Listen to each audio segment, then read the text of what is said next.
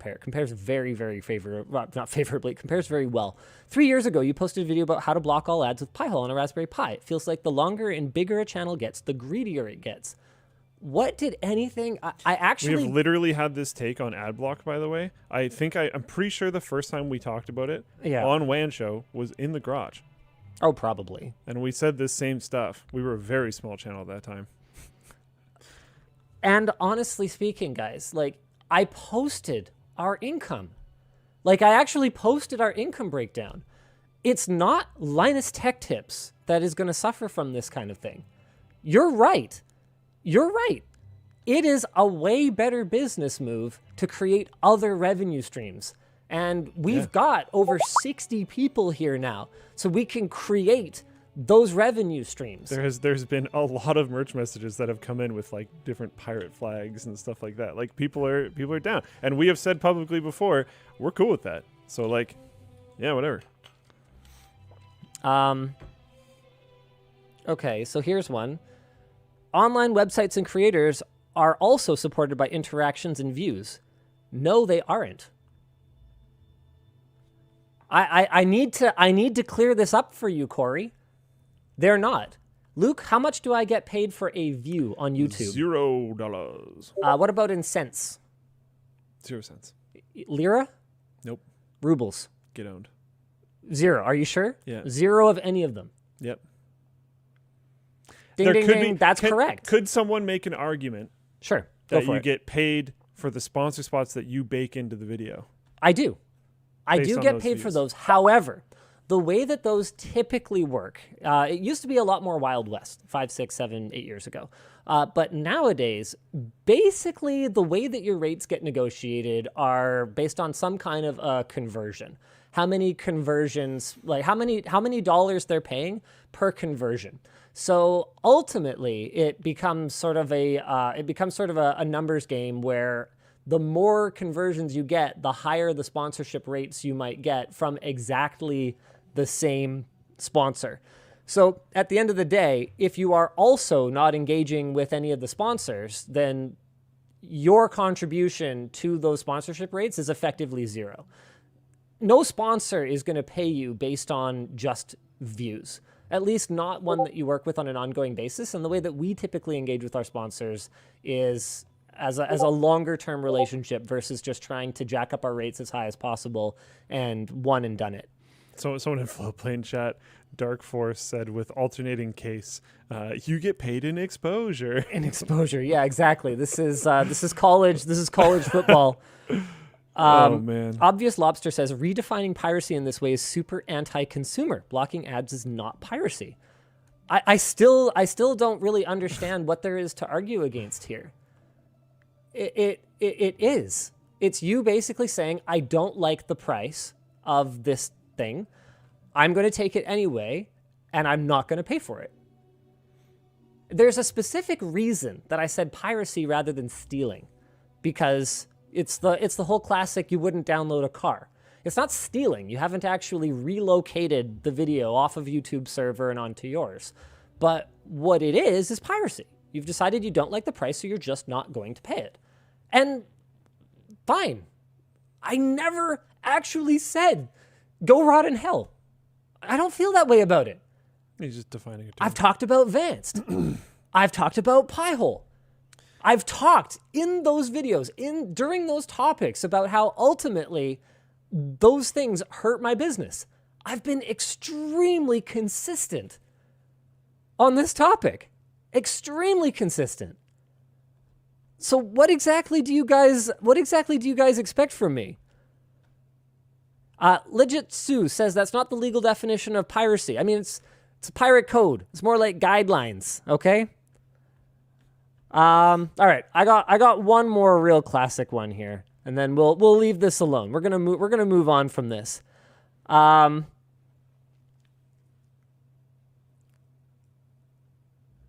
Okay, actually, this one is just, oh man. You know what? I'm not even gonna bother. This one goes so far around in circles. That's not the one that I thought I was clicking on. It's something. Oh, this is hilarious. People have started deleting their tweets. I'm clicking on ones I linked before the show, and people are like, Deleting them. Rough. Oh, man. Okay. So, tell you what. We'll call it here. No, I don't mean so in summary, I don't mean in a legal sense it's piracy. It doesn't mean you should be able to get sued for it. Nope. It just means that you've decided unilaterally that you don't like the price, so you just take it and don't pay for it. If that's not, call it whatever you want. Call it whatever you want. I guess it doesn't ultimately matter what word we decide on. Should we come up with a new word for it? We could try to come up with a new word Piracy for it. light. Piracy light? Piracy light. Okay. I don't think that one's going to fly either. I like it, though. Okay. Come on, guys. Give me something better. Freebooting?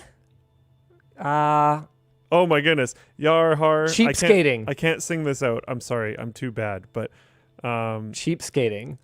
Somebody merch messaged Yar har, fiddle dee dee, banana for scale, and a processor tee. When sweatpants and a new flannel for me. I am a pirate. Freeloading. Freeloading's not bad. I actually kind of like freeloading. Oh, I wish I'd. Did I ever talk about the one where I talked about ethical piracy? I guess I didn't. Oh, I'm so disappointed. I know you mentioned ethical piracy, but I don't know if you I don't know if you talked about like that tweet or something. Yeah, I don't remember. Leeching? I like leeching. Leeching's not bad. All right. So anyway, guys, love you all, and like I said in my original tweets, okay? Blah, blah, blah. Hold on. Where is it? It's piracy. Be aware of the impact. Sorry, it's freeloading. Leeching? Leeching. Sure, it's piracy leeching. Light.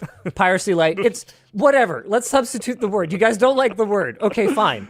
It is definitely not paying in the way that the service decides it's supposed to be paid. You have decided not to pay. And it's actually really amusing. I didn't get to any of them, but how many people compared it to like Netflix and Steam and how those ultimately decreased piracy significantly because they offered this, and Spotify, this all-you-can-eat version of paying for content, as though they don't know that YouTube Premium exists, as though there's no alternative other than using an ad blocker on YouTube. So you've decided you neither want to pay for it, nor do you want to view an ad, and you're going to take it anyway. Call it whatever you want. All I said was that understand, you need to, here, I'm going to use my exact words. You need to be aware of the impact. Okay? The payment for the content is ads or premium. If you don't do that, you didn't pay for it. You didn't. That's it. You didn't pay for it. Okay. Yeah, nice. And if you're chill with that, then you're chill with that. I'm chill too. Let's all be chill together. All right? We're going to chill. I actually kind of have chills today. It's cold in here. Yeah. You know what? There's a solution to that. We might have a solution to that. It's an extremely Canadian solution to that. There's like just about the most Canadian solution ever to that. I love it. Dun, dun, dun, dun, dun, dun. Luke, are you getting yours? Yes. Yep. We just launched the Linus Tech Tips, a flannel shirt. We got the world's most beautiful front page model for it, by the way. Check this out. The one, the only, Anthony Young. This is a completely custom garment, ladies and gentlemen. This is not some rebranded nonsense. This was designed by the Creator Warehouse team from the ground freaking up. The one and only Sarah Butt also modeling it.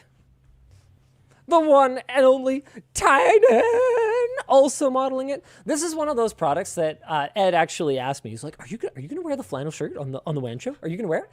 I don't think I've ever seen you wear flannel in your life. Have you ever owned a flannel? I have never owned a flannel. I'm not a proper Canadian. Really. I've never owned a flannel, but my best friend growing up, his dad had like flannel jackets, like thicker flannels.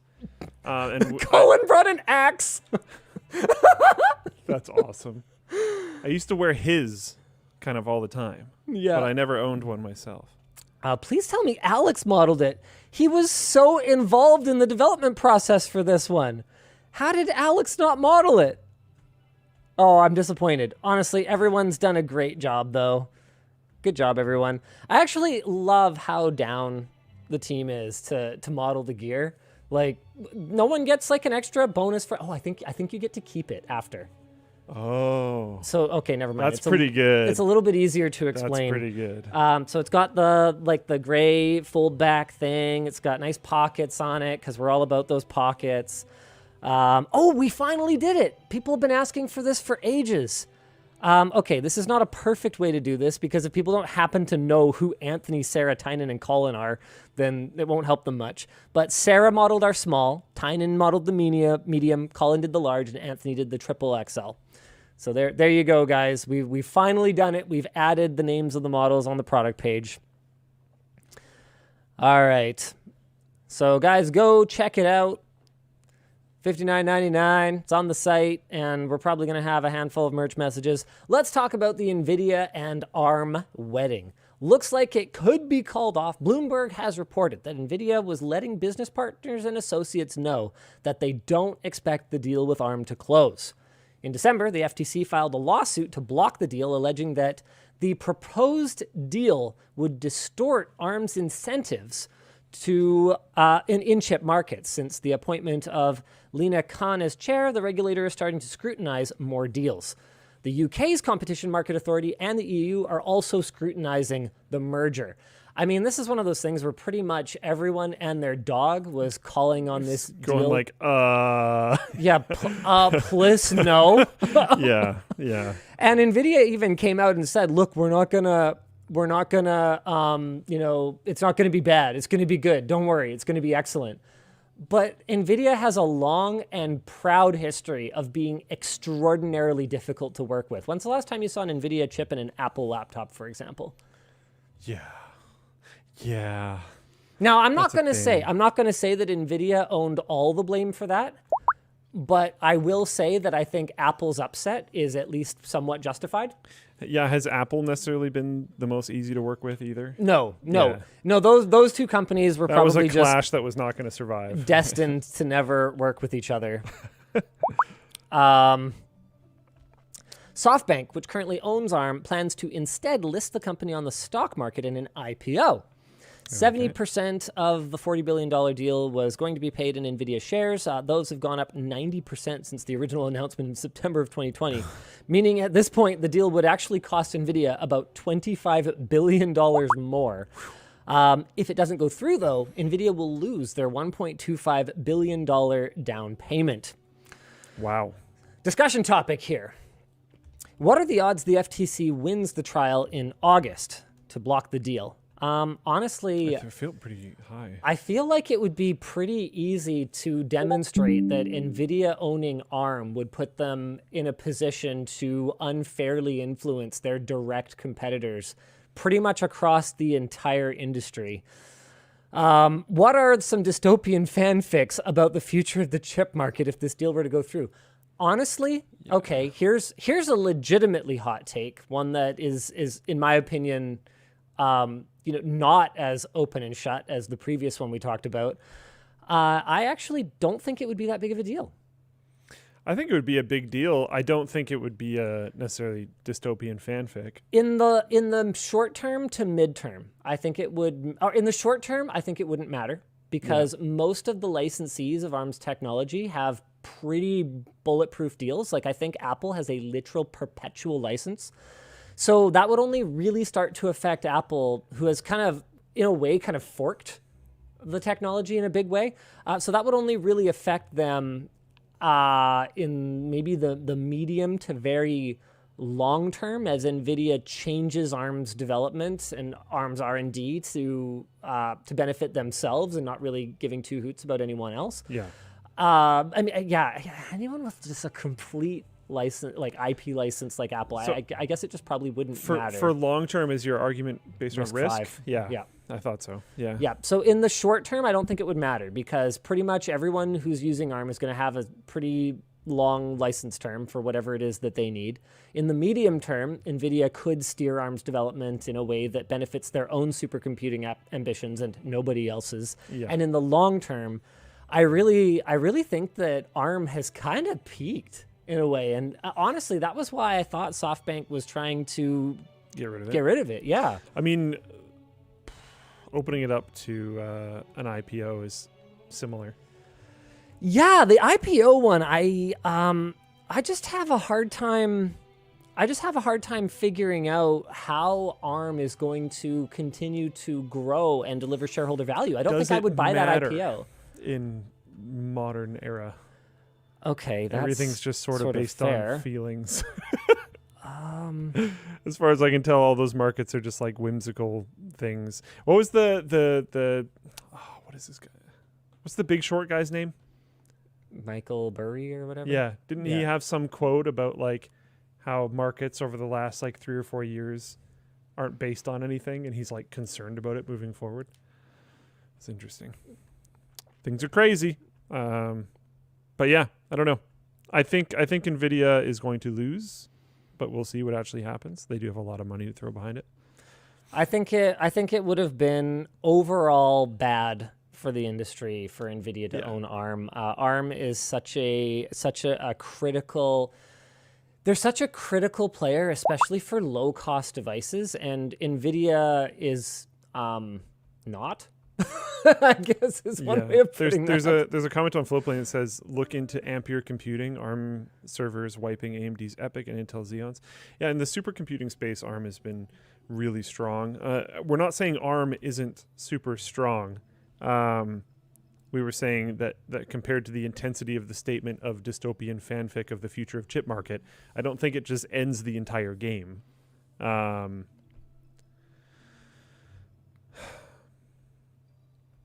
But it wouldn't be a good thing, as we said. I cannot keep up with the merch messages. They're actually coming too fast today.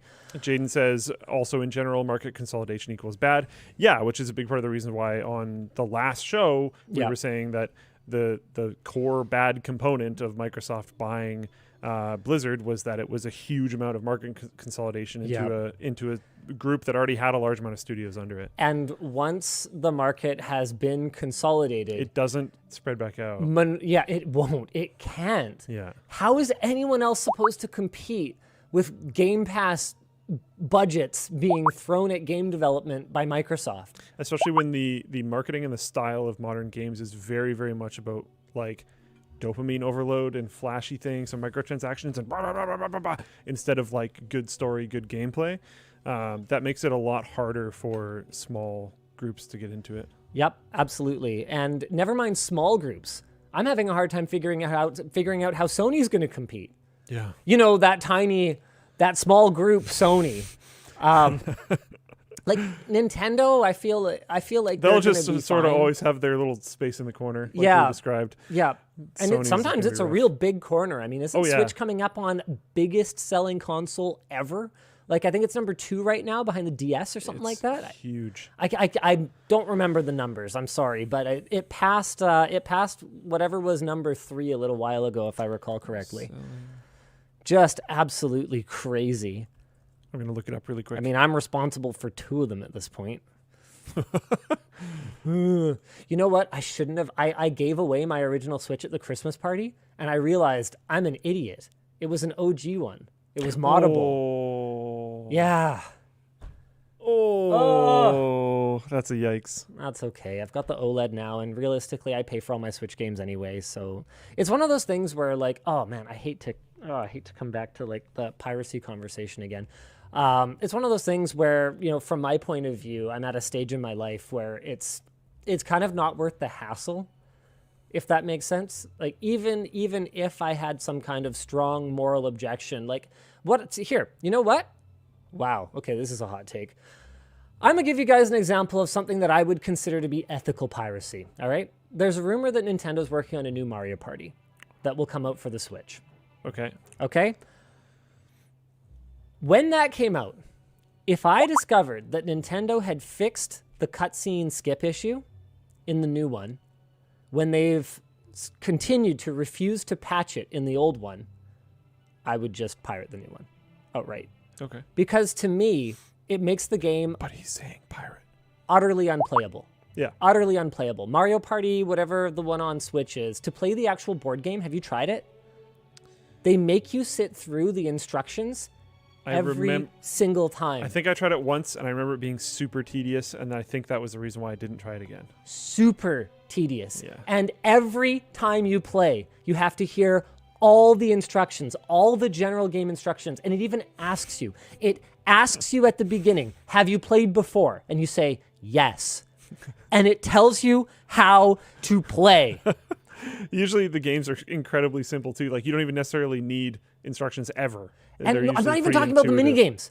I'm talking about it tells you all the rules of the board game. Oh, no. Okay. So what should be a 25-minute game full of mini games takes an hour. It literally doubles how long it takes to play the game. It's really frustrating. And so basically what I'm saying is if Nintendo, knowing about this issue, which is simple to patch, skippable cutscenes are basic. And if they patched it in the new version, I would consider that to be ethical piracy. Sorry. I paid you guys for a game. I paid the full price. It's basically unplayable. I haven't touched it since the first 2 weeks because that issue just makes it makes it a complete waste of time for me. Yeah. And all they have to do is make the cutscene skippable. If I could press a button and skip it, no problem. And so it's just that kind of just completely, man, it's not even apathy. It's like actual malice towards your users. Why are you doing There's this a lot. to me? It's weird because Nintendo is seen as the friendly, friendly, happy company. And then, they have a lot of things that are just so intensely anti-consumer. It's very interesting. I'm a fan of Nintendo products. I basically auto buy any console that they release. I'll pretty much auto buy any Mario platformer they ever release. But there's some really brutal things. Whiskey Nerd 88 says, so what Linus is saying is I should pirate Borderlands for PC since Xbox will not let me play it on their PC launcher. He's not saying you should. I have actually talked about that before. I've talked about that specific use case where you have purchased a license for a particular piece of content, and for whatever reason, whether it's a region lock, which personally I find pretty ridiculous and anti-consumer, whether it's a region lock or whether it's a platform lock, not a big fan. Now, there are cases where I think that you get into very, very shaky ethical ground for that. Like, for example, if we finally got a PC port of, say, a game that will never come to PC, like God of War. Okay? If we finally got a PC port for it, and you kind of go, oh, well, I'm mad about something, so I'm not going to give them any money for this. I can tell you right now that we're probably not going to get another PC port. I loved that they did it and immediately bought one because I was stoked about it. So basically, you have to kind of consider the message that you are sending. So in the case of the Borderlands one, honestly, I find it pretty offensive that I can buy a copy of a game that runs on my Xbox and doesn't run on my PC. I'm calling on you to make your own decision. All I said in my tweet is you got to be aware of the impact. And that's what I'm saying right now. You've got to consider the impact. If we don't support your indie developers, or we don't support the change that we want to see in the world, like getting PC ports of formerly exclusive titles, then you are definitely part of the problem and part of the reason that will keep going. Now, if you decide, oh, you know what, the port was bad, then the answer is don't play it, right? Or request a refund. Yeah. So those are all of the decisions that you've got to weigh for yourself. That's all I said. Be aware. Mechanical Eve. Oh man, I guess what we're talking about this more. Thoughts on abandonware? Isn't that I think that's, this is where we're running into that problem where there's an actual thing that is abandonware, right? And once something becomes technical abandonware, then no, it is legally not piracy anymore, I believe, once it is technically abandonware. But do they mean technical abandonware? Or do they mean like it's been abandoned, but it's not technically abandonware yet? Yeah, I am not sure. Like something like GoldenEye 007, where it's in rights holder hell. Yeah. Should you just pirate that game because you will never be able to buy it on Virtual Console? And the only way you're actually going to go buy it is buying it from a secondhand situation, anyways. Yeah, where there's literally no money going. The creator is not getting money from that, anyways. Yeah. That's a tough one, guys. That's a tough one. Personally, I would without any guilt just play that game or use that software if there's no legal way to acquire it. But you got to make your own choices. It's hard to give suggestions for this type of stuff. You just have to understand the impact that you're having and make the decision for yourself. Yeah, Micro7 says, Linus, you didn't say beware of the impact. You defined ad blocking as piracy regardless of what the website's terms are. But the website's terms don't enter into it. I said consider the impact. The impact of not paying for something is that you pirated it. That's the impact. You just have to decide whether you're comfortable with that. Aight? Cool.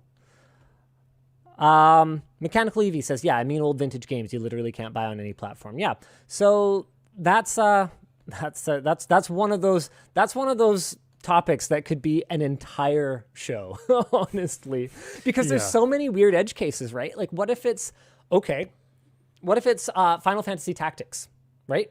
The PlayStation 1 version. What if I don't want to play the remastered version? What if I don't want a bunch of the names of the items and stuff to have changed? I want to have exactly the same experience that I had when I was a kid, and I will accept nothing else. I don't want to buy the mobile version because I don't want to play on mobile controls or whatever the case may be. I mean, that's where you get into, like, I don't know, whatever you want to tell yourself, man. So, and there's weird ways that you can justify that. And again, sure, these aren't suggestions, but something that you could do is buy the remastered version. Don't even install it and then just pirate the OG version and play it that way. If you think that's a justification and you're okay with that and you're okay with the variety of things that come with that, then great. If not, then don't do it. You just need to understand, like you said, understand the impact and then do what you're going to do. Yep. Make a decision for yourself. And the decision I'm going to make for myself is to tell you about our sponsors today. Boom, got them. What a great way. Corsair recently launched their first gaming monitor, the Xeneon. It features an ultra slim 32-inch QHD IPS panel, so it's 2560 by 1440, up to 165 hertz refresh rate, quantum dot technology with 100% coverage of sRGB, Adobe RGB, and 98% of DCI-P3. So it means very vivid, very natural colors. You can mount your camera, mic, or lighting with an integrated multi-mount point that's built into the aluminum stand. And you can learn more at the link in the video description. It looks super sexy, and 32 inches makes for a very immersive gaming experience. The show is also brought to you by NordPass. It can be really hard to keep track of all the passwords you use on a daily basis, so you should set them all to be the same password, so you only have to remember one. Just kidding, Luke. Did you see the face he made? It was great. I loved it. NordPass makes it so you can use unique passwords for all the services and sites that you use online, which is absolutely what you should do, and they keep it all safe in one location. It recognizes your favorite sites and autofills your information, allowing you to easily import passwords that were saved by your web browser or import a CSV from your old password manager. The built-in password generator helps you make new complex passwords so you can replace your simple 1, 2, 3, 4, 5, 6 or QWERTY passwords, and you can access your login credentials on any device even when you're offline. It features data breach alerts, password health reports, and up to 6 active devices, and NordPass uses a zero-knowledge architecture so your data is encrypted on your device before it reaches NordPass's servers for backup and sync. For 50% off a 2-year NordPass premium plan with an extra month for free, check out nordpass.com/WAN and use code WAN to take advantage of this limited offer.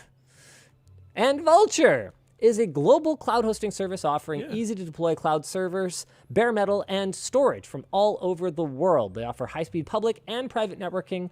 They allow you to deploy instances with your preferred OS, and you can go from prototype to production in seconds with their control panel and API.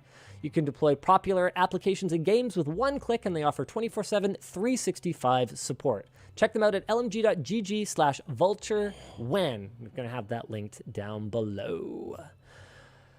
All right. What shall we talk about next? Intel feeling fine after dodging a 1.06 billion euro fine. That's pretty cool. They won their appeal against the 1.06 billion euro EU antitrust fine from 2009. Now, this is an interesting one because this has been sitting in the court system for over a decade. The original case found that Intel was guilty of blocking AMD from the market by providing rebates to Dell, HP, and Lenovo if they sourced 95% of their chips through Intel. Well, that sounds like a pretty open-shut antitrust violation, but let's go on, shall we? Intel was also found to have paid a manufacturer to delay shipment of AMD desktops to enterprise customers. Well, that seemed perfectly legit. One OEM apparently turned down an offer of 1 million free CPUs from AMD so that it could continue receiving rebates from Intel. Now, okay, both of those behaviors seem kind of problematic. Yeah. If I'm gonna be, What the heck? if I'm going to be honest here. We have often said neither side of the table has clean hands, but like, wow, that's I wonder what manufacturer that was, because both sides really want their business. It's probably like Dell or something. HP. The EU's second highest court overturned the 12-year-old ruling that fined Intel for 4% of their $37.6 billion in sales in 2008, finding that the original analysis was, get this, incomplete and does not make it possible to establish the requisite legal standard that the rebates have anti-competitive effects. You know what I want? I want the highest court in the land to be the court of common sense. Ooh. That's what I want. The court of common sense would be able to get through these cases like real fast. Be like, oh, okay, hold on a second. You are actually offering rebates to your customers to incentivize them to not buy a competing product. I don't actually need your requisite legal standard that proves, that establishes the anti-competitive effects, because that's just basic. It's quite literally anti-competitive. And it's also just like,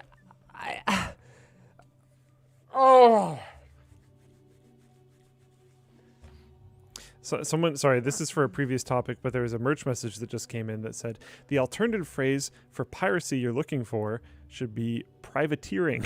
Privateering. Because of the ad blocking. Because of privacy.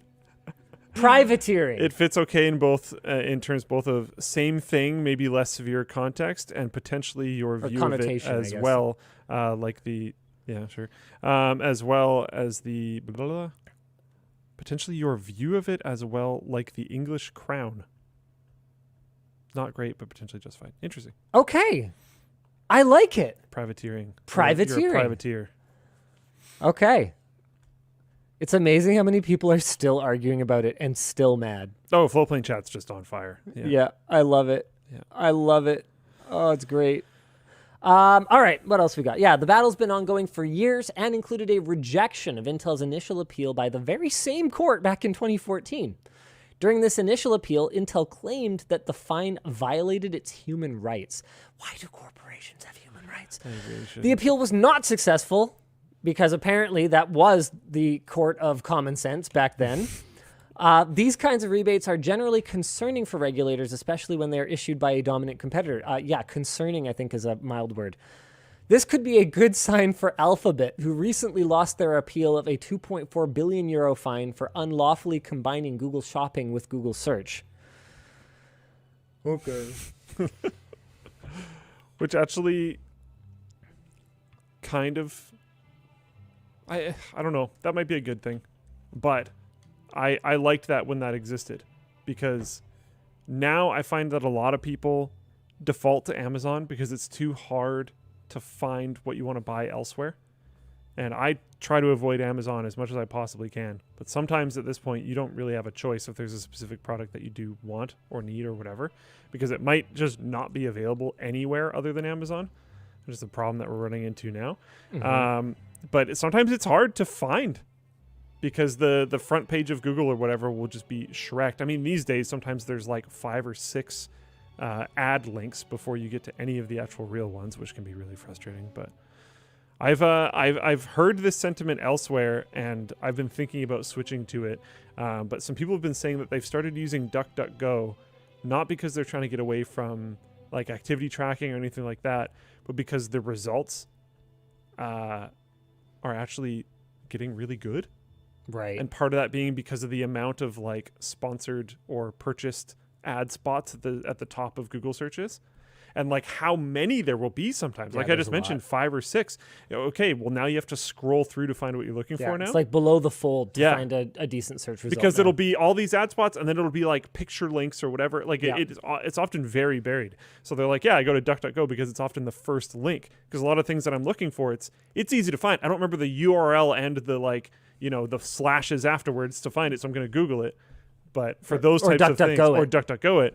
But for those types of things, DuckDuckGo is becoming literally more efficient, not just not tracking you and the other benefits that it has, but literally more efficient, which is really interesting. I hope it's DuckDuckGo's day, because that would be really cool. I love this is a really great question. Knock23 over on Floatplane says, if I pay for Floatplane, can I block ads on YouTube? I'm paying you directly for the content and can already access it without ads. Okay, so here's the challenge. Again, this comes down to your own personal ethics, because as we've discussed before, ad blocking is not illegal, strictly speaking, right? So it's up to you. But the thing to consider is that Google is paying for that bandwidth. They are paying for that video hosting. Now, you might say, well, Susan's going to get her paycheck either way, which is, I think, one of the responses on Floatplane to you. And so, if you sleep perfectly fine at night, knowing that Google has literally billions upon billions and billions of dollars in the bank, and you feel like they're probably not going to miss it, then that's your own personal decision. He's not telling you what to do. At no point in time has he told you what to do. I actually didn't. I didn't. Yeah. I think that's a big part that's being missed as well. There's no skin off my back, that's for sure. There's a merch message from Joshua H. who says, if I ad block creators who aren't eligible for AdSense, is it piracy? In the exact same thing that Linus just said. YouTube is still paying. YouTube is still paying for the servers. YouTube is still delivering you that video. Those data centers ain't free. Big money. Huge money. I mean, YouTube was run at a loss for so long. Like, so long. And I think they're squeezing us a little now. Honestly. I mean, I pay for YouTube Premium because I can't stand ads on YouTube. There's a lot of ads. There's a lot of double unskippable ads. That breaks me. I've seen a triple. I didn't even know that was possible. Yeah, it might have been 1 skippable and 2 unskippable or something, but I was just like, I was not, because I have like 18 Google accounts, right? Because one for every channel. Yeah, so you're sometimes logged into the wrong one. It plays ads. It's so annoying. Yeah, and so I'm like, triggered, and I need to switch over to the thing. Listen to these fools literally pandering for Google. Are you kidding me?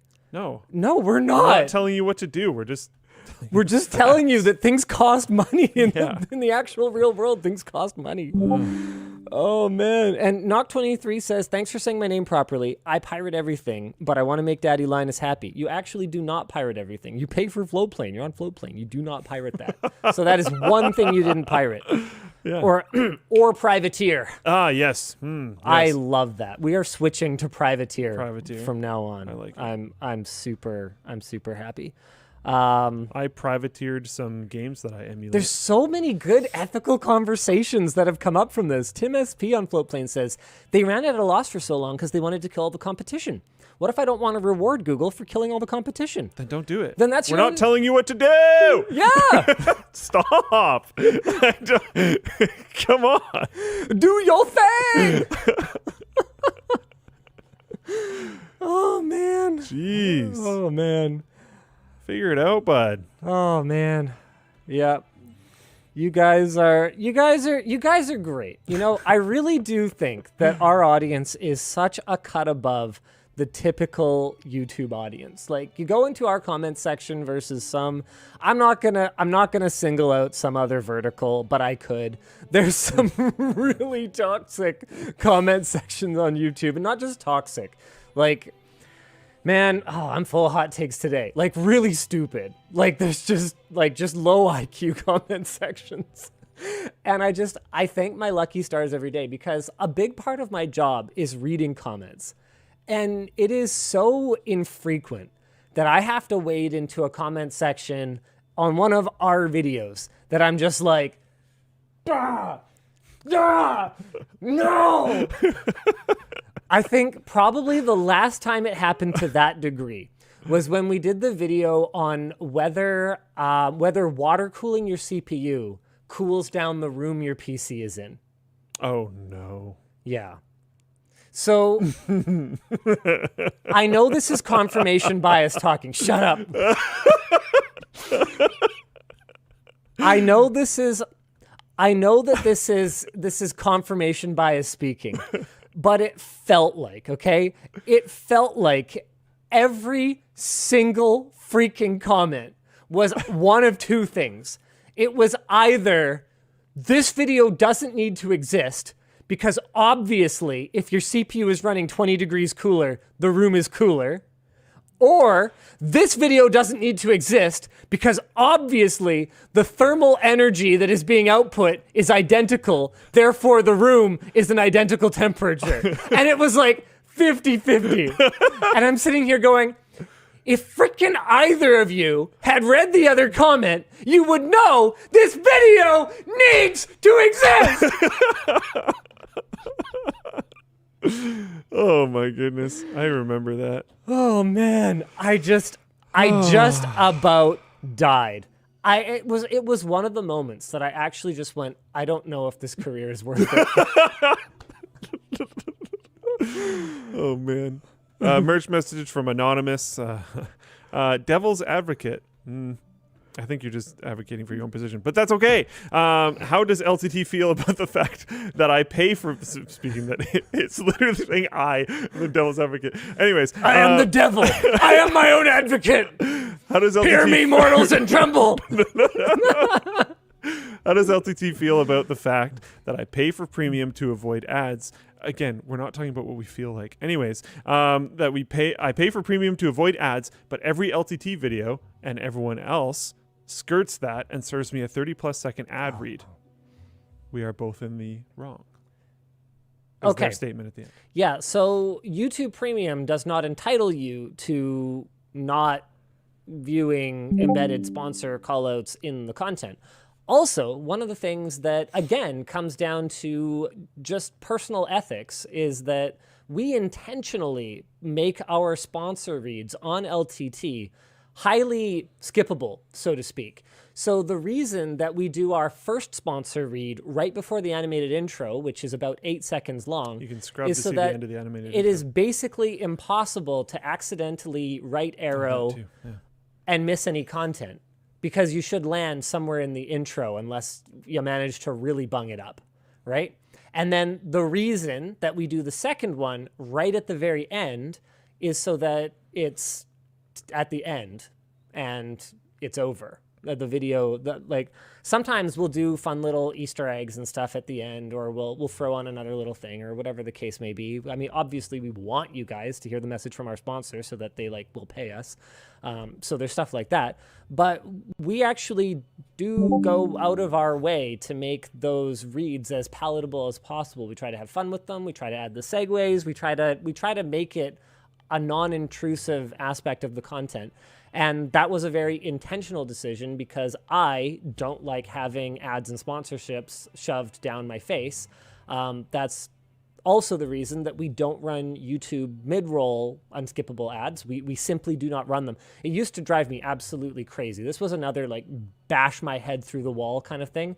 When people would accuse us of making a video 10 minutes and 1 second long so that we can get more money, when there was no mid-roll ad on it. That was so epic. That happened so much. So much. That was so crazy. It was so painful. It hurt my brain every single time I read it. It's like, we don't get paid for uploading a 10-minute and 1 second video, right? We don't get paid extra. I'd see that on other channels too. That was definitely a YouTube-wide thing because enough people just talked about making more money from 10-minute videos that enough people just didn't understand. A lot of the audience was just like, oh, okay, they make more money. I don't need to know any more than this. Yeah. It's like, no, it's the ability to put a mid-roll in. That's what's going on. Yeah. So if we didn't do it, then hey, there you go. So yeah, from your point of view, maybe you don't like it. From my point of view, I feel like we've met in the middle. We've tried to compromise. We've tried to make it as reasonable as possible. But as you can see, 35% of our income is from those spots, so they ain't going away anytime soon. Because if we just stopped doing them outright, then that would be impactful. Rough. Yeah, Yeah. that'd be pretty rough. Pretty rough. All right. What do we? I mean, honestly, I don't know how much conversation there is to have about the Intel fine getting appealed. I don't think there's a ton. I think it's kind of ridiculous. It's just that's a lot of money. Okay, so here's a discussion question from one of our new writers who's not off probation yet. Do you feel like this sets a dangerous precedent for other dominant companies? Yeah. Now that AMD has clawed background in the CPU market, could we start seeing the same behavior from them? No, I don't think so. AMD is still not in a dominant position in anything. They are absolutely still an underdog in every market they participate in. They just have a really strong foothold now. They do. Which they didn't before. Correct. Yeah. But even in the data center space, where AMD, from a competitive standpoint, is slaying. I'm just not convinced they can make enough chips to be in a dominant position, right? Like Intel has their own fabs. And then this is an interesting one. Do you think the EU backed off on Intel because of the announced big honkin' fab? Gee. That's a pretty smart take. So I don't know if you read that somewhere else or if that's your idea, but if it's your idea, it's a pretty that seems pretty NFTs might come to YouTube. Yeah, I don't get it. Dislike button still dead. I don't understand. CEO Susan Wojcicki? Oh, hold on. I got a good one. Hold on. All right. 603 on Floatplane says, I don't understand. How do YouTube's competitors make money? That's how YouTube should do it. YouTube's competitors don't make money. Okay, carry on. YouTube's competitors don't exist. Okay. What's YouTube's competitor? Nice. Facebook. All right. Facebook. Yeah, Facebook makes money. Facebook does make money. And they do it the same way, by collecting all your data and selling it. Nice. Okay, go ahead. Speaking of more things that I don't understand, NFTs might come to YouTube. What does this mean? I still don't get it. CEO Susan Wojcicki? I think that's how you pronounce it. Okay. Stated on January 25th, you put the thing right the way, that there... Oh, sorry. It's a habit. I'm reading along with you. That there's an update on our key priorities: the state of the creator economy, innovation, supporting the work of creators, and protecting the YouTube community. So all of that sounds great. She lists a bunch of great stuff like growth, jobs, economy, and then says NFTs and DAOs. They have highlighted a previously unimaginable opportunity to grow the connection between creators and their fans. Have they? They don't specify how they will use NFTs or now it says DOAs, but they like them. Cool. I literally have no clue what this means. Maybe that has something to do with like creator avatars or banners. Are they just doing pictures? Do they have some other implementation for it? Because NFTs, which a lot of people don't understand, it's not just some pictures. Like you can NFT more things than just links to pictures. So could I like sell my video, but also there's no legal transfer of copyright ownership, so I don't get it. I have no idea. I literally have no clue how this makes any sense. I don't know. You can right-click save a picture, and you can also save YouTube videos. So you sure can. The same thing will happen if that's what happens. I literally have no clue what this even means. But NFTs might come to YouTube, whatever that means. It's just, I read this and was just like, what? Come on. So I feel like we should talk a little bit about the take last week on NFTs, because that was my other really excellent hot take that I didn't think was that hot of a take. Okay, so who was even against you? Was it both sides? So here's why people were mostly mad, I think. They were mad because I wasn't highlighting the environmental impact of NFTs. And I got to confess that there was some ignorance there on my part. Did we not? Okay. I didn't realize how bad it was. It's bad. It's real bad. So I didn't realize how bad. It doesn't have to be bad. No, it could be not bad. In fact, there are ways to mint NFTs today that are not that bad. Okay. But you mint an NFT on the Ethereum blockchain, it's like... Oh, real bad. Mega bad. Okay, so that's my bad. I actually didn't realize that we're talking like a cross-continental flight worth of carbon emissions or something like crazy. that to mint an NFT. So okay, fair enough. But most seriously? Is that for like one person's portion of it, or are you saying the whole thing? Apparently to mint it's like way up there, but don't take that as fact. So I just know it's a lot. I don't know what you would it's compare somewhere it to. in between what I thought it was, which was like non-inconsequential, but like not huge, and huge. Yeah. Somewhere in there. It's really big. The point, and the other thing is that, so the other thing people were mad about was just the sort of the, like just, I don't know, what would it be? Asininity? Like they're they're just kind of stupid, right? Yeah. They don't transfer any kind of rights to you or any kind of actual legal ownership. They're just, it's kind of the equivalent of, having a, I don't even know. There's almost nothing equally dumb. And so a lot of people were upset that I wasn't upset at how dumb it is. But I guess the thing it's a certificate of authentication, but it's a certificate of authentication that could have come from anyone. And is utterly meaningless, yes. Because it could have come from anyone. But here's the thing. All I was saying last week was that it doesn't surprise me. That was my point. And maybe I didn't do a good job of getting that across, but my point was just, clearly this ship has sailed. Clearly we were headed here. Because what is the difference between some skin on your gun or some hat that your character wears and this? I don't see the difference. For some reason, really like having things and knowing that other people don't have it. Well, yeah. That applies to like a lot of stuff. So it's a flex. Yeah. It's not the dumbest flex I've ever seen, to be perfectly blunt. There are some... What's a dumber flex? Do you have an example? Trump's gold toilet.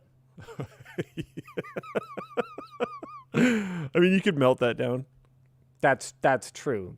And the value of gold generally goes up, right? Honestly, I personally... It's an investment toilet? Maybe it's really smart. I think just about any depreciating asset, like luxury brand, pretty much anything. Okay, here. You and I are both on the same dumber side flex, Louis Vuitton luggage. Okay. Luggage. Because it gets beat up anyway. Because it is going to get kicked around in the back of a plane. I've always, the same piece of luggage that I've had literally forever, that I what did we call it? Privateered from my mom.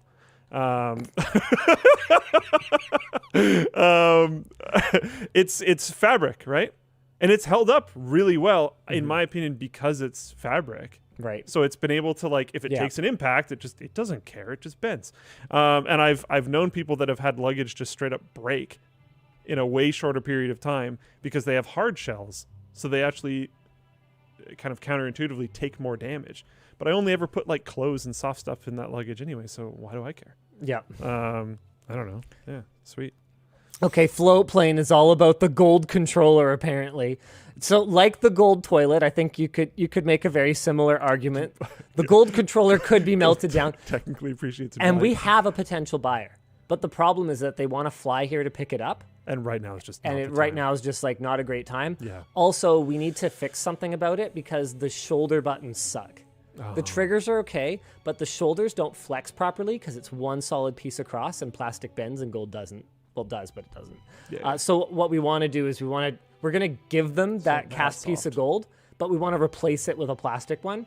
And then we're also hoping to reposition the antenna so that it can go through the plastic so that the reception's a little bit better because it's mostly only usable more wired. usable. Yeah. So that's what we kind of still need to sort out. But yeah, no, I think we're going to be able to sell it for about what we paid. This is another one where like there's a bunch of people in Floatplane chat trying to point out like purchases that you have made that like don't necessarily make a ton of sense. He's not saying he has never made a purchase that's a little odd. Like you bought I don't think anyone even mentioned this, but the MSI Dragon. That thing's so cool. I didn't buy it. I only had to pay for shipping. Oh, okay. It was a not inconsequential amount. You still had to pay a lot for shipping. I feel like I got my money's worth out of it, yeah, though. Sweet. And if you get your money's worth out of whatever, like I turned it into content. Content, boys. You got to understand what my business is, right? Like That's when fair, yeah. when I okay. Here's something. And that was the idea behind the gold controller, actually, as well. Yes. So the solar panels. Sorry, Luke. Ouch. Sorry. That's my favorite big red dragon right there. Oh, there we go. So when we picked out the solar panels for our roof, I wanted solar panels because like that's cool. But we ended up going with these super fancy solar panels because I figured it would be a video. And so if it's content, that's great because it's one more video idea I don't have to come up with, which actually does have a cost. I literally hire people whose job it is to come up with ideas. So the solar panels we got, they're here now, and I'm super excited. They're super cool. They're from this company called Dual Sun, I think. And what they are is their combination solar panels to generate energy and water heaters. And then we're going to pump that water into the pool. Yeah. So we're actually going to heat our pool by cooling our solar panels, which makes the solar panels more efficient and makes the pool cost less to heat. That's just awesome. That's just awesome. Yeah, that's sweet. And it's content. Yeah.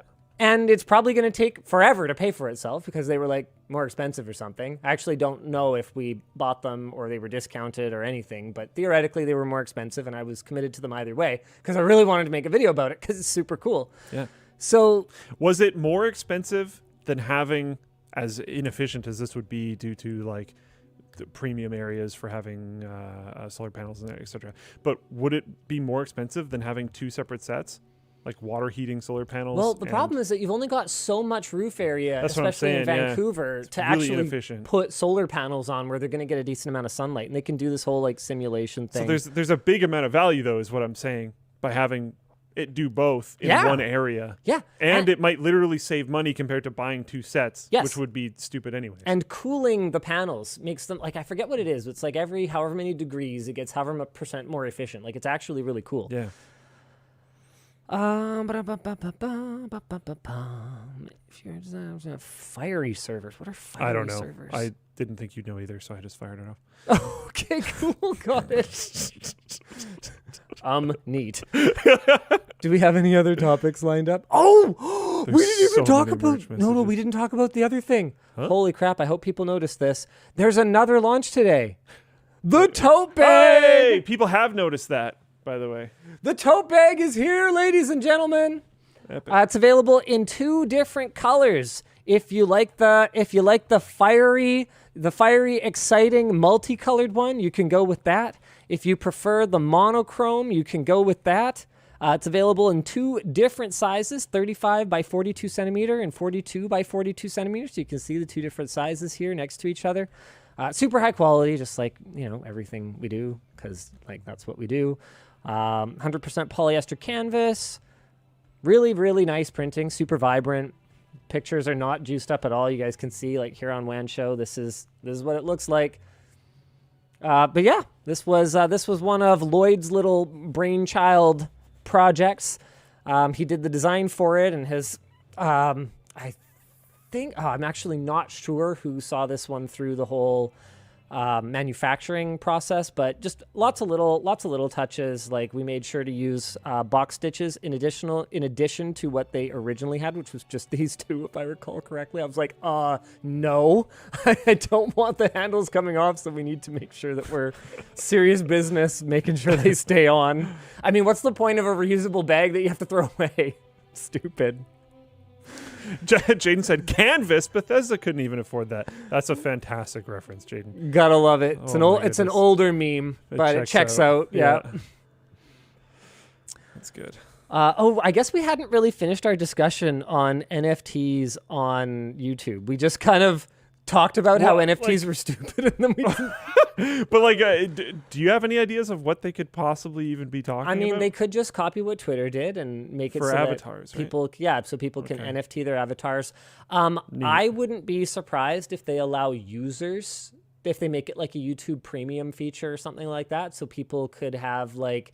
Maybe their user. If you buy an NFT, you probably got that money. Their user profile pictures like bigger or something like that. I could Oh. totally see people paying for that kind of thing. I think that allowing creators to sell NFTs to their audiences through the platform could absolutely be a thing that they would do. Apparently they actually made a statement. I didn't realize this. I thought the dislike button still dead was just Plouffe being funny in the title. They apparently addressed it again.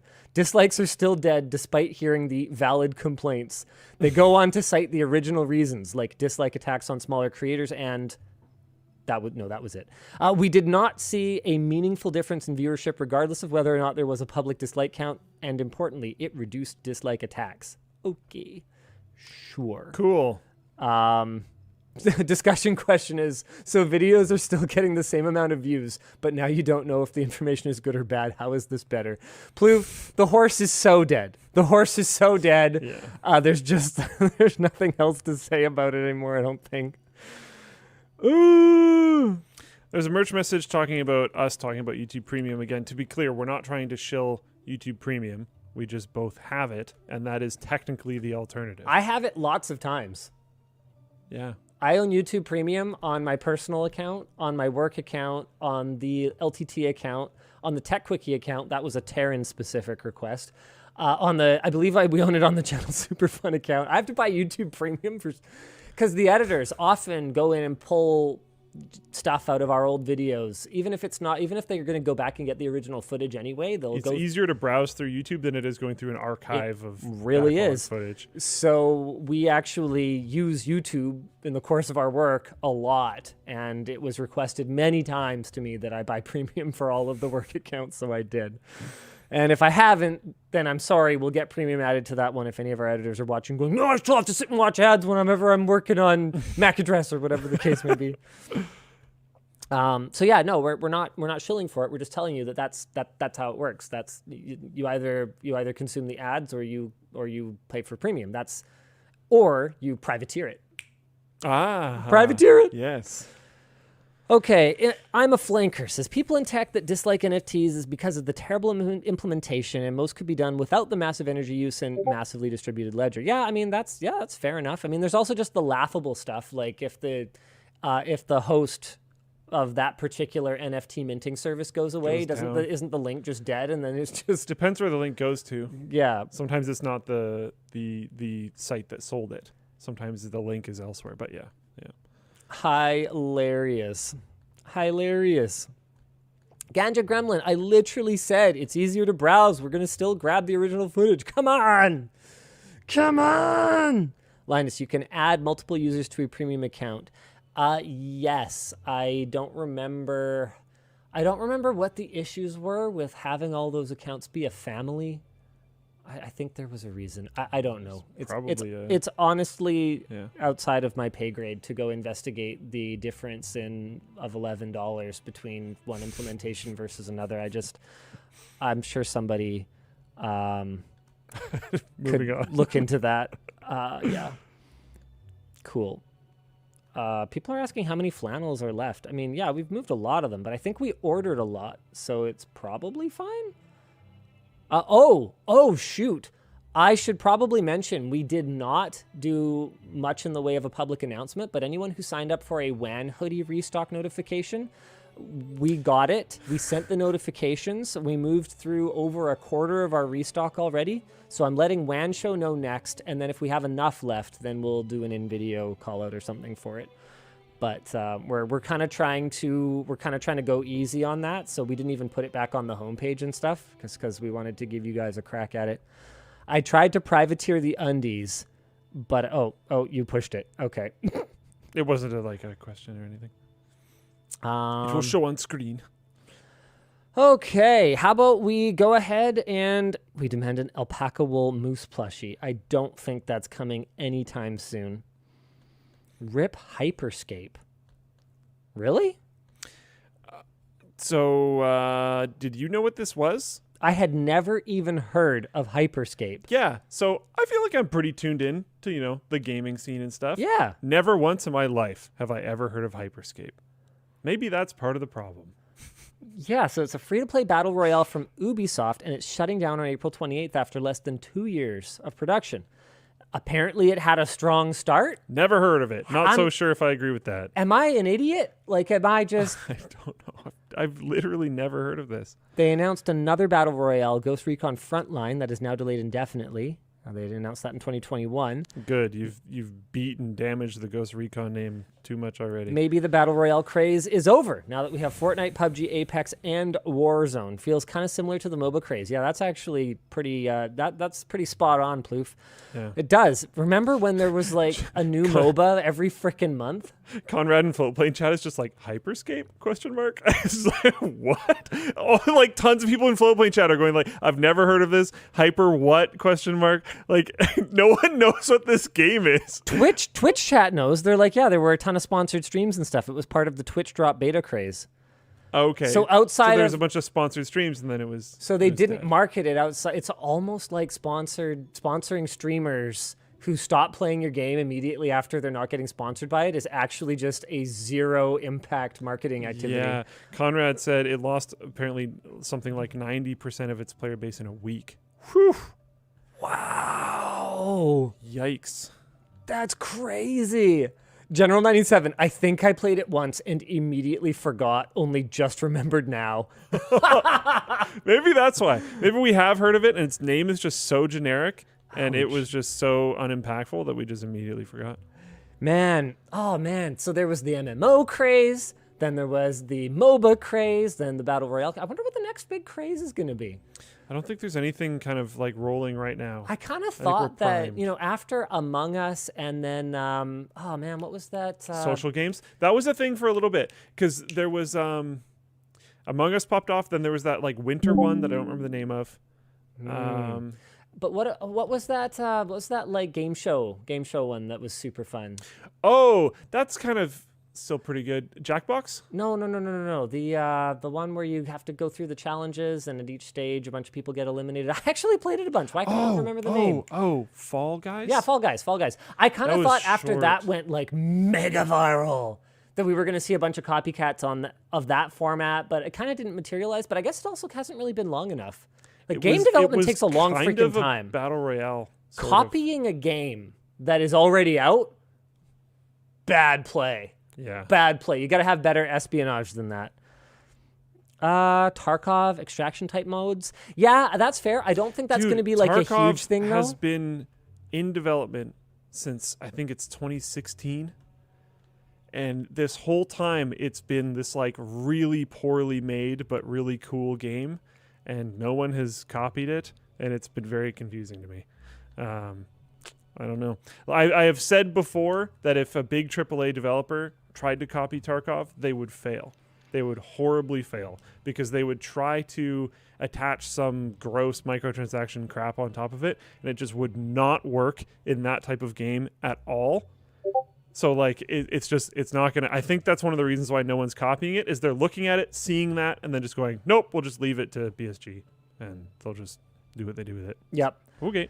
Yeah, man, it was funny going to shows like PAX, like during those eras. Do you remember, what was it called? WildStar, that MMO that was just like... Dude, the most baller, massive booth for so many years. How long did that game even stay online? I don't think it was very long. 2 years? 3? They had. I remember exactly where too. I could walk there if the convention was open right now.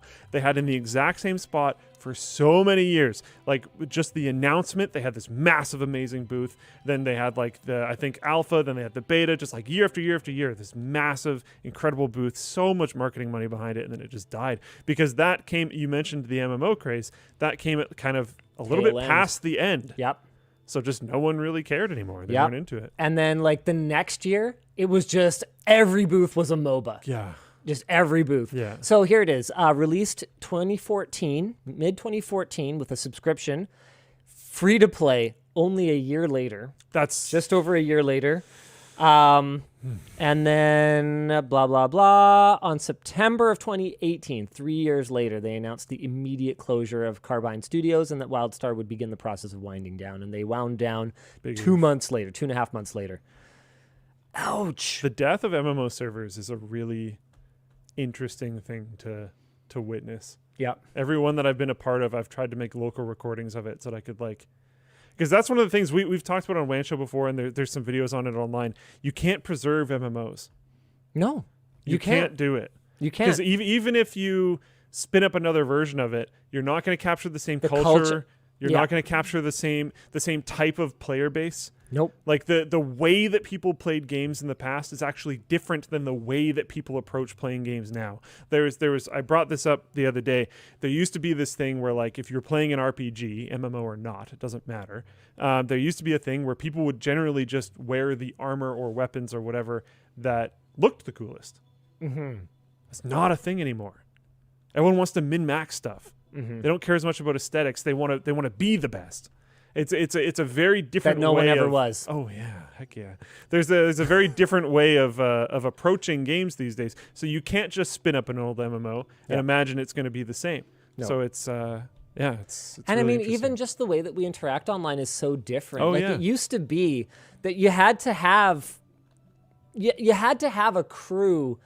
You had to have kind of like a tech savvy anchor to your crew, because someone had to set up the vent or mumble server and like maintain it. Yeah. Whereas nowadays everybody just kind of like jumps in Discord, so it's a different dynamic, and it's a lot of communities used to have their own forums. Yeah. Oh wow. Yeah, I remember that. So you had to have like someone who could do basic web admin stuff. Mm-hmm. Like it was really interesting, and just none of those things. You can't emulate that stuff anymore. I remember this is pretty off topic, but I remember back in the day, I used to run I figured out that you could change something in the like commands that were run when the program was opened. Wow, I haven't done this in forever. To make it so that you could actually open a second version of Ventrilo. Because if you didn't do that and you opened it again, it would just pull forward the currently running application. So I'd run 2 different versions of Vent, and I'd have different hotkeys for both, so I could like trash talk people that were there with my buddies while we were all like playing together. That was we were jerks, but I don't know. It's just everything's just so different now. People are going to Twitch stream whatever you do. There will, if you're in a big group of people playing, someone's probably streaming it. That's a very different experience. Like it's just, I don't know. It's very weird. Obvious Lobster says, it's okay, we enjoyed it while it existed. That's what's important. But the thing is that nobody else will ever get to enjoy it. It's kind of lost. Yeah. Matthias says, VR MMOs are the future. Embrace it. I don't know if I could spend MMO amounts of time in VR. I think that'd be pretty tough for me. That'll be an interesting thing to see transition over time. I think they would need something like, this is like way future, but they would need something like Neuralink style to make that a thing, I think. Yeah, that's pretty tough. That's pretty tough. Yeah. All right. Is it merch messages time? It might be merch messages time. There might be a few of them. Anthony threw in a topic about how NVIDIA launched the RTX 3050, and it's obviously already sold out. It's gone. So what are we going to do this week? We're just going to have to buy that crappy AMD card, the 6500 XT. Yep. Yeah. So, hey, at least let's actually, I don't even know if that's in stock. It's actually like, I wonder if it was like big brain move from AMD to actually just make it intentionally suck, or if it just sucks because they suck. It's really hard to tell with them sometimes. Like, to be clear, I love AMD, but like, yeah, you guys are just sort of dumb sometimes. Yeah. Yeah, even 6500 XTs are not in stock on Newegg under $270 US. That's the cheapest. And only ASRock and Power Color are in stock, which are like ASRock I can't speak for because ASRock wasn't making GPUs back when I was in product management, but Power Color was like basement tier in terms of what AMD card buyers wanted. When we brought in like a bunch of Power Color cards, they better be cheap because AMD buyers wanted XFX, like your tier 1 motherboard brands like MSI Gigabyte, Asus, Sapphire people like for some reason. I had a really bad customer service experience with Sapphire back in like the early 2000s, so I basically swore off them for life, but some people swear by them. I don't get it. They must have just like better service in other regions or something like that, because maybe mine was awful. As far as my understanding goes, they are more popular elsewhere. Yeah, So it must be just one of those things. That might things. actually be a thing, yeah. But yeah, Power Color was like basement. I don't know if that's changed, to be clear. I'm not talking smack about Power Color now. I know they've got some really cool cards that they've done over the years, like that Devil series that they've done and stuff like that. Also, this one happens to be an ITX card, which appears to be the only one out of what's available right now, which is at least gives that GPU a reason to exist if you're putting it in a super compact build. GG Unholy says, Linus, Power Color makes the best AMD cards you can buy now. Okay, well, there you go. Shows you what I know. Demon Fox 69 says Sapphire gets gold AMD chips for sure. Yeah, I'm not convinced. That's always been like the rumor. I have no idea who started it. I have no idea who keeps perpetuating it, but I sincerely doubt it. Someone sent in a merch message that didn't have a question, but they said, please send me an email when the backpack gets released. I don't know. So we might set up pre-launch pages at some point. Talked to Nick about that yesterday, actually, and what we discussed was that I still do not want to take prepayment.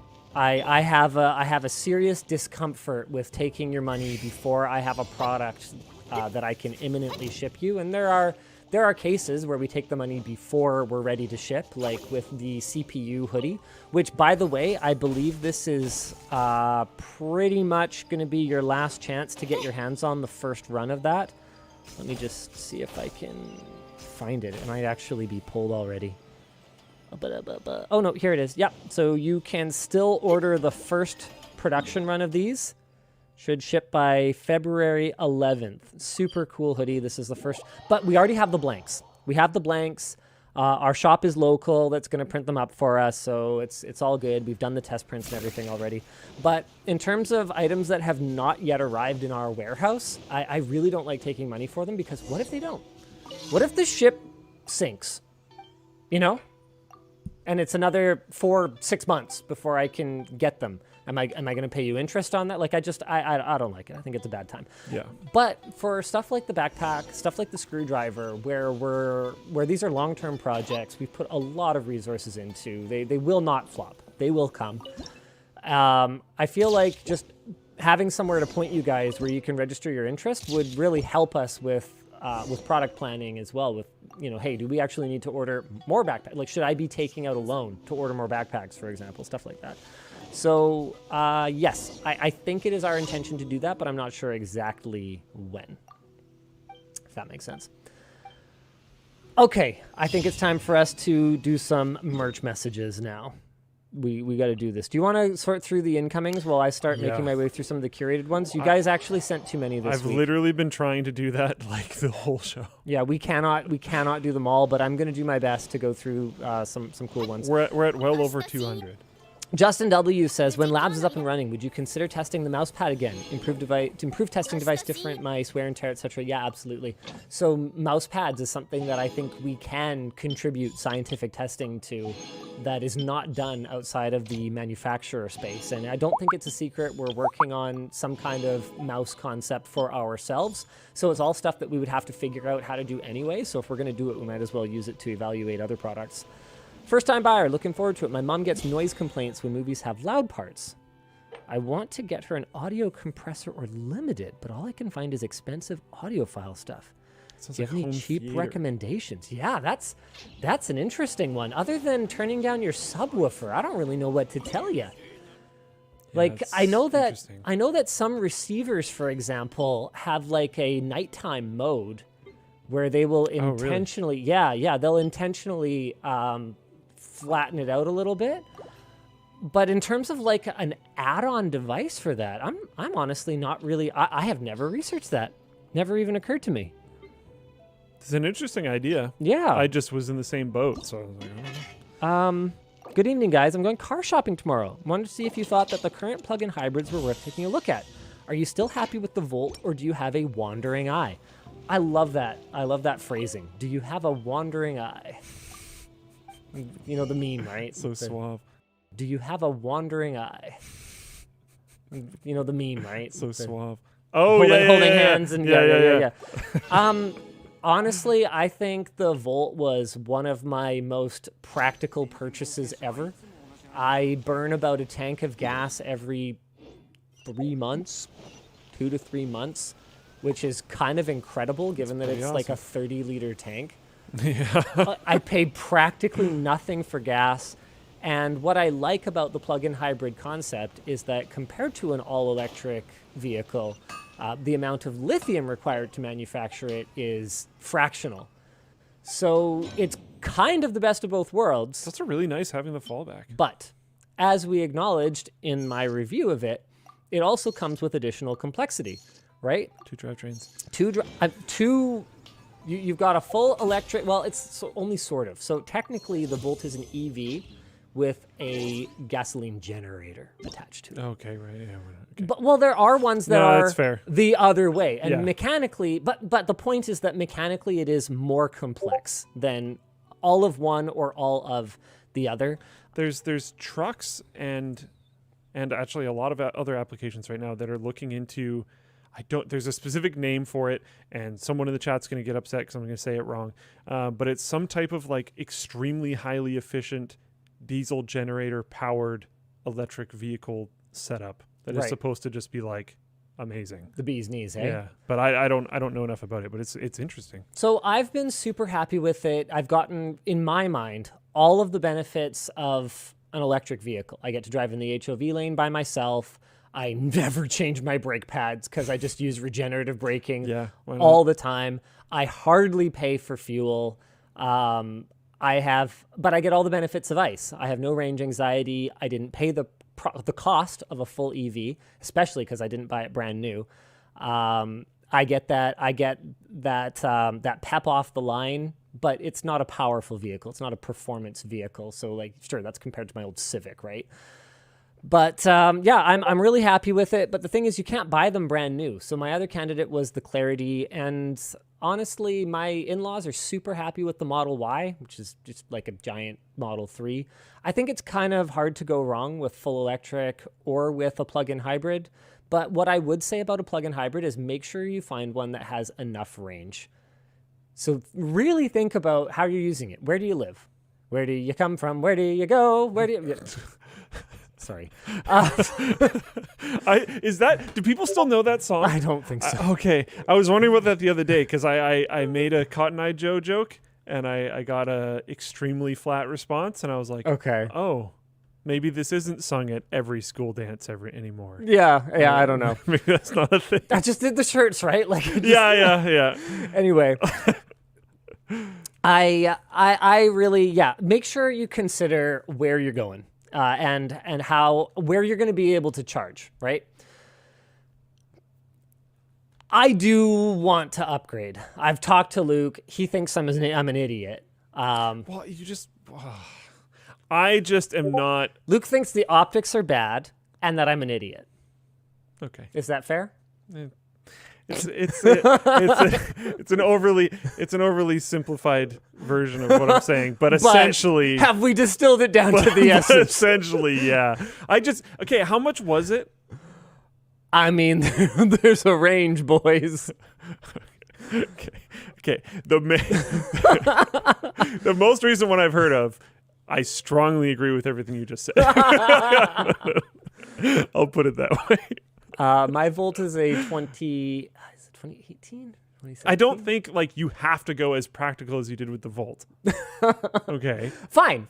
Okay. You know what? Let's just lay it out. Let's lay it all out on the table. I want to buy a Taycan. I want to park it in my fancy new garage. That wasn't even the one I'm talking about. Oh, which one were you talking about? The Taycan's pretty rough, but oh, you mean the whatever? I don't know its name. Oh crap! What's that stupid thing called? I actually went as far as emailing a dealer and finding out. It's too far. Hold on. What's it called? A Navero? Rimac Navera. Yeah, that's too. That's ridiculous. Yeah. Okay, so how much is this thing? Taycan starts at around 100K Canadian and goes as high as like 300 if you're really that's ridiculous. Nuts. But sure. How much is a Navera? 1 point something million euro. Yeah, okay. 2 point something million euro. Yeah, sure. Neat. Yeah, that's cool. Hold on, let me check. Come on. Let me check. Ugh, that makes me want to puke. Navera. Hold on, let me find out how much it is. I definitely still want to go for a ride if you got one, but I would 2 million euro. Yeah, 2 million euro. That's for the Navera. Okay. So yeah, that's not happening. So yeah, okay, so fine. Where's the middle ground? What may I have without you judging me? I don't know. And I feel like whatever I come up with is going to be vague and not based on enough stuff, to be fair. But I've just spending over $100,000 on a car seems nuts to me. So Jake had a pretty good take on this. He kind of goes, well, you know what the smart play is? Whether you lease it through the business or not, because I think I could make a pretty solid argument that as long as I post enough pictures on Instagram or it's included in the videos enough that it's... Which you'll probably make a review of it or whatever. Yeah, sure. So fine, it's for the business, right? And that will help it a lot. He goes, whether it's through the business or not, you should lease it. Because some of the battery technology that is coming around the corner here is going to make our current battery tech look absolutely And that's legitimately a big part of my argument too. Cars are becoming like computers. Yeah. Where I am expecting, like, honestly, Teslas, because of the shortages and because of the scarcity in general, like early Teslas actually on like Facebook Marketplace, Craigslist and stuff, they hold their value. They're retaining value really shockingly well. Yeah. That will change. We are going to see some real leaps forward in the technology that are going to make the older EV stuff look like kind of dumb. Like you can think of it kind of like spending like $300,000 on that to look kind of dumb in X, which is a not large number amount of years. Yeah, it's just I don't know. I'm not into it. So the new Taycan has Android Auto, which was a big part of the reason that I ultimately was like, forget it with the old one, because their in-car entertainment system was so bad and Android Auto was not included that I was just offended. I was offended. Yeah. Knock23 says Cybertruck or go home. Well, I guess I'm going to go home because I'm so far not convinced the Cybertruck will ever launch. So we'll see. Yeah, that was a rough one before there was a chip shortage. Apparently the Taycan has battery issues. Like what? I do not know about that, so I'm gonna have to figure that out. Someone in chat said, I think I'll use my 2011 Toyota RAV4 with 120,000 miles on it until it literally can't move anymore. I'm kind of feeling that way about my car, but I'm honestly only feeling that way just because I like it. I know for a fact that I like my car. That something cool would be kind of fun for you. Yeah. Yeah. I think you should get something cool. I bet Jake would be happy to help you find something cool. Jake has forbidden me to spec out a Taycan without consulting him first. I think it would be mean if I bought a car without talking to Jake. Yeah, probably. I think it would actually just be mean. If I didn't consult both him and Alex, I think I'd be getting the like stink eye when I came into the office. Yeah, for sure. I tweet like, I did it. They'd be like,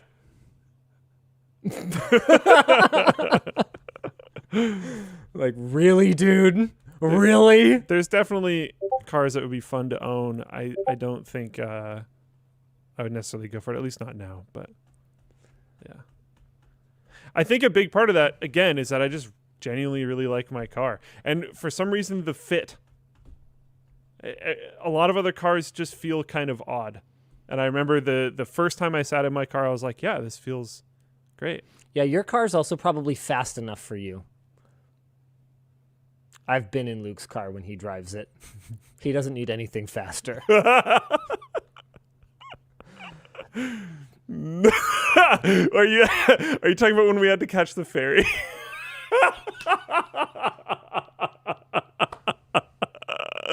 Hey, we got there. And we lived, which is good. Yeah. Brandon T says, any plans for plaid flannel in a wider color gamut? It is possible. We're going to see how this one goes. Love the WAN show. What are your thoughts on PC power consumption? Is it something you think about when building your home server? Do you power down your computer when you're not using it or let it go to sleep? I remote into my computer far too often for that to be convenient, and remote wake is just not reliable enough for me. Yes. I would like to be able to power it down, or sleep it rather. I would never power it down. Sleep is good enough for me, but that's kind of my take on that. Exactly identical and the exact same reasons. If remote wake worked better, I would sleep my computer all the time, but I don't because it just isn't better. Sleep just has so many problems and has always had so many problems. Hey, Linus, it's been claimed that you have ADHD. If this is true, or even if it's not, what has worked for you to be successful while doing something you love? Honestly, I don't know if I even want to finish college. So I'm getting into real dangerous territory. I ain't a certified life coach, and I'm not sure anybody is. Is there a certification for that? If there is, it's probably a scam. Yeah. I have been diagnosed with ADHD when I was a kid. I don't know if the hyperactivity is still applicable. I'm definitely older. Don't move around as much as I used to. But I definitely do. I mean, I'm sure anyone who's ever worked with me for a prolonged period of time can attest to the fact that I will just drift off in the middle of a conversation and be thinking about completely something else. It's not something that I do to be disrespectful. It's just something that is, for better or for worse, also not the only one here that does that. What you get. Yeah. And what worked for me, but it is not advice, to be successful while doing something I love is doing something I love. That was the only way that I was able to be successful. I flunked out of school. I didn't make it. And I'm not gonna say that it was anyone's fault other than my own. I just didn't have the stuff to complete my science program. And when I switched over to an arts program, I just didn't feel like that piece of paper was going to end up being worth anything. And I ultimately made the decision to withdraw, but only because I started taking more arts courses with the intention of switching to an arts program, but I never did. So I was just in the science faculty taking arts courses. And either I was going to have to transfer, which was going to be a problem with how bad my science grades were, or they were going to kick me out of the university outright, or I would leave. So those were really my three options. So you can't fire me, I quit. So I left, but essentially I flunked out. And I have managed to do something that I love by just doing something that I love. That's where we're at on that. Have you made a final decision on what type of television you're getting at the new place? Yeah, we're going to go projector. We're going to go projector until micro LED becomes a thing. Although that new OLED, it's like 90-something inches or something like that from LG. Woo!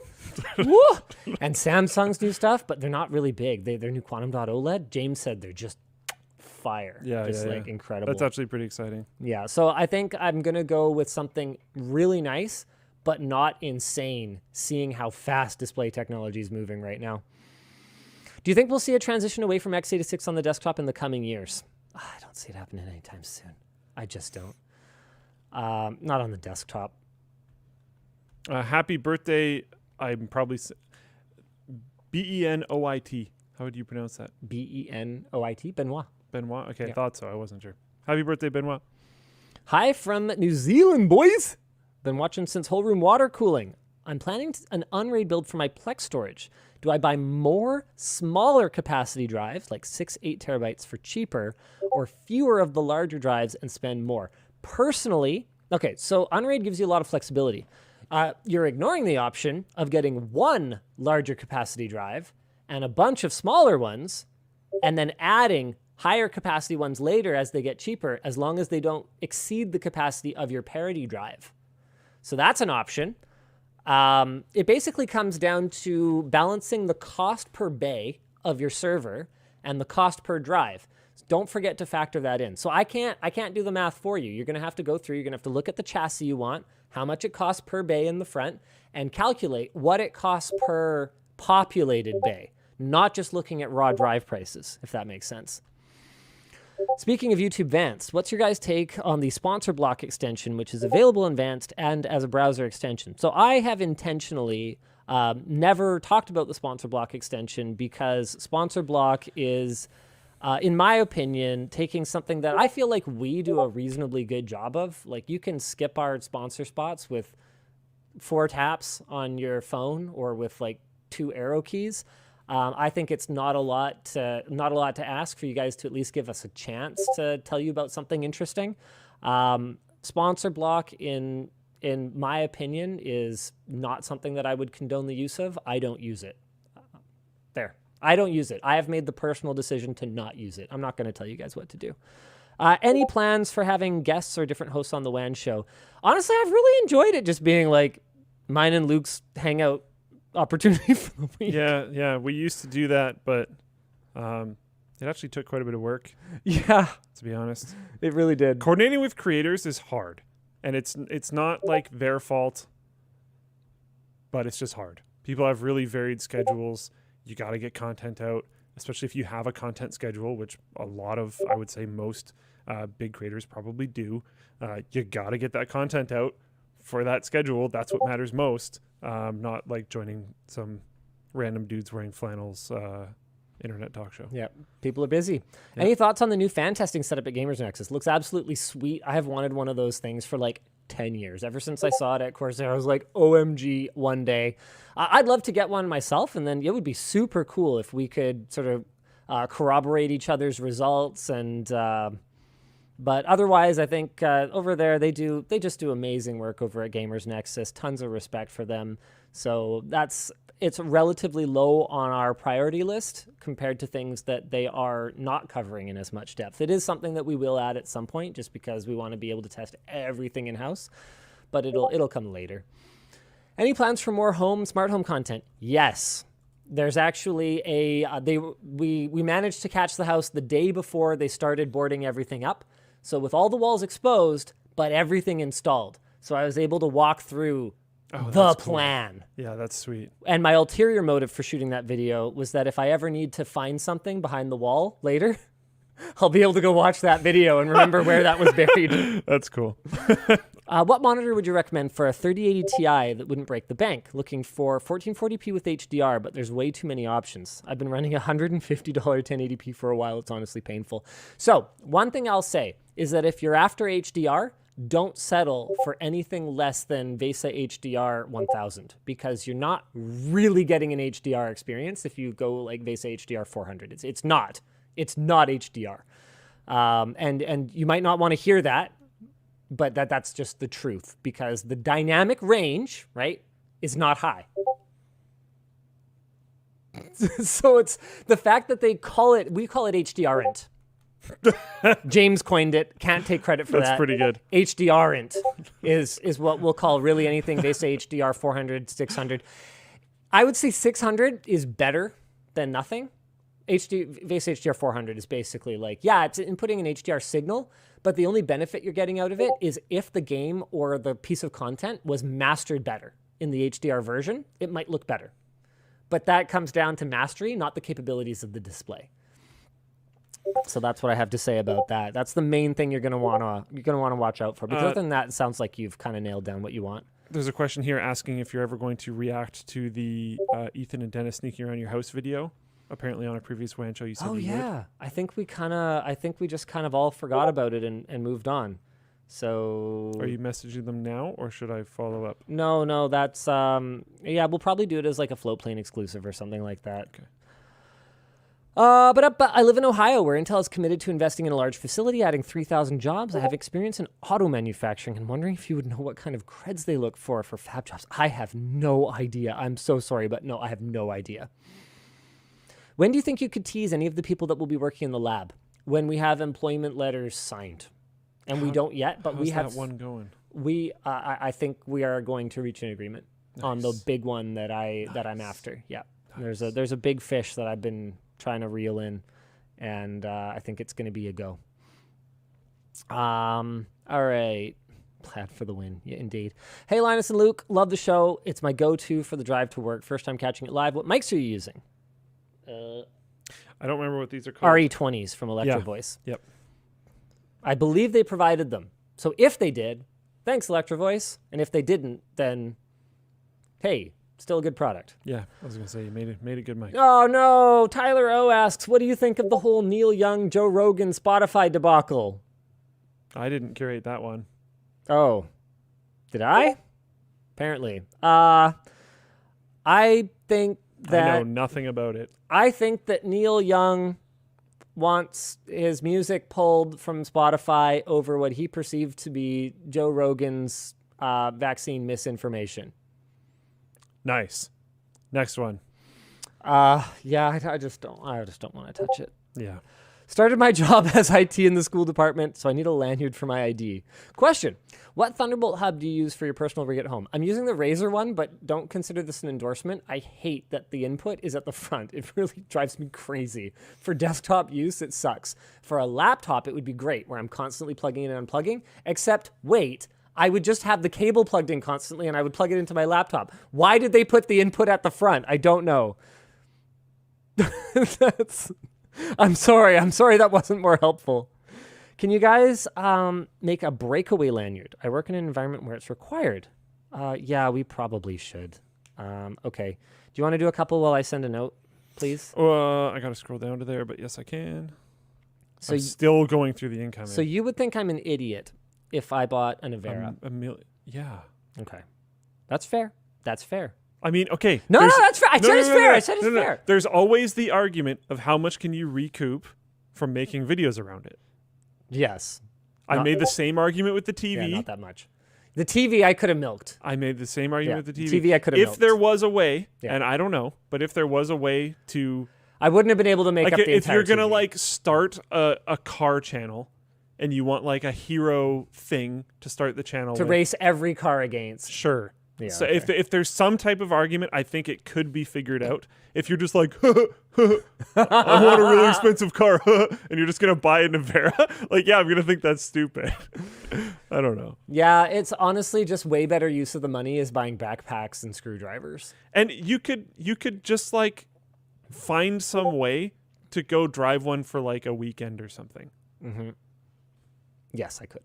And it's going to lose its novelty, and you're probably not going to want to daily drive it. It's only 2 seats. And like all this, yeah. So like, it's just not, it's so, I don't just, My thing is, if you're going to spend, unless you're so into cars that you're like a collector. Yeah. Buying a car like that, like you're not going to daily drive I that bet it car. would appreciate. They're only doing 150 A lot of them. supercars do. A lot of them and do. so but that's the other thing. If that's your like reason, okay. Sure, but that's not it. No, it's not. I honestly, I was just like, wow, look cool.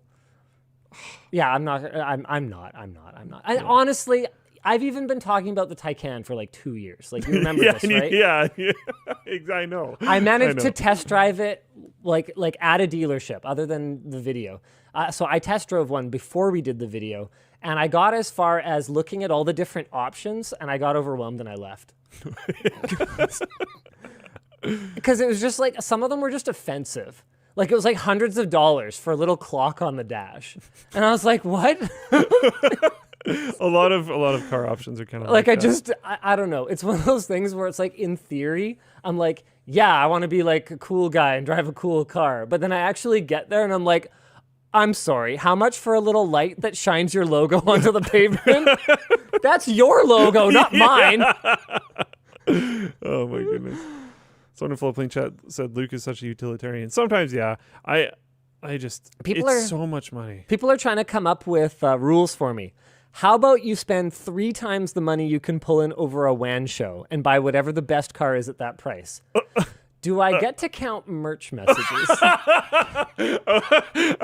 Oh, man. Right when they said that, I was like, oh, no. You guys have seen how many of those are coming through, right? Like, they're right there, y'all. Oh, man. I mean, we don't always have, like, a hot launch like today, right? So yeah. I just have to time it. If I pick the right 3, like, we launched the screwdriver. You somehow convinced Nick to make it so that you launched the screwdriver and the backpack on the same day. Like back to back, yeah. Give me one WAN show. Yeah. Because man, they're gonna. We're going big. I have to believe that they're gonna kill. Because if I don't believe it, I'm actually in serious trouble. You know that, right? Yeah. Okay, cool. Yeah. Like, I cannot afford that car. When I was talking to you about that was before we had placed the order for either of those things. Yeah. It would have been just like, and it would have been dumb. It would have been like, bye-bye business cash reserves. Like, it would have actually been completely stutid. So it's fair. It's fair fun to think about stuff sometimes. Sure it is. It's fun to dream. Yeah. But that was never going to happen. Yeah. All right. I'm planning to do my first build soon. I got myself a 3060. Do you have any great first-time advice? Watch a build tutorial and follow along. Don't be in a hurry. Have fun. There. Do you think banks with physical stores will survive? That one, I wasn't entirely sure what they meant. I think they were saying like banks with physical, like storefronts, like physical locations. Yeah, absolutely. So much banking still has to be done in person. And I was going to say the same thing. A lot of conversation style stuff still needs to happen in a bank. I wouldn't be too surprised if they kind of got rid of the like bank teller type of position. And banks are more like you come in to like negotiate mortgages and you business like, customers will still demand it. The tellers, yeah, you still need it. There's a lot of things because like you're dealing with foreign currencies and stuff like that. It's just like we deal with so many different currencies just from out of region Amazon affiliates and stuff like that. Like it's just you have to. Interesting. Okay. Yeah. Here we go. Hold on a second. There was a question. What size are you guys wearing? I'm wearing a medium and Luke is wearing an XL. Yep. Flannels are awesome, but I already have too many. Do you guys think there might be any issues with the upcoming Intel GPUs and AMD chips and chipsets? No, I sincerely doubt that. I don't think so either.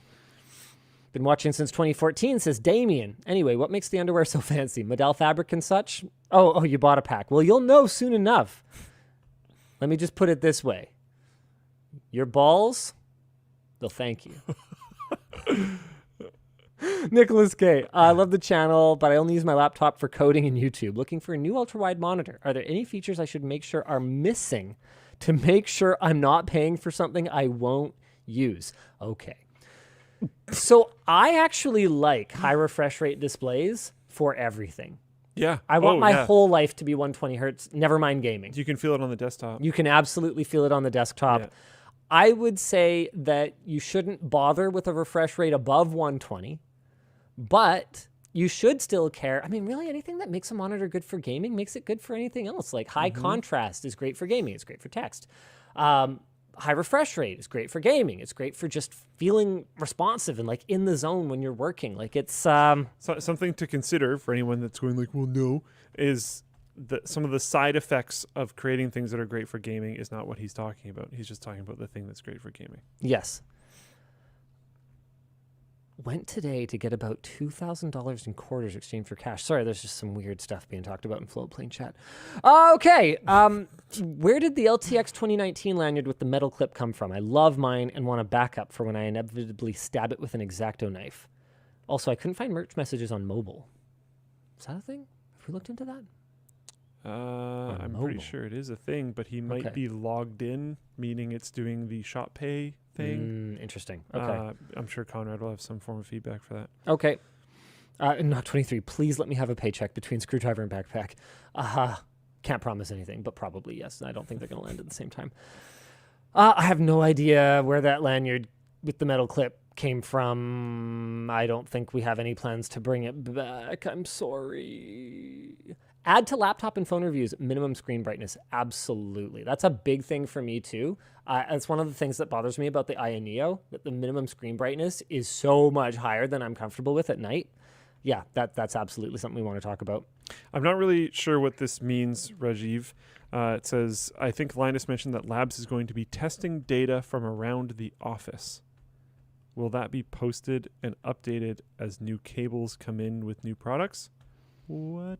Okay. Yeah. So basically just that the lab will have kind of this database of test data. Yes, it will. Okay. And yes, we will try to keep it updated. And that's something Luke's team will be working on. Yeah. Any phone recommendations? Not ready for a fold yet. Man, it's tough right now, isn't it? Honestly, the easiest thing is just be like, go buy an iPhone. Yeah, which is... Like OnePlus sucks now. The issues that Yvonne and my son have had with their OnePlus phones have been really frustrating. My son's phone has been broken on TELUS, and it's like a known issue caused by OnePlus for like 6 months. And the workaround is super hacky and stupid, and I had to do it, and it was like, this is ridiculous. They're just not the same company that they were before. Samsung is always fine. Pixels are just kind of hit or miss, it feels like. You get a good one, you'll be happy. You don't get a good one, then you're going to be kind of mad. Like, you've had terrible luck with Pixels. Horrible luck. I know people that have had better luck, but yeah, I've had really, really bad luck. My original Pixels were fantastic. My like actual OG Pixel was really good. Pixel 2 was really good, lasted for a long time, and I've had problems ever since. Not unheard of ones either. Like ones I've looked up online, and they are very common. Yeah, I don't know what to tell you guys. Some recommendations for the S20 and S21 series, fair enough. Like, Sony phones still amazing. No one talks about them, says Wizardmon. Yeah, that's fair enough. There's one crucial flaw that makes it so I can't use Sony phones, though. Their launcher doesn't allow you to switch the multitask and the back button. I'm a Samsung back button position guy. Just add the option, Sony. This is one of those just arrogance things. It's like an Apple moves. Like, we have decided it shall be thusly. And no, you don't decide. I decide where the button goes. So I just can't. I can't daily drive it. I can't reach. And I use the back button far more often than I use the task switcher button. In desperate need of a new mouse pad, any news on when the stealth one will drop? No. I do not know, and I don't want to promise anything because shipping is a nightmare right now. Now that AT&T has 2 gig and 5 gig fiber available to the public, can you do a home networking video for 2 gig and 5 gig internet? So I'll tell you this, you're not going to get 2.5 gigabit per second or 5 gigabit per second connections to almost anything. Not in the real world. The point of a wide pipe connection like that is multiple users. It's not for you to put the wire your whole house and all your machines for 5 gigabit and expect that you're going to browse Facebook faster, because the time to negotiate that connection to download the content is already going to be greater than the time it would take to download that content on a fiber gigabit connection, let alone 2.5 gig. So I don't think you're going to see a meaningful difference in things like web browsing.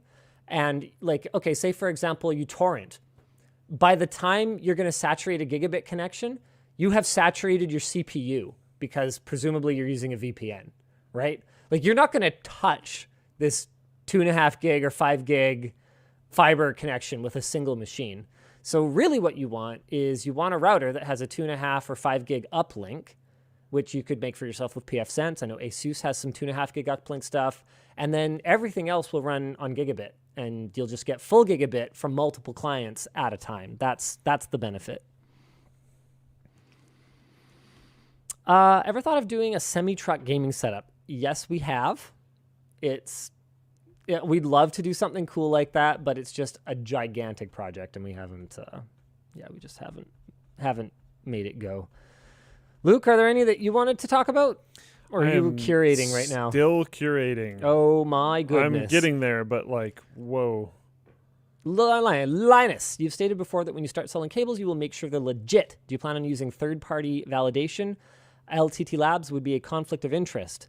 No, we don't plan to use third-party validation. We plan to validate them ourselves, which, yeah, fine. We're asking you guys to trust us that we can validate the cables, but... And hopefully our documentation is good enough. We're also just going to do it and do good.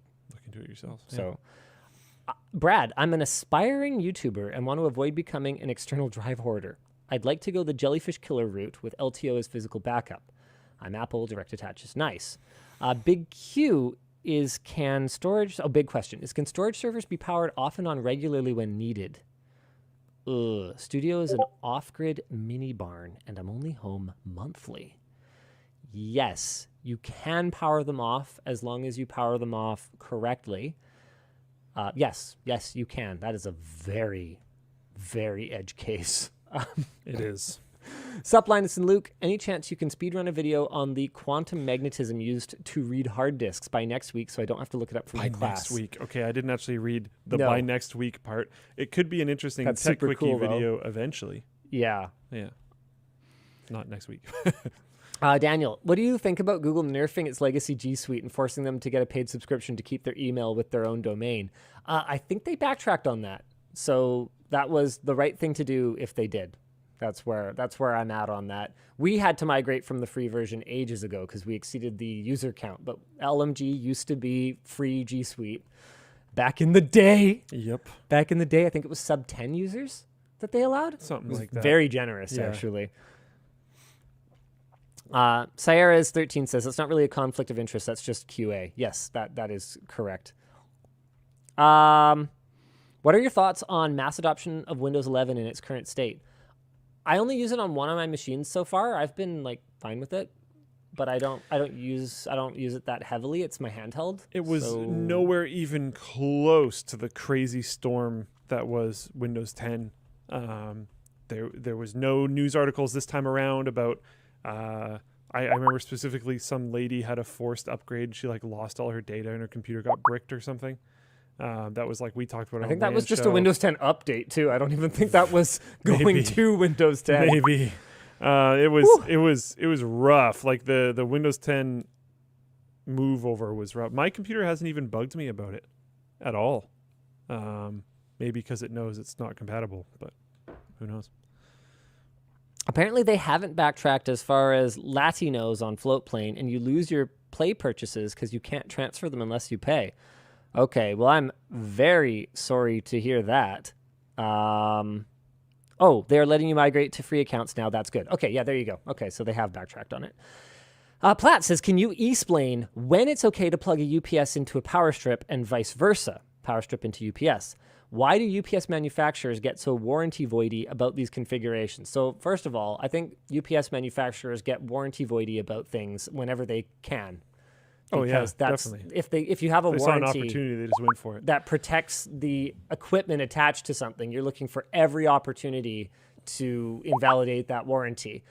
In theory, there should be nothing about a power strip with a surge protector on it that makes the power protection of the UPS not function correctly. But the manufacturer would make the argument that, well, we only validate it with all the equipment directly attached, so that's what we're covering, and that's fair enough. So what you should really do is you should just use a UPS that is rated for the capacity that you need and has the number of outlets you need, and you should plug directly into it according to the manufacturer's instructions, because if you want the warranty, then that's what you're going to have to do. Personally, I plug things into my UPS with a power strip, but I do it knowing that I'm plugging in extremely low draw devices like a phone charger that I just didn't have enough outlets for, and that I'm not overloading it. That could be another concern that the manufacturer might have, is that you might be overloading it. Why are you plugging in so many devices, right? So that's where I'm at with that. Josiah says, have a great weekend, guys. I'm so glad this is back in stock. Oh, Wan Hoodie. What's your favorite current show? That's for either one of you. I don't really watch shows. Current makes it a bit of a problem. Adventure Time was a big one for, I think, both of us. Mm-hmm. Yeah, I loved Adventure Time. Adventure Time was huge. Yeah. I had never watched Bob's Burgers until a few months ago, so I binged 10 seasons of it. It's pretty funny. Cool. Yeah, it's still current, so that's neat. I watch TV to not think, so don't expect me to come at you with oh yeah, Black Mirror really changed the way I think about the digital age, and it's a break. Yeah, my girlfriend watches TV. I sit on the computer, so it's on kind of in the background. Bob's Burgers has been on, and I thought it was cool. There was a recent one. What was it called? It was a Canadian show too. Let me see. Letterkenny. Figure it out. No, Letterkenny's great, but that's not the one I was talking about. Letterkenny's fantastic. Okay, why don't you check that? I'll do a couple more. Luke, I'm about your size and I need a new chair. How do you like the chair you're sitting in? So, disclaimer, they are an ongoing sponsor of the show, but that doesn't benefit Luke directly in any way, so I'm going to let him talk about his chair here. The show I was trying to think of was Kim's Convenience. I don't know. It's good. It's fine. I don't have very strong opinions about chairs. I'm actually not really a huge fan of any of them, if I had to be completely honest. I have found... You treated yourself to a super fancy one and then didn't even like it or something. I returned it. Yeah. Yeah. Which might not be surprising if you know how I, modus operandi. But it was really expensive. It was one of the most expensive purchases I had literally ever made. Sorry, were you saying you're a cheapskate? Yeah. Yeah. It was really expensive. And it showed up, and just like the whole process frustrated me. It was literally one of the most expensive things I'd ever bought, like I just said. They left it out on the front lawn while I was at work. I drove up and was like, whoa, there's a big box in the lawn. I wonder what that is. And then I was like, wait, my name's on it? Wait, this is the... Wow, okay. It was like... I even noted that, like, I lived in the basement behind the house, blah, blah, blah, blah, blah. I didn't even know it was arriving that day, like, etc. I take it to the thing. It, like, I don't know. It just, like, creaked a lot. It felt really cheap. Yeah. I was just very not impressed for how much it cost. And ever since then, I just haven't been super stoked. Jay has some steel case chair that he seems to be a fan of that I've been kind of interested in, because it's probably getting near time for me to get a new chair again. But yeah, I just haven't been impressed by... I don't know if impressed is the right term. Like, this is fine. I have no issues with this chair. I would have no problem saying, like, yeah, if you want a gamery style chair, this chair is totally solid. But I have never sat in a chair where I'm like, wow, I gotta get this now. You know, I've never had that experience. Not yet. Jeff V asks, I've saved up enough for a Steam Deck 512 gig. Should I go for that one or keep saving and hope for an affordable 3070? I'm on a 1080, but I want multi-monitor 1440p goodness. Man, that's pretty tough. Crazy comparison. My take is, man, Steam Deck's going to be really cool. It's going to change the way you game. Whereas a 3070 will upgrade your game, your current game. So that's kind of where I'm at on this. Yeah. I'm a big proponent of these handheld PCs. I think they're super cool. I think they're a lot of fun. But if you're the kind of person that's going to be like, oh, small screen, don't like this, then maybe you should stick with the full-size setup, right? Like, how often are you away from a power plug? You got to ask yourself that. Are you really going to use it? Because if you're going to use it, man, the Steam Deck is so cool. There's Toby J is asking how I got into development. I liked games. I thought computer games were really fascinating. When I was really little, how computers worked on the software side of things and the hardware side of things felt like magic to me. I kind of my one of the stories that I've told before is that my dad leaned in to tell my mom on their wedding day while they're up at the altar thing. He's like, I bought a computer this morning. So we've always had computers in our lives, but like we were both in the age group where like I grew up pre-internet effectively, and then the internet was connected to the house, and that felt like magic too. It was just a very interesting time because we were like kind of pre all of that stuff, and it was happening at the same time. And my brain just going like, how does this work, led me to getting interested in development. That was pretty much it. That's a cool story, bro. Thanks, man. I mean, he literally asked. I mean, for real. For real. You're my bro, and that was a cool story. What? Derek asks, do you have any plans for a printer roundup? That's going to be a negatory, Derek. I was going to say, hopefully not. You know what? I'm not even making fun. Like, it's actually kind of really valid, useful, like, content. Like, maybe that's something. Maybe that's something the labs could sort out or something for us. I don't know. Printer. Yeah, like what's.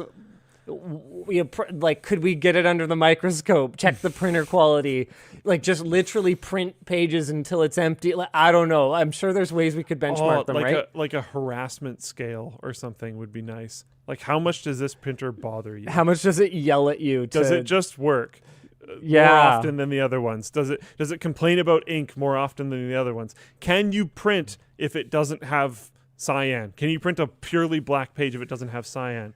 Like those, that would actually be pretty interesting to me. Yeah, that would be very interesting. JP Japers says, what GSM is the shirt material? I don't even know what GSM is. GSM fabric? Weights, fabric weights. Oh, GSM man. is a metric measurement, meaning grams per square meter. I don't think... You guys probably have that information somewhere. I don't think Bridget's going to be on right now, but I'll tell you what. I will ask for it to be added to the product page. I'm sure she knows. I'm sure she does. Can we add GSM fabric weight? How costly is it to run Floatplane per month from a business perspective? Costly. It's costly, but the Floatplane subscribers that pay for Floatplane make up for it. Yeah. So it is cash flow positive for the entire umbrella organization overall. Yeah. So basically, you guys are awesome. You Thanks. Yeah, you're awesome. I think that's really the whole story, bro. It was pretty cool.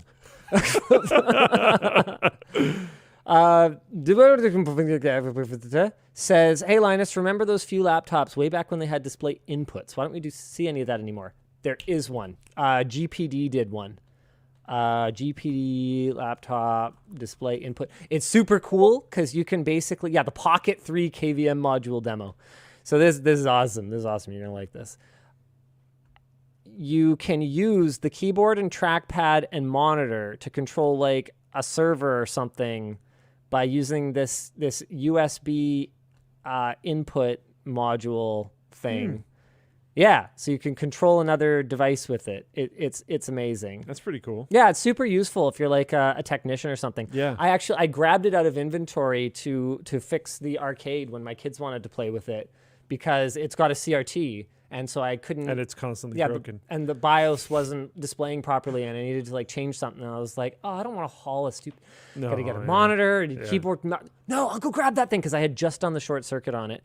It's super uncommon because most people will never use it. That's why, basically, and it costs money to implement. Stefan Merch messaged, please do a sarcastic 1.5 hour long printer review video. April Fools for a printer review. That'd be kind of fun. Yeah, I'd be into it. That could be interesting. That's soon. Is that something Framework laptop would be able to do with an add-on port? Not easily. Embedded display port is like not quite the same thing as probably an HDMI output that you would have into whatever your device is. I think it would be non-trivial to deal with. Gabriel said, my first internet exposure was in 2018. Wow. Yeah. Wow. How do you think early internet exposure changed your business and life? Back then, the only way to get content was by piracy, and then in brackets, LCD videos on a USB stick. Okay, this is probably like Cuba or like something. SneakerNet. Yeah.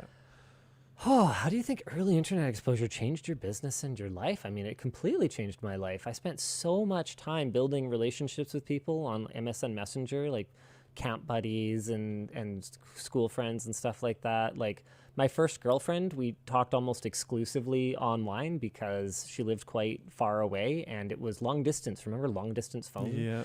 So I racked up like a multi-$100 phone bill once talking to her, and it was like, son, this will never happen again.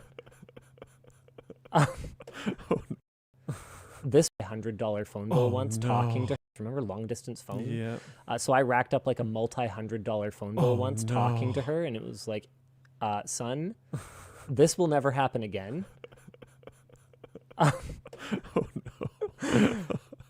Did you know that you were doing that? No, okay. I had no idea. I knew it was long distance because I had to dial the thing, but I didn't know it was like, really expensive. I didn't realize how long I was talking. You hang up. No, you hang up. Like that kind of thing, right? No, every time you say that, it costs me $1. Hang up. So, other than to say that I wouldn't even recognize my life today without early internet exposure, I don't know how to answer that question. Yeah. I'm accidentally in the wrong section. Someone's asking if you have any recommendations for a NAS. Man, I think we're working on something right now. Either Jake or someone on the team is working on a follow-up to Anthony's video, which is converting your old desktop into a NAS, which is also a valid approach. But we're going to try and do a brand new one. So stay tuned is what I'm going to say, because I don't want to just talk out of my butt. Raphael is saying, on another note, I've been a Linux gamer for almost a decade. Your videos on the project were amazing. It would be great to revisit the topic in a few years to see how it has evolved. Is there going to be any content looking at SteamOS?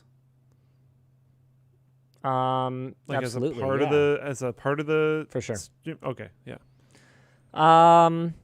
Perverted Angel Mark says EDP is very trivial, saying that as somebody who has soldered a DP plug to a laptop monitor. Yes, fair enough, if you're talking about DisplayPort, but the reason that I said presumably HDMI is because that tends to be what we use on mobile devices. Like, what are you going to output your Switch via DisplayPort? You'd need an active converter, which might need to be powered. So that was the reason I said it would be non-trivials. You're right. DisplayPort and embedded DisplayPort are easily intercompatible, but it was HDMI compatibility to this embedded DisplayPort display that has no ability to understand HDMI whatsoever that I was concerned about. Sorry, I should have clarified that better. Thanks, Linus and team. Interested in collaborating with an AV integrator to showcase more professional AV gear. That could be kind of interesting, but it's almost becomes like a Cribs episode at that point. I don't know what we could or would say about it. Garland said, "How would I go about getting my channel brought over to Floatplane?" There's a 48,000 จาก I have CPU ครับเป็นระบบ2 CPU นั่นเองหรือว่า CPU คู่นั่นเองนะครับ CPU แต่ละตัวนั้นจาก Xeon E5 683 V4 ตัวนี้ตัว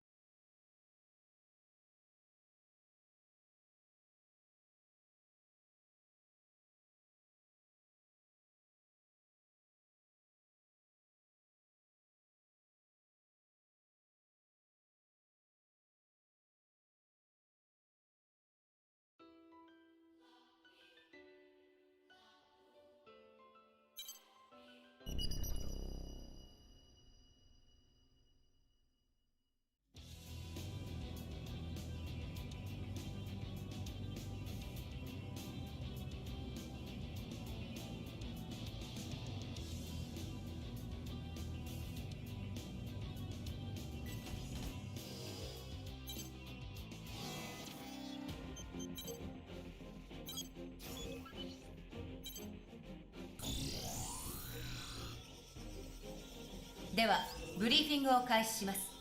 本オーダーはスカイユニオン適正力の目的は当該領域に存在。それでは任務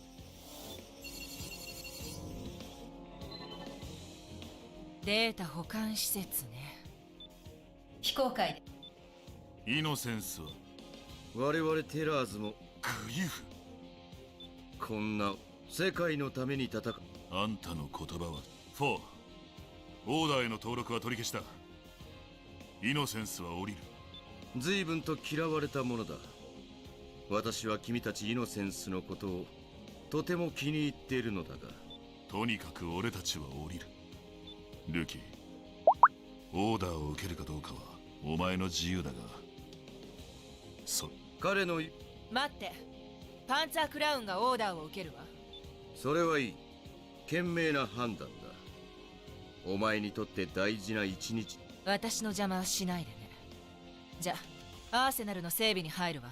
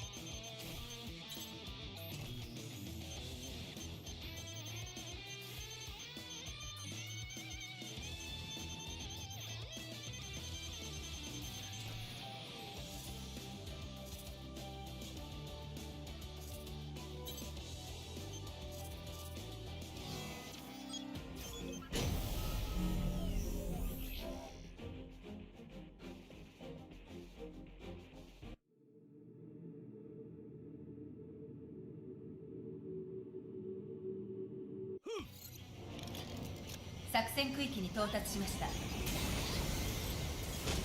ェムト粒子の濃度は軽微ですが上昇の傾向が見られます。通信およびレーダーの補正レベルを調整中。各機のデータリンク開始。超帯の通信回線を開きます。幾多の戦いを重ねてきたお前たちだ。この程度のオーダーに作戦など必要なかろう。大きなイモータルの反応もない。汚染された AI 群の 50% を殲滅しました。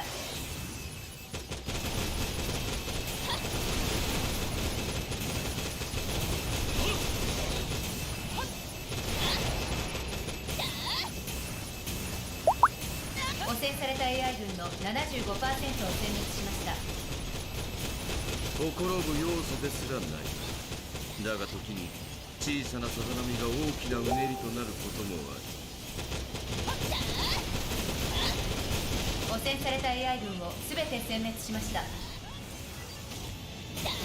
オーダーを達成しました。いや、まだだ。オーダーの内容は敵 AI の殲滅ではない。データ保管施設の防衛だ。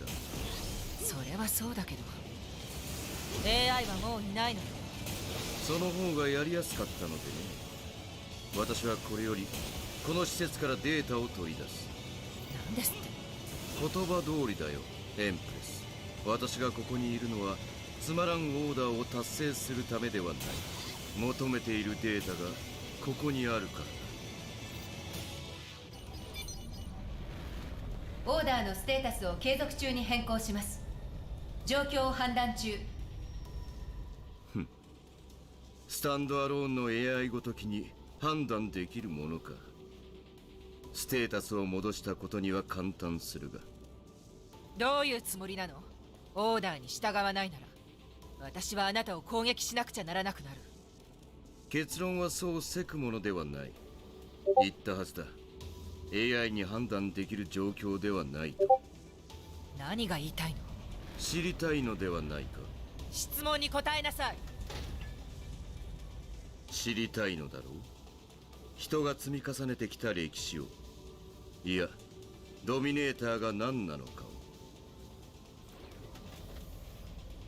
ここにはオーバルリンク計画が始まってからの全てが記録されている。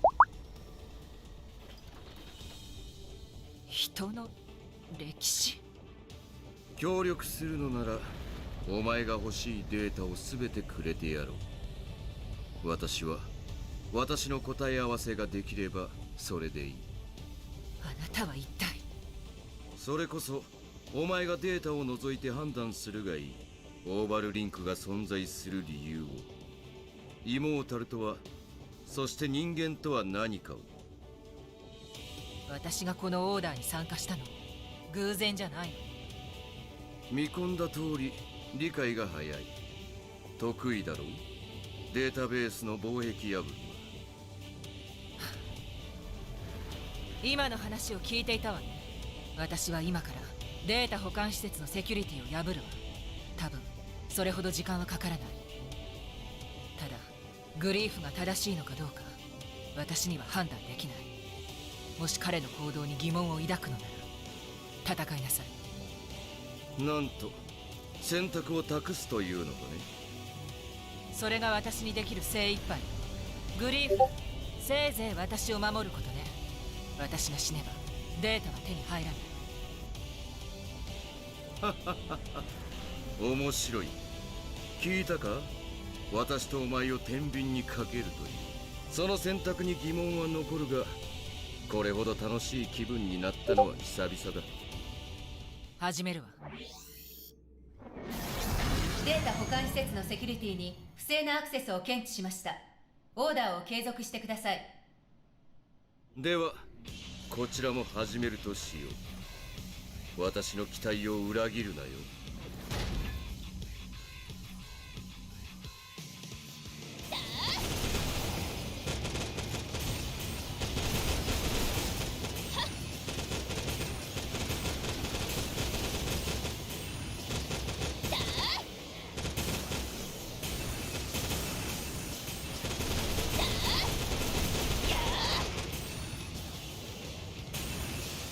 どうした？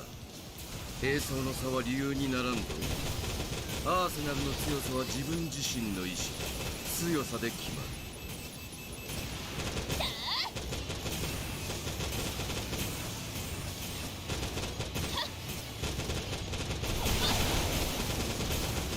る。私をがっかりさせるな。そんなものではないはずだ。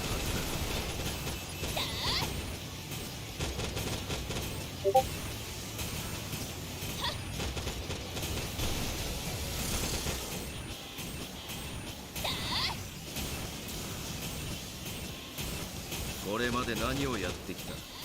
お前はもっと強いはずだ。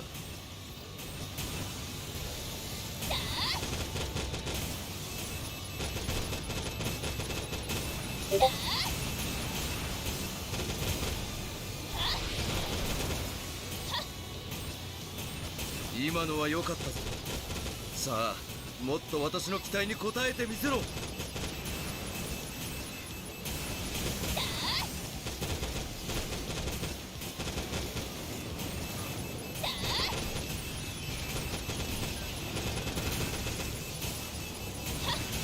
防壁の解除率 10% に到達。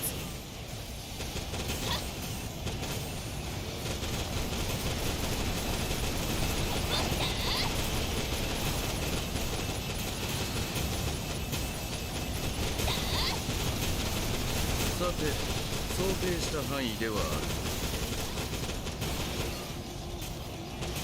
いいぞ、私に対してここまでになったか。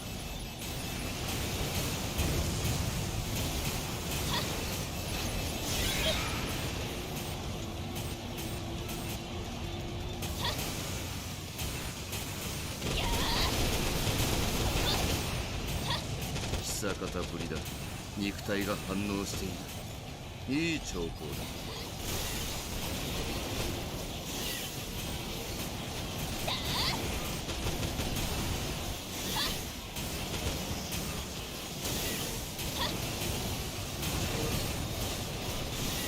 防壁の解除率 25% に到達。なかなか手強いわ。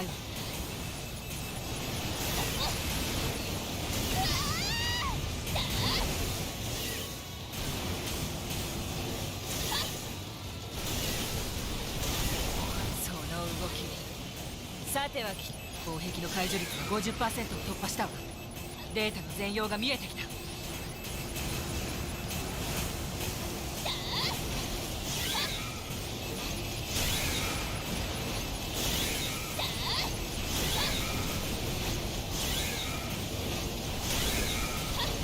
防壁の解除率が 80% に到達。あと少し。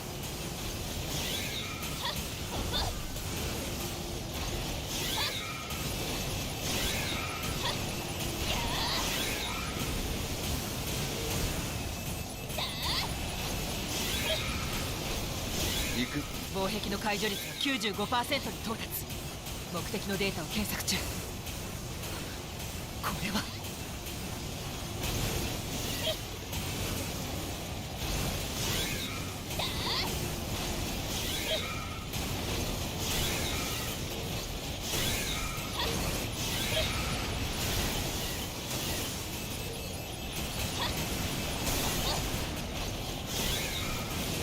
セキュリティを突破。構造体を再構築。書き換え完了。ブリーフ。データリンクを渡すからあとは好きにしてちょうだい。確かに受け取った。この経路からならデータを盗んだ形跡も残らない。目標施設への不正なデータアクセスが消滅しました。オーダーが達成されました。素晴らしい。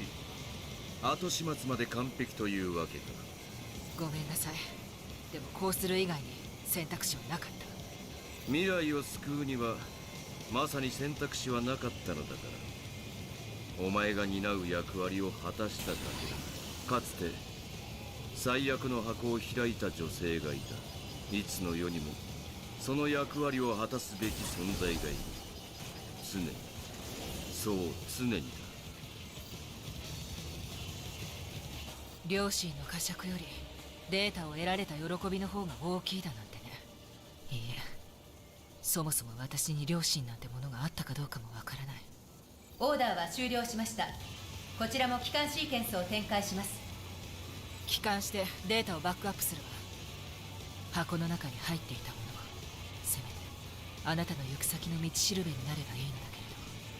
帰還シーケンスを展開しました。各機帰還してください。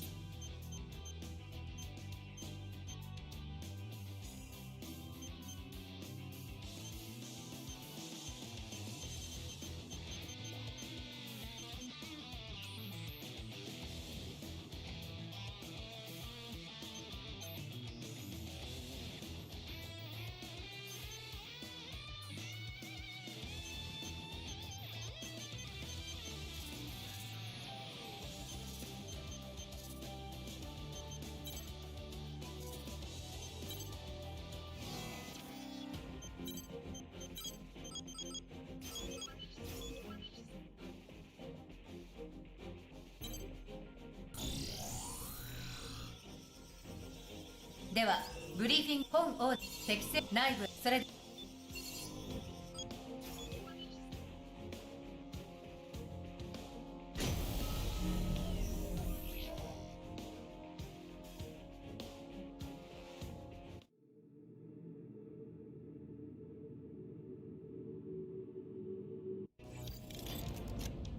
ェムト粒子の濃度は軽微。短距離レーダーへの影響はありません。目の前の開口部に入り最陽部を目指してください。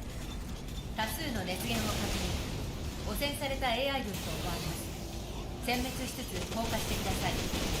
また最陽部に強い熱源反応があるようです。注意してください。共に戦ってくれる仲間が君で本当によかった。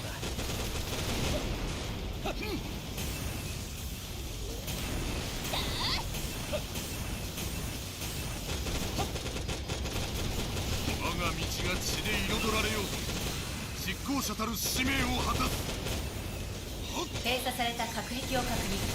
破壊し降下を続行してください。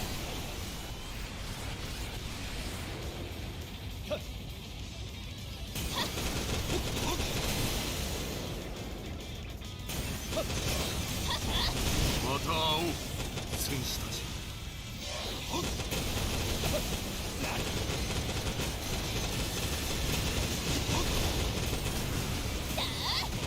僕らは負けられないんだ。不明は許さん、無実は許さん。これで終わり。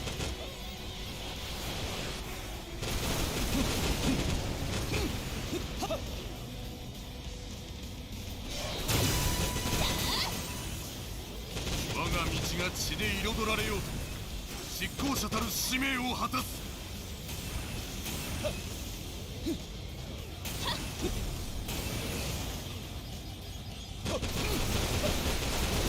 戦場で死したを戦場へ帰る。僕を止めるには力不足だな。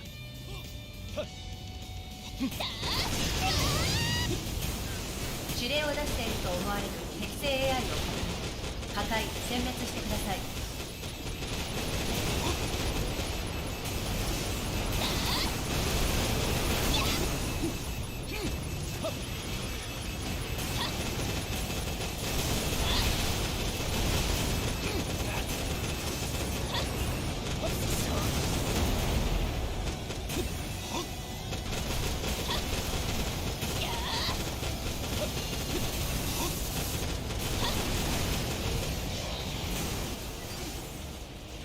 オーダーの達成を確認しました。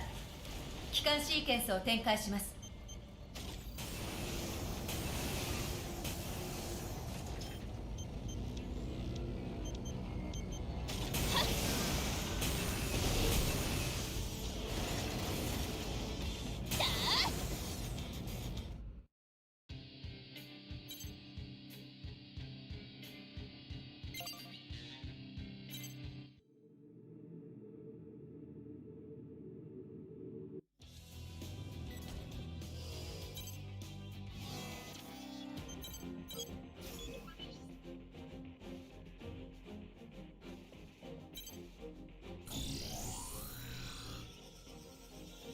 ではブリ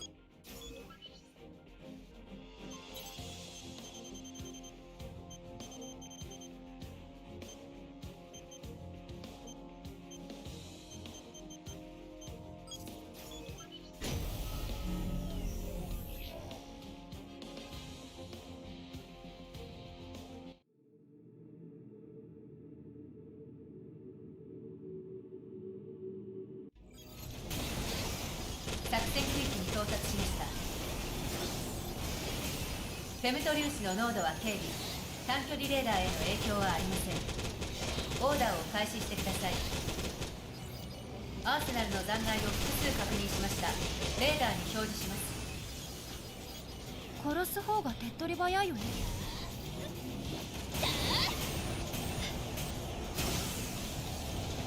対象の回収を確認。残り7個です。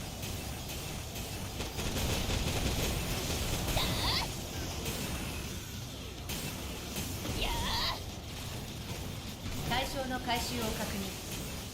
残り6個です。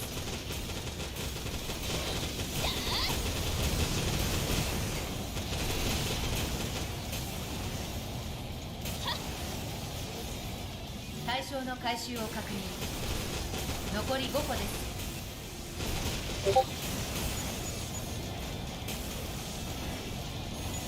対象の回収を確認。残り4個です。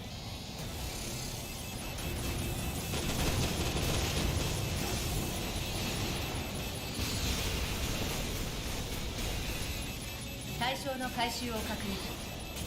残り3個です。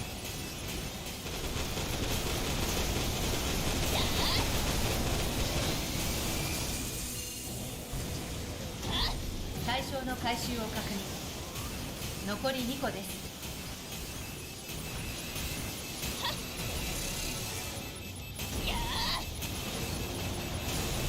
対象の回収を確認。残り1個です。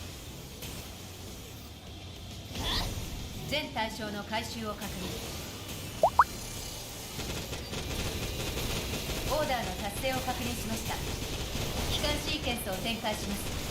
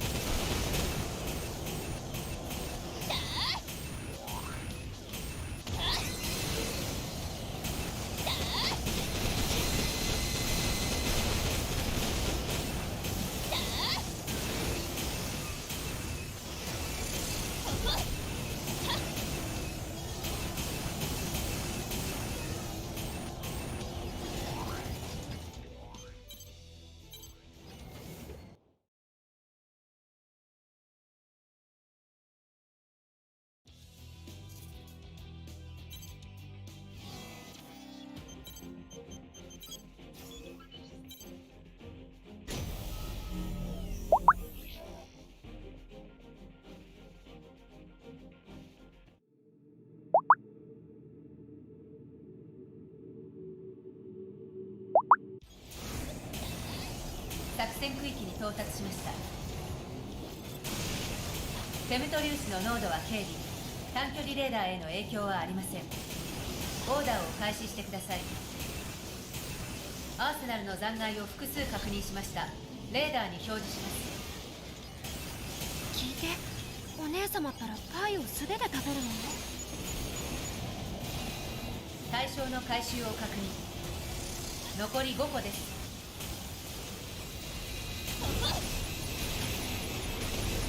対象の回収を確認。残り4個です。対象の回収を確認。残り3個です。対象の回収を確認。残り2個です。アーセナルは私のお友達よ。対象の回収を確認。残り1個です。全対象の回収を確認。オーダーの達成を確認しました。帰還シーケンスを展開します。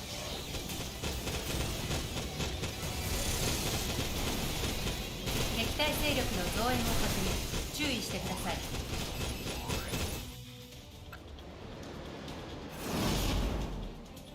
絶対に逃がしてあげない。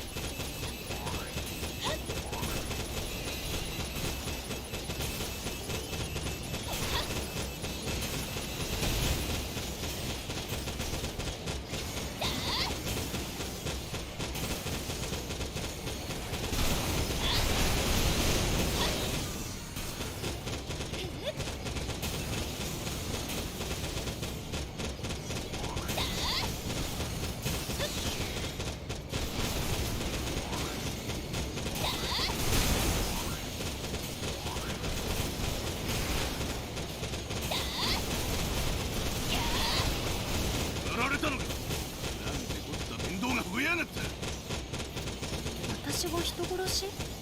何を今さら言っているの？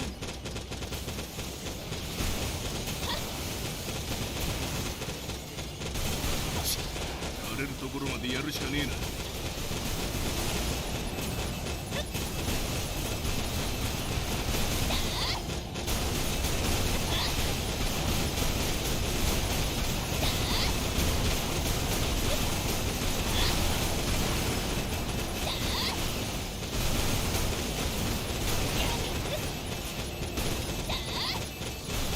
面白いじゃねえか。いいぜ、来いよ。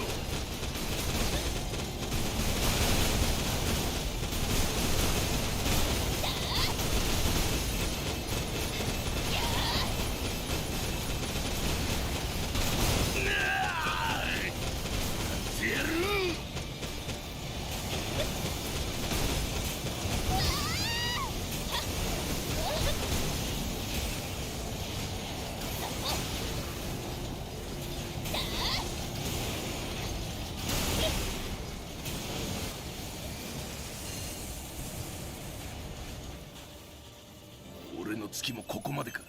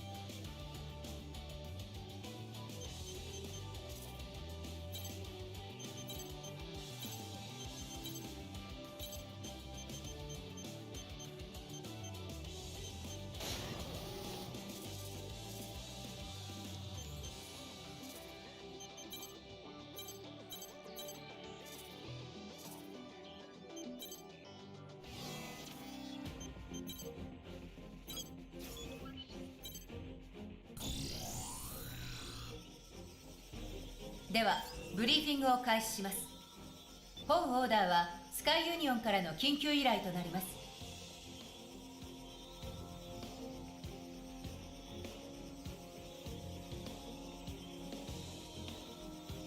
現在上記それでは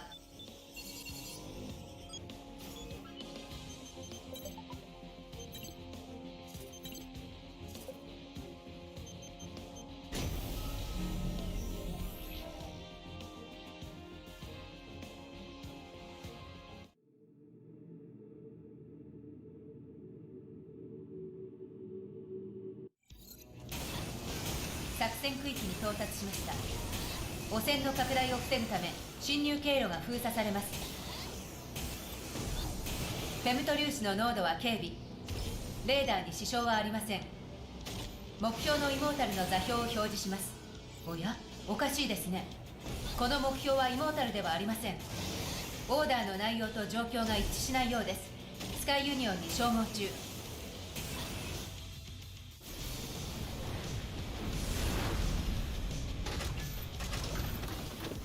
無用だ。照合の結果、遂行中のオーダーが存在しないことを確認しました。ステータスをリセット、オーバーライド。オーダーが消去されました。我らはお前を殺す。お前の役目は終わりだ。さようなら。あなたはここで退場するのよ。警告します。オーダー外の傭兵同士の戦闘行為は条約で禁止されています。それでも戦闘行為に及ぶ場合はどうだというのですか。戦闘行為が発生していると判断しました。あなたには二人がかりも簡単にはいかん。なるほど。思った以上にやるようだ。いや、想定通りと言うべきか。グルーミン、戦闘に集中しなさい。あれが力を発揮し始めたら迷いを抱えたまま勝てる相手ではありません。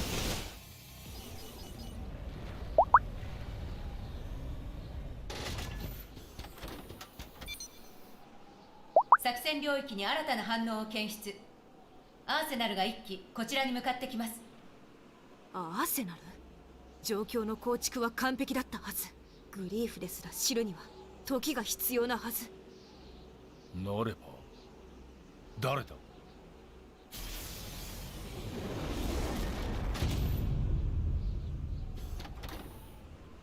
間に合ったようだな。私が現れるとは想定外だったかな、お嬢さん。どうして？バランタイン家の当主か。ここは貴様の来るべきところではない。嫌われたものだな。まあ歓迎されぬ客であることは間違いない。貴様らに用はない。我が誇りがささやくのでな。誇りなどとくだらんの一言に尽きる。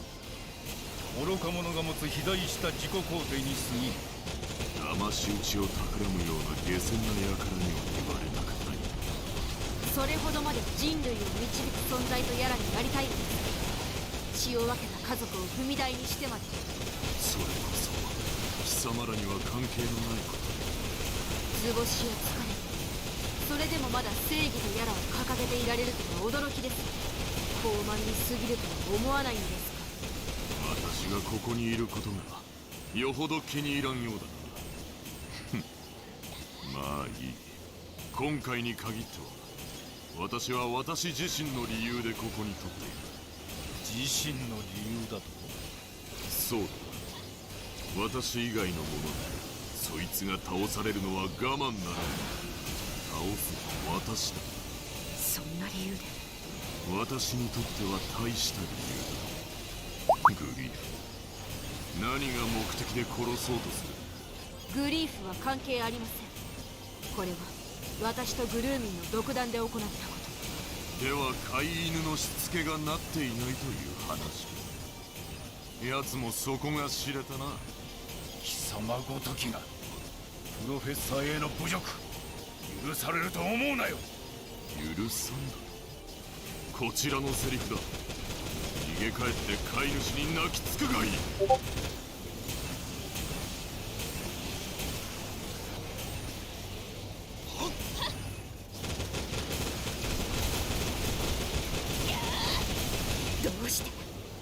して殺せないのですか。こうなったら相打ちになってでも。やめろリグレット。プロフェッサーが正しかったということだ。ならば我々の使命はまだ終わってはいない。離脱すべきだ。わかりました。あなたを殺せなかったのは私にとっては誤算でした。ですが彼にとってはこれでいいのでしょう。あなたに使命があるというのなら果たしてみせなさい。すでに未来は決まっているのですから。作戦領域から全敵勢力の離脱を確認しました。戦闘態勢を解除します。スカイユニオンに領域の閉鎖を要求しています。少々お待ちください。撤退したか。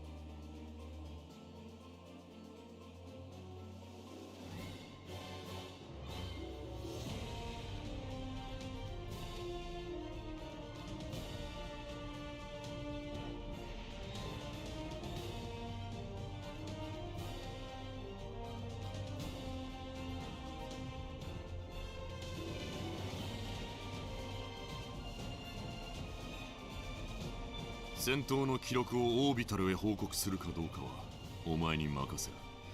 礼はいらん。いや、そうじゃないな。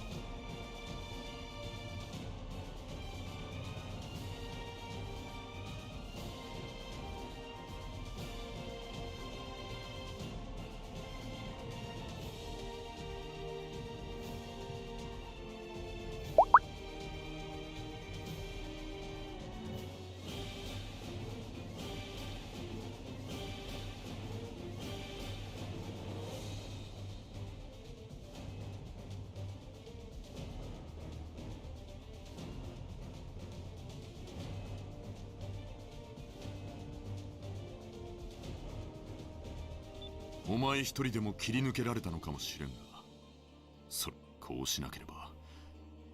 そしてお前と肩を並べ。スカイユニオンから返信。作戦領域の閉鎖が承認されました。本件についての記録をアーカイブにしました。オービタルへ訴え出るのであれば重要な証拠になるでしょう。ですが記録の処置について私の判断するところではありません。あなたの自由です。帰還シーケンスの構築を完了しました。シーケンスを展開、ベースへ帰還します。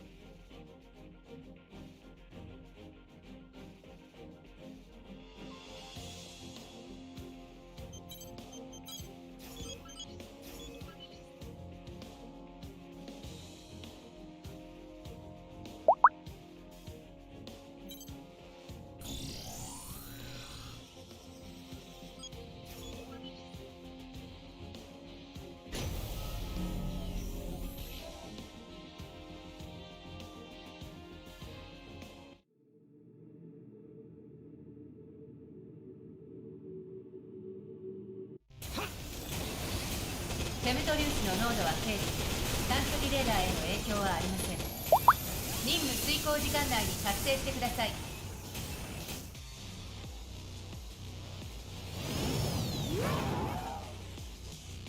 指示に従えば勝てる相手だ。行くぞ。この程度の敵など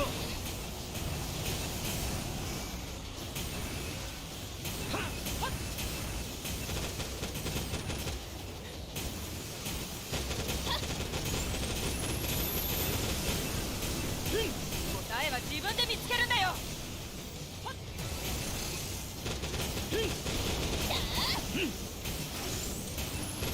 敵対勢力の増援を確認。増援で出現した敵対勢力を殲滅してください。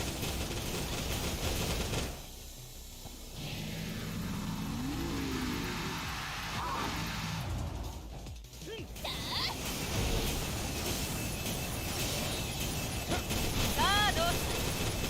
私は強いよ。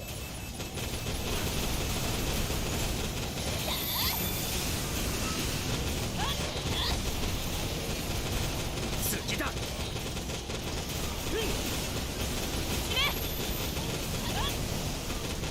敵対勢力の増援を確認。増援で出現した敵対勢力を殲滅してください。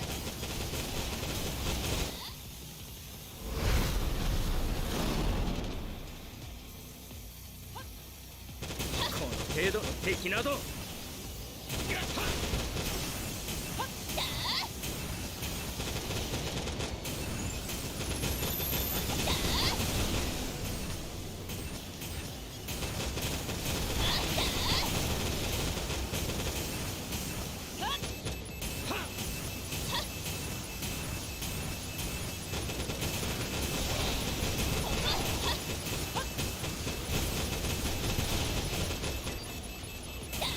オーダーの達成を確認しました。機関シーケンスを展開します。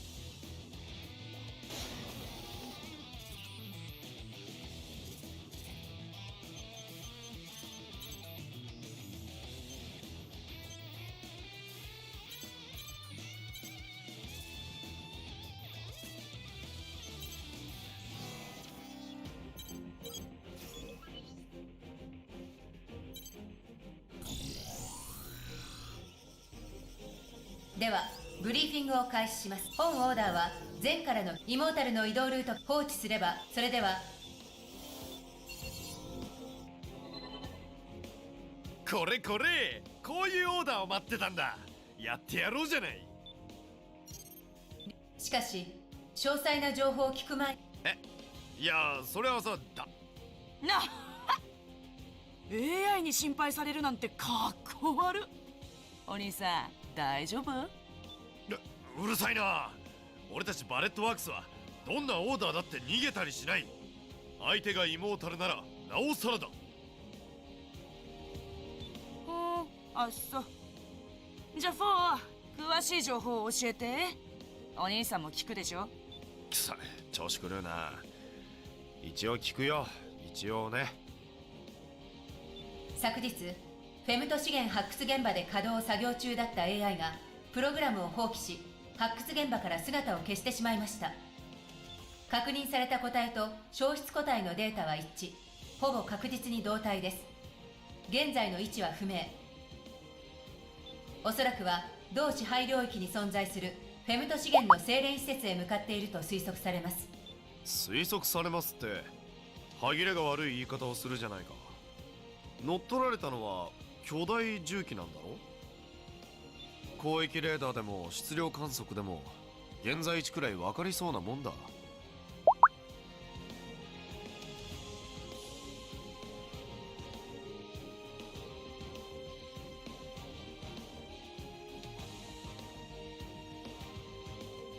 当該の重機が地中掘削用の重機なのです。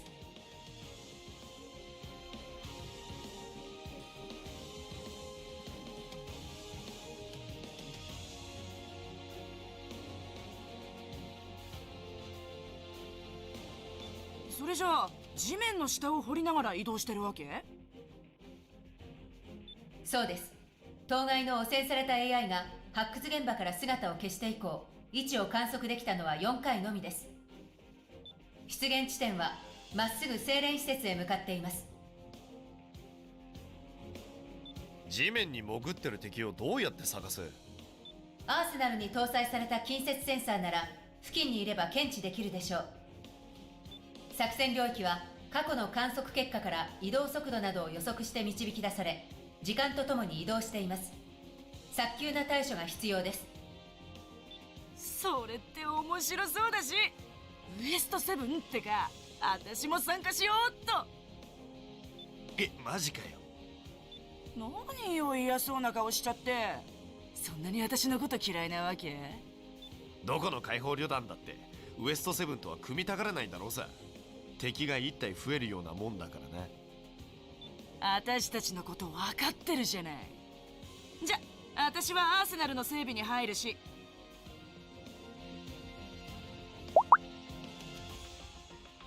お兄さんたち、背後から私に撃たれないように頑張ってね。ルーキーももちろんオーダーを受けるだろ。俺とあのイカれた女を二人きりになんてしないよな。俺もアーセナルの準備を始める。俺たち二人でイモータルをやっつけてやろうぜ。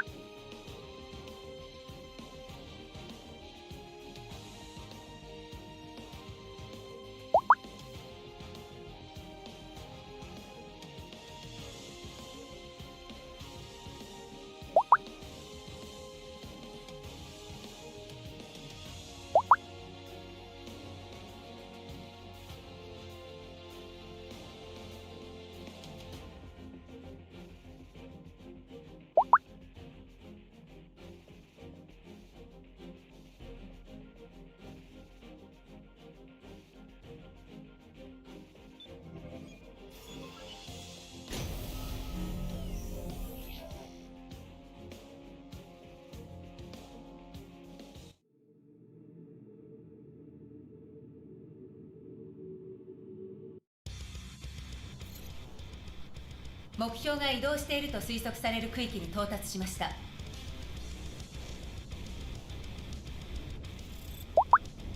フェムト粒子の濃度はほぼ皆無。レーダーに支障はありません。各センサーを最大感度で起動。データリンク開始。目標の汚染された AI を見つけ出し破壊してください。こいつか。情報より随分と移動速度が遅いみたいだけど。フェムト資源の精錬施設周辺は硬い岩盤層に囲まれています。おそらく岩盤の掘削にこれまで以上に時間がかかるのでしょう。遅くなったのはいいけど、これってどうやって引っ張り出すわけ？見てるだけじゃ拉致が開かないし。地中から高エネルギー反応を感知しました。これは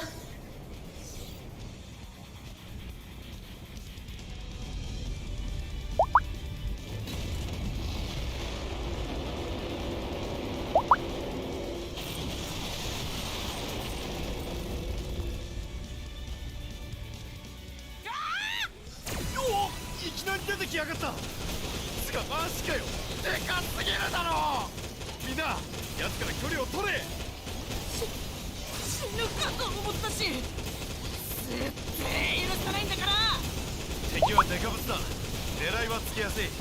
何の用があってわざわざ地中から出てきたのかわからないが、今がチャンスだな。オーダーを始めるぞ。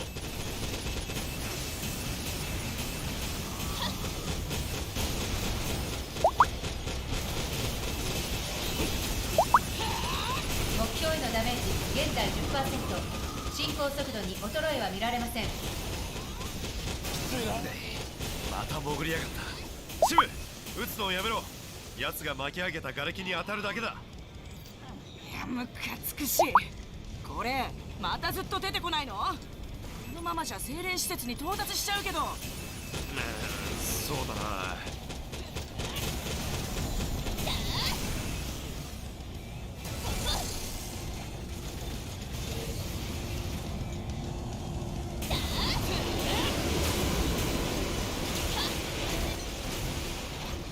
再び高エネルギー反応を感知。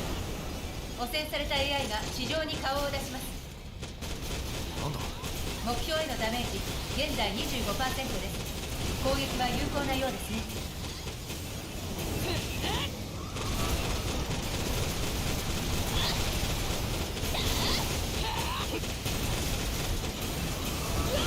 自分に焦るぞ。どうすっかな。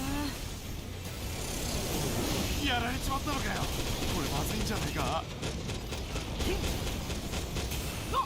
また潜ったし。これじゃ全然攻撃できないじゃん。めっちゃフラストレーションじゃん。ルーキー、どうにかして奴を地上に留められないか。何か方法があるはずなんだ。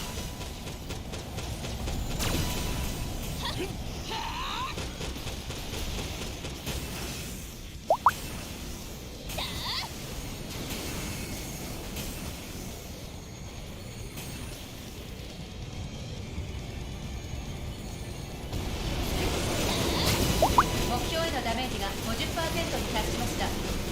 重要施設に到達される前に破壊してください。再び高エネルギー反応を感知。汚染された AI が地上に顔を出します。出てくるたびにいちいち高エネルギー反応を垂れ流すのは何なんだ。高エネルギー反応は汚染された AI 目標へのダメージが 75% に達しました。コアからフェムト反応の流出が認められます。攻撃を続けてください。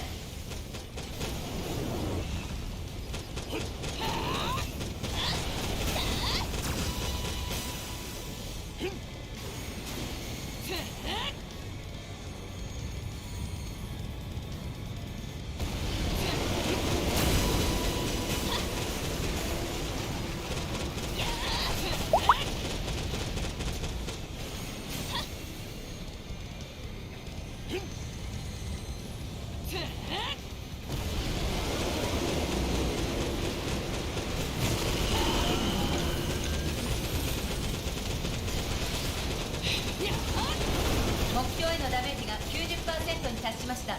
コアの崩壊が始まっています。もう一押しです。自分に焦るぞ。どうす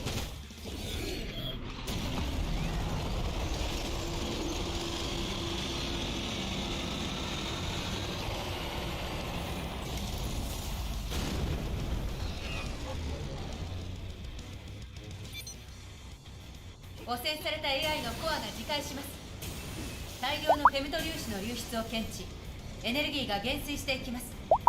目標が停止、自立行動は不可能と判断。オーダーを達成しました。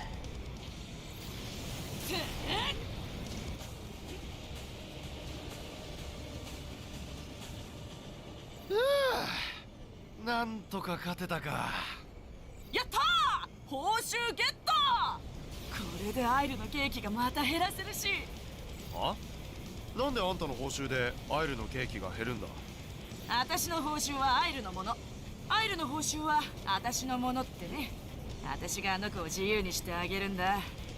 よくわかんないな。それにしてもイモータルの目的は何だったんだ。まさかフェムト鉱石が欲しいってわけじゃないよな。そんなのどうでもいいし、早く帰ろう。私も機体も埃まみれだし。それもそうだな。そう、機関シーケンスを展開しろ。了解しました。各機展開されたシーケンスに従って帰還してください。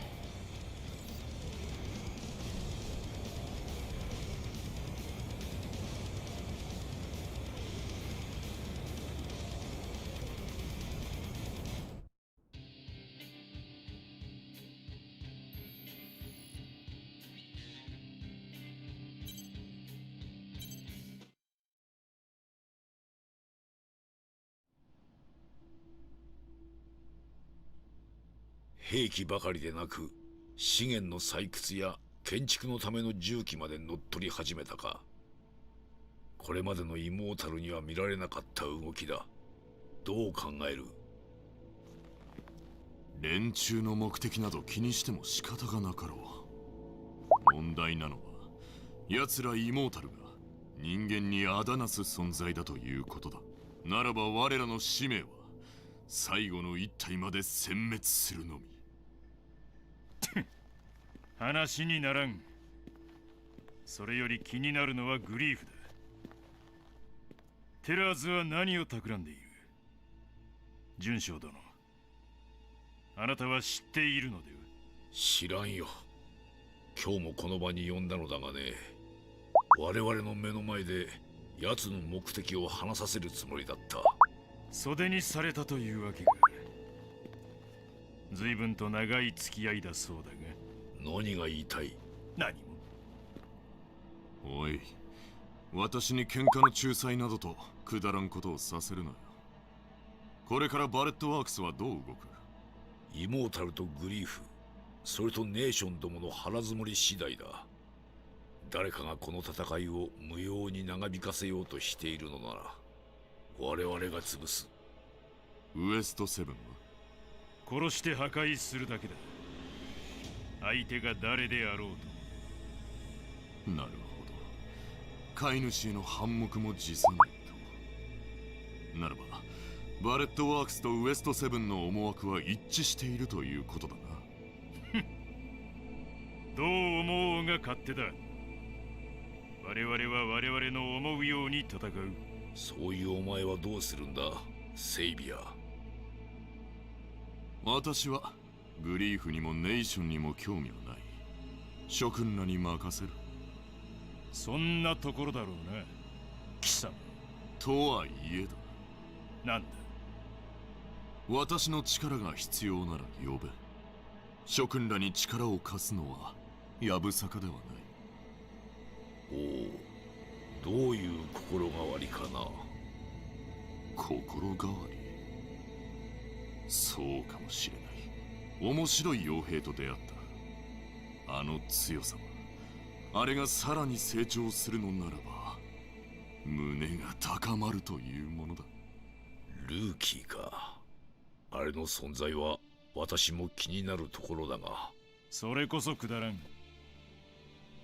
ただの一兵卒を買いかぶって死ぬのは勝手だが、巻き込まないでくれ。我々は戦争のための駒だよ。あいつも例外ではない。我々は戦い紡がれる糸に過ぎんか。そういうことだ。尺だかな。話は終わりか？今日のところは。では私も失礼する。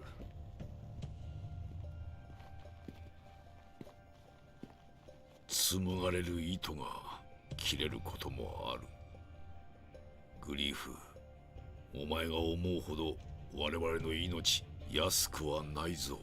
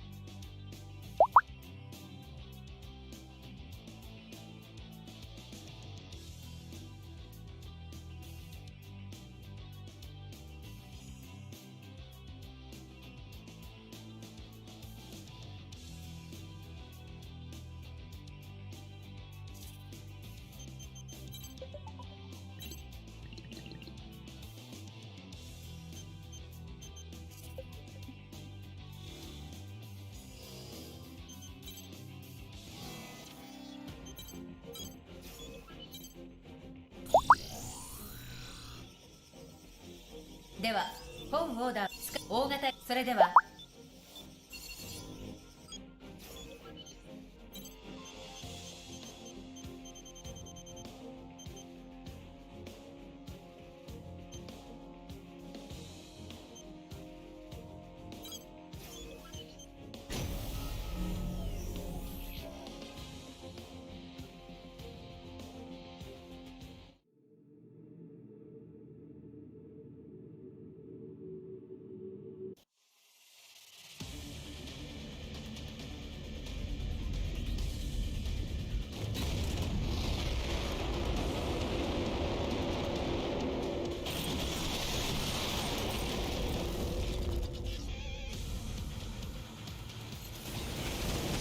作戦区域に到達しました。フェムト粒子の濃度は軽微、短距離レーダーへの影響はありません。オーダーを開始してください。結局はここに戻ってくるのだな。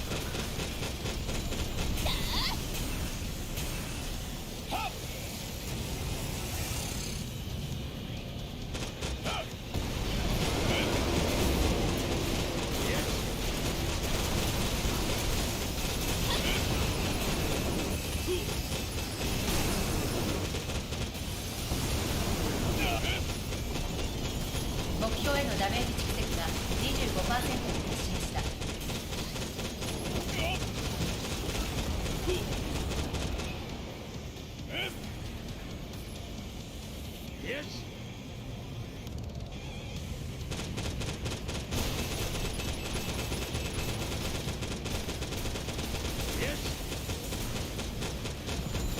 オードブルとしては及第点ですかな。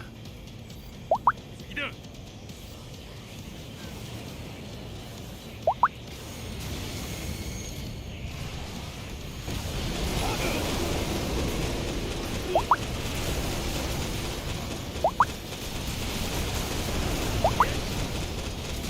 モータル攻撃特性の変化を検知、注意してください。目標へのダメージ蓄積が 50% に達しました。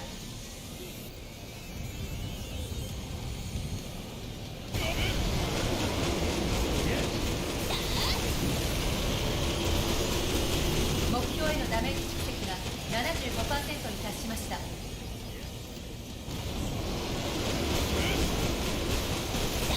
目標へのダメージ蓄積が 90% に達しました。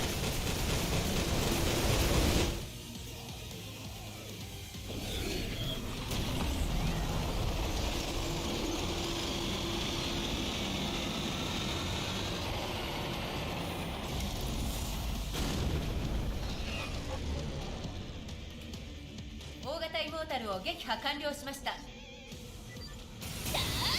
オーダーの達成を確認しました。機関シーケンスを展開します。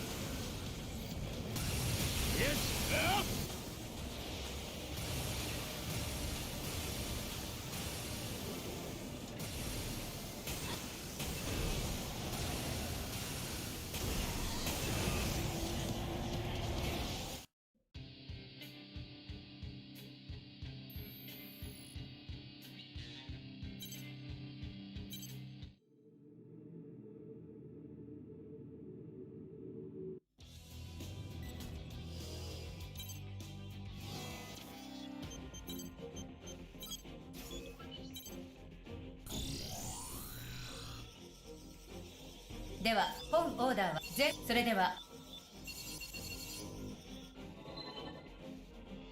ゼンが自分の領域内にある保有施設の調査を依頼してきた。目標の施設はしかしネズミ面白い私それがそのオーダーシェルがおいレディーファーストという言葉も知らないなんて、これだから野蛮な連中。あんたに言われたくないな。まあとにかく僕は兄貴と一緒にあらあらとすまないがこれは任務であること。兄を信頼しているのはわかるが頼りすぎるなということだ。私も準備に。今回は仕方ない。他のオーダーを探すことにしよう。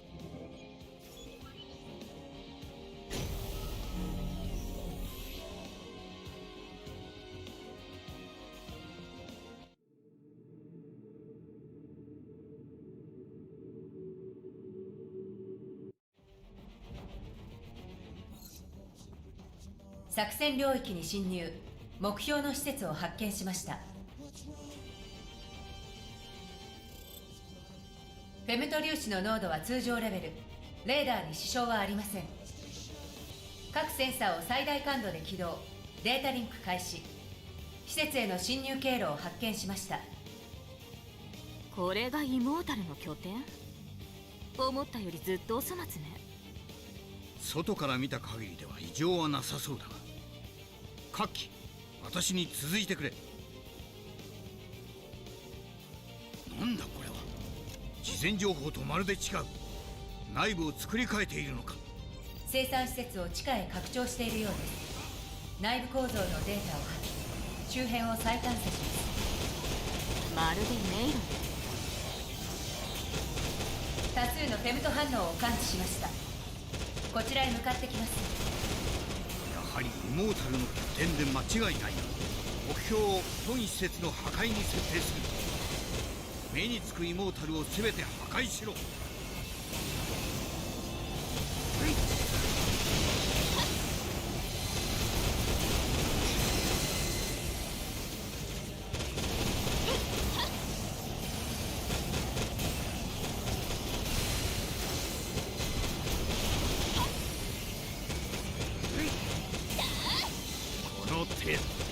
倒したところで戦果にすらならん。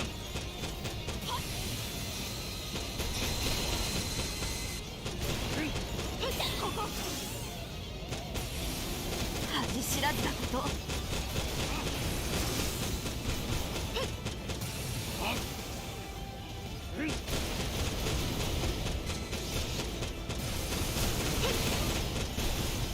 何？庶民の知恵？撃墜数更新といったところだ。数えている余裕などないが。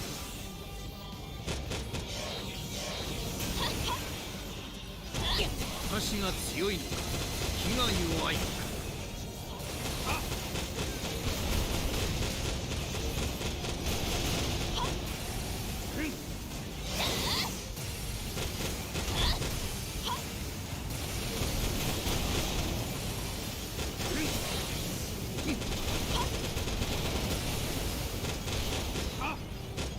約束された勝利のために。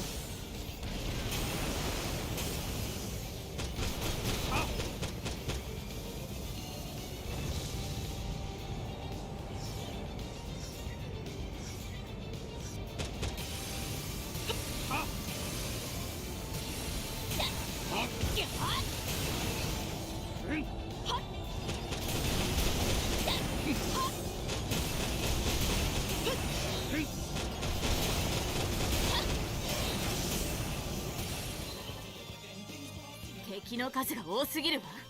施設を破壊し。ルーキー、ネメシス、おとりを頼めるか。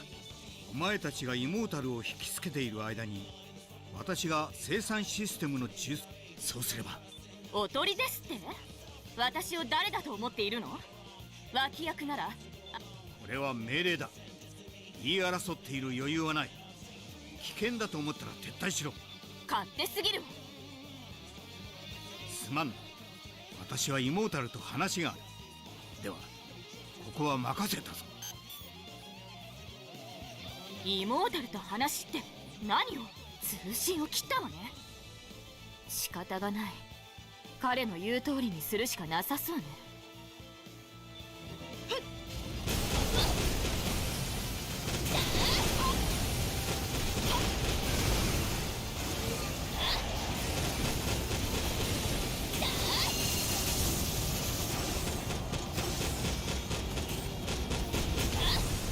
約束された勝利のために。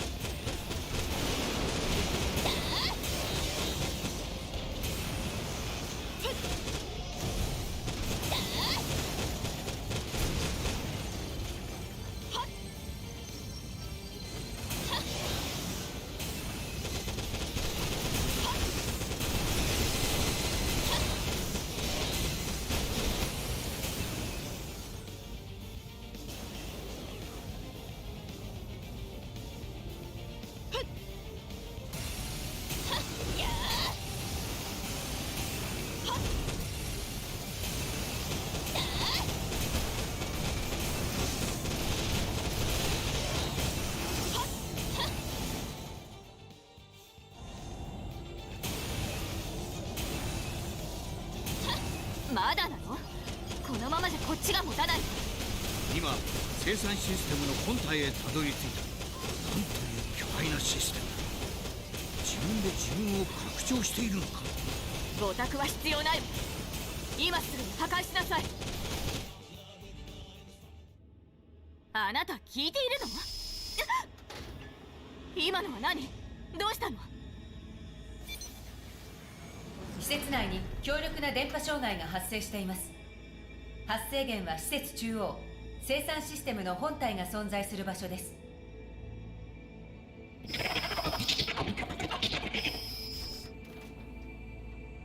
このメッセージは何？どこから送られているの？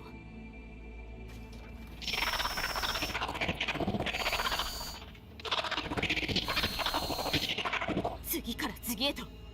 4、状況の分析と報告を。この施設の自爆装置が起動されました。速やかに施設の外へ退避してください。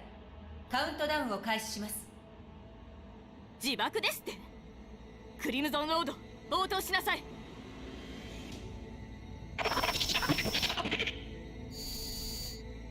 施設から脱出するわよ。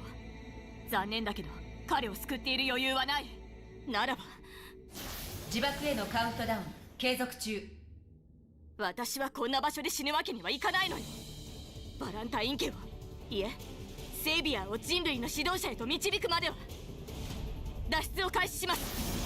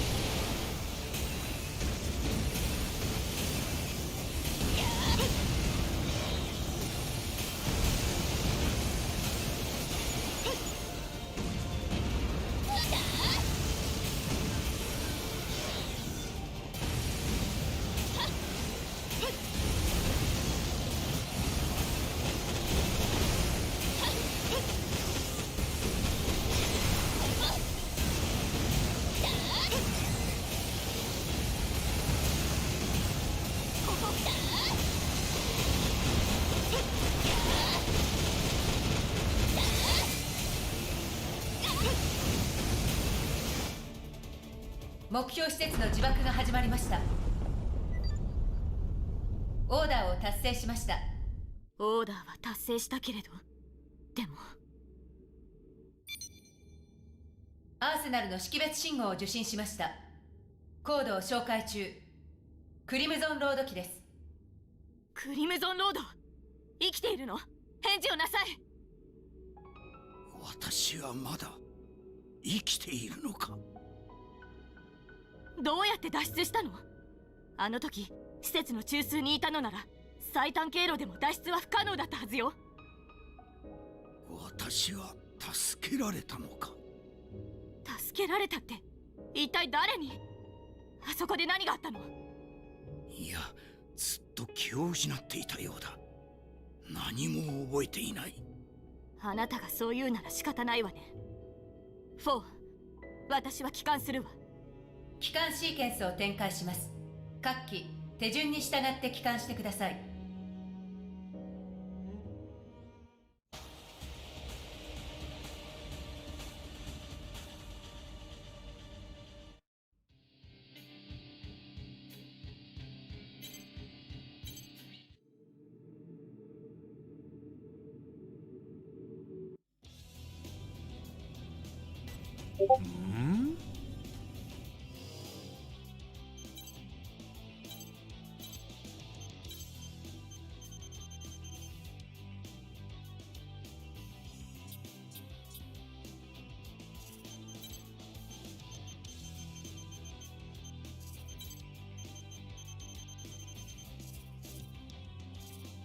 で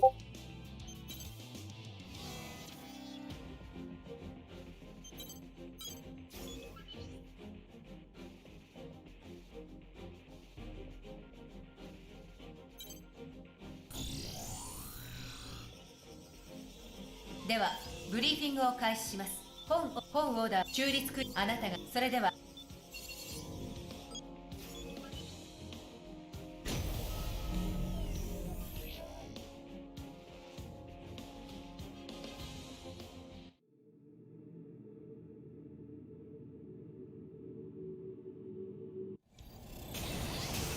フェムト粒子の濃度は軽微、短距離レーダーへの影響はありません。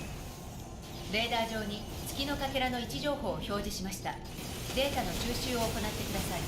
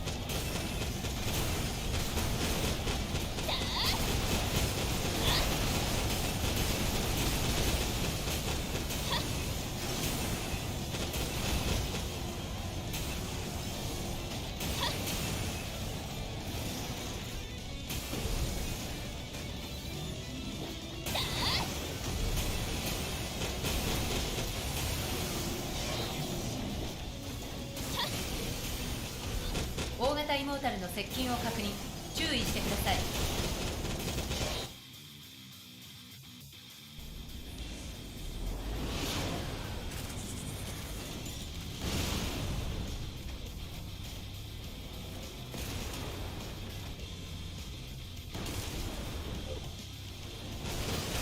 大型イモータルの支援 AI 増援を確認しました。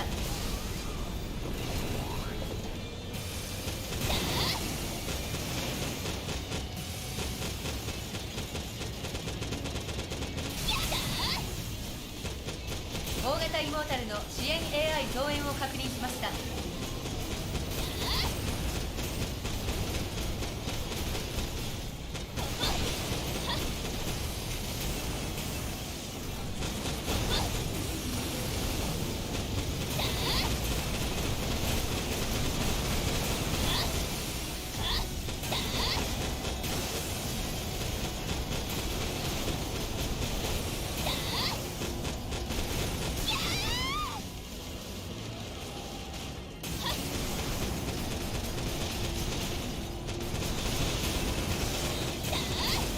目標へのダメージ蓄積が 25% に達しました。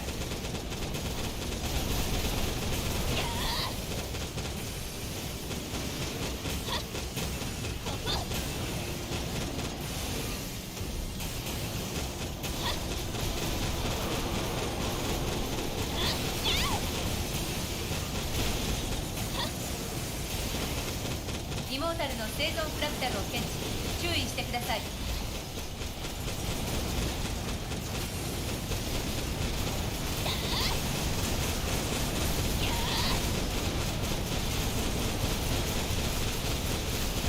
目標へのダメージ蓄積が 75% に達しました。目標へのダメージ蓄積が 90% に達しました。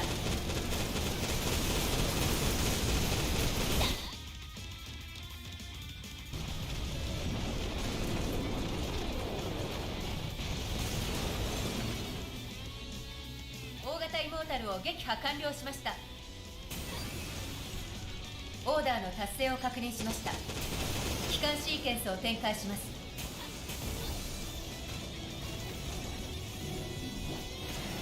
敵対勢力の増援を確認、注意してください。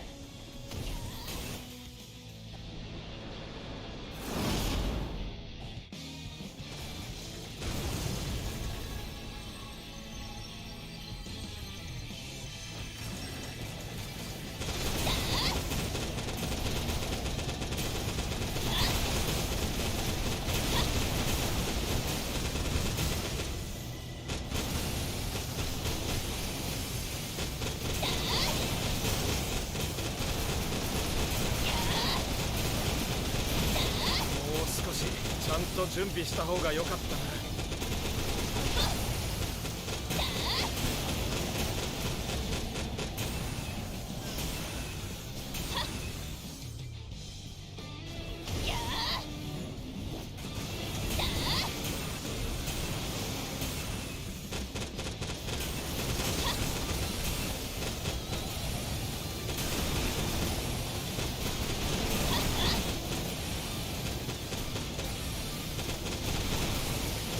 かなり損傷してるが、僕を倒すにはまだ不足だな。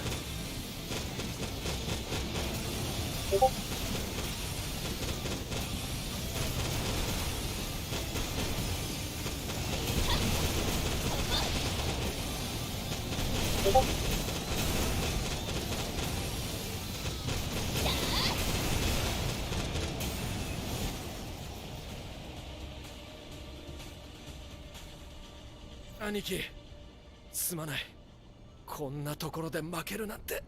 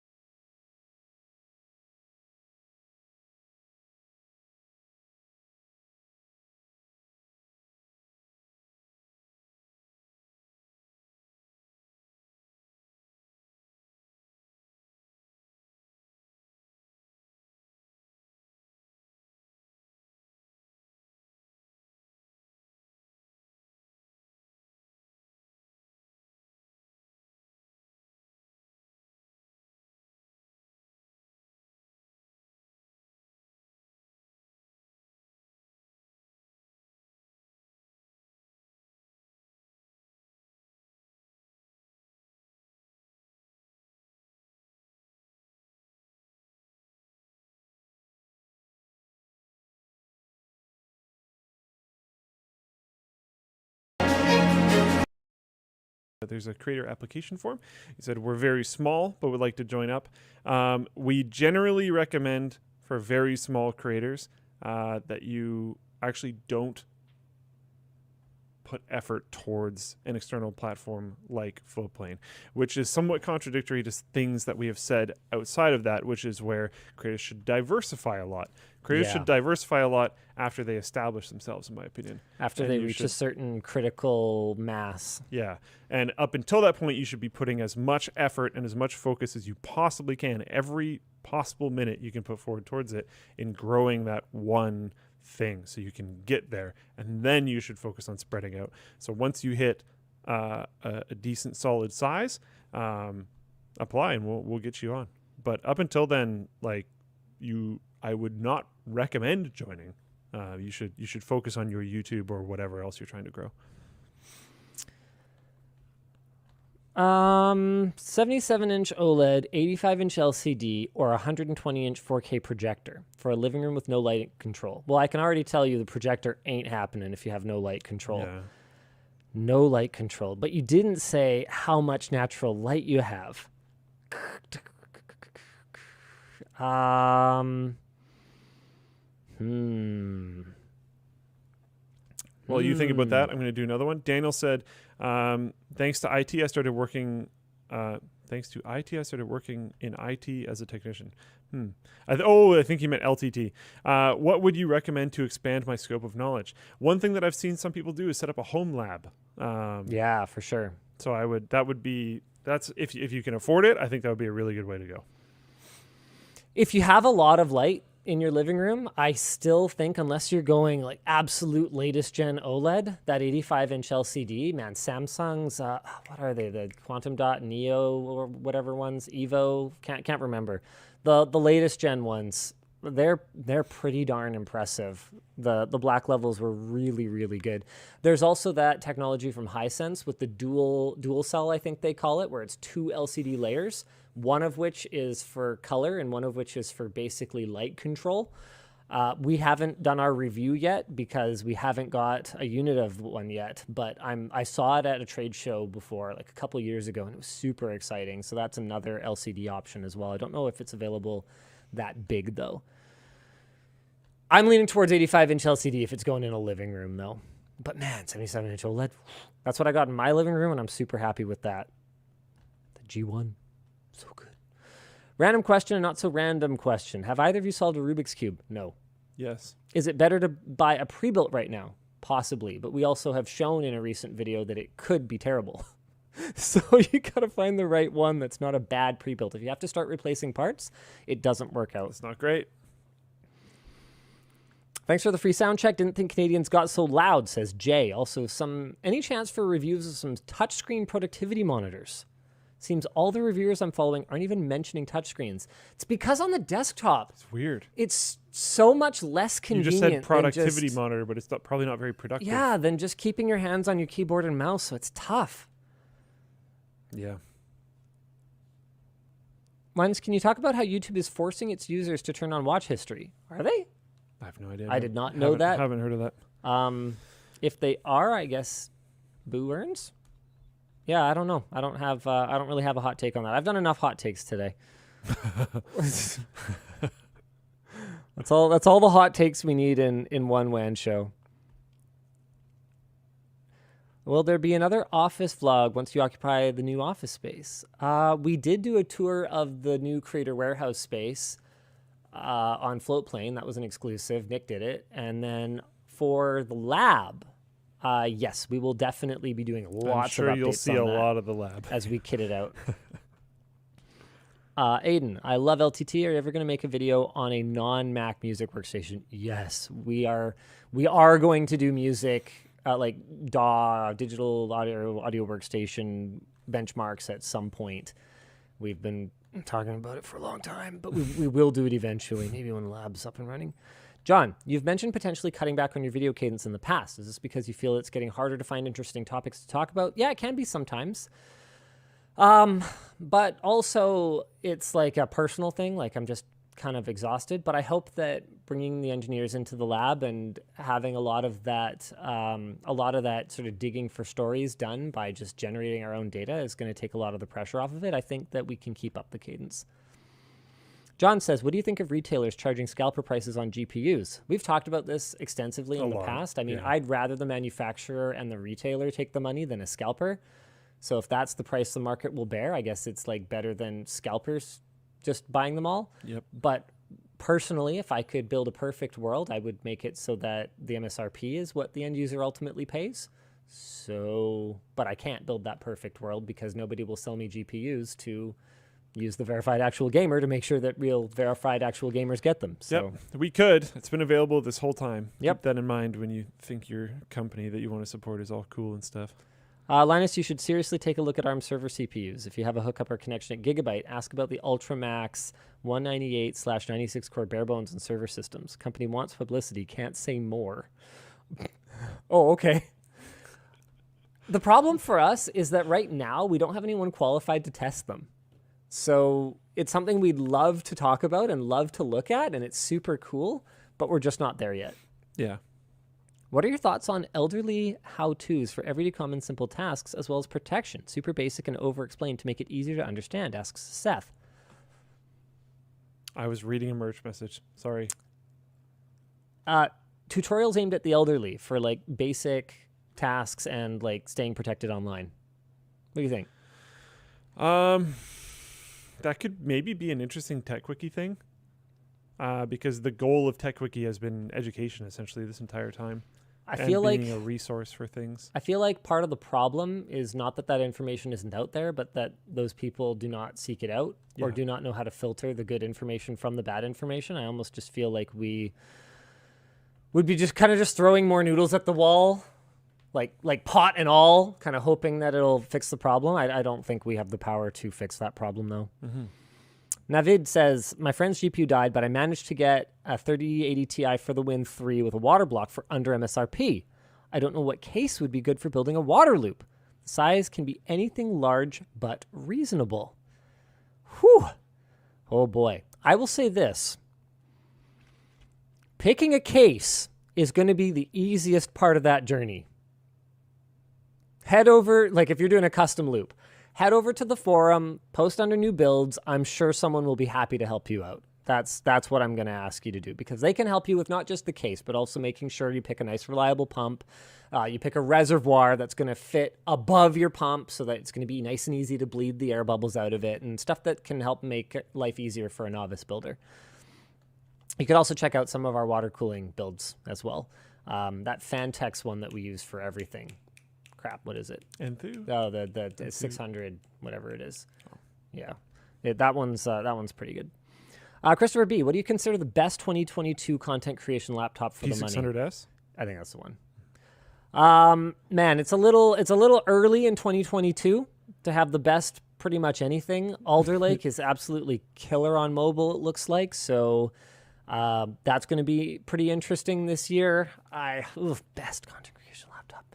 You know what? I'm afraid I simply cannot answer that question until I have an entire lab behind it. What's the latest? That's going to be my go-to a lot. It's a pretty good one. What's the latest on non-Facebook VR headsets? Super excited about LTD Labs. I don't think there is a lot, really. It's been fairly dead space. Yeah, I mean... Hopefully because people are just quietly working. But I got the Pimax ones in for review, the 5K and the 8K, and the problem for me is that they seem to be designed for more like an Asian bone structure. So my generous honker here interferes with the plastic casing. Yeah. It's extremely uncomfortable. Yeah. Okay. Like I basically didn't use my VR setup for a month while I had it plugged in. Oh, and then last night I was like, this is stupid. I'm just going to unplug it. I tried to keep it there to make myself review it. But you just weren't doing it, yeah. But it's not a good sign, okay? When the product is so unusable that I would rather not do something I enjoy at all than use this one. Yeah. Yeah. We're getting there, actually. JTW, do you view a difference in blocking an ad versus blocking the various advertisers and analytics trackers in your browser? So that's getting into way, way more sort of nuance than really I ever intended to dive into with this topic. The point was the price is set by the seller. Your options are pay the price and consume the content, don't pay the price and don't consume the content, or privateering. Privateering. And you make the choice. Yeah.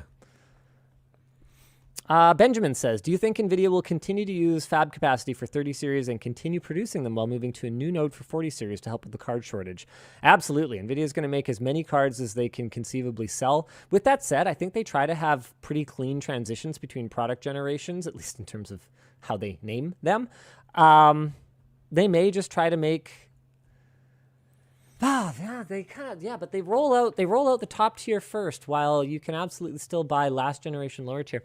Hard to say. Yeah, probably. I'd say they're going to keep doing their volume at the lower tier of the 30 series, even once they've brought out the higher tier 40 series. That'd be kind of their jam. Oh, they'll do some good old fun rebranding. And finally, is the 6600 XT worth the $150 premium over the 6600 in your opinion? That doesn't come down to opinion. That comes down to find the games you want to play, look at a review at the resolution you play at, and you decide. Do you need that extra bit of smoothness? Only you can answer that question, JCar. And only you can end the WAN show.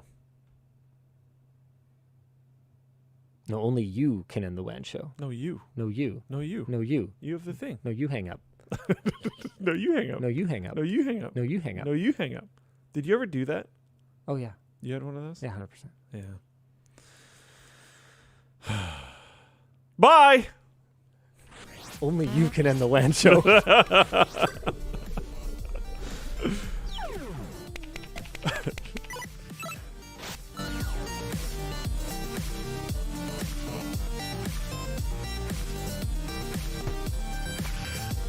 We're still live, by the way, but the flannel was a bit of a success. Kind of worked out. I saw a lot of purchases for the flannel that were saying that they were buying it for their girlfriend or their wife or whatever else. I find that very interesting because it's just the little black on black badge. Oh yeah, we didn't even talk about how stealthy the branding is. Yeah, we're really trying to like get away from merch. I love stuff like this. Love stuff like this. Have always loved stuff like this because if someone walks past you and they know, then they know. They're like, "Hey, see, I know that thing is there. I can probably read it if I want to." Yep. But if not, it just looks like a flannel with a little black badge. Yep. Really cool. And we're dead.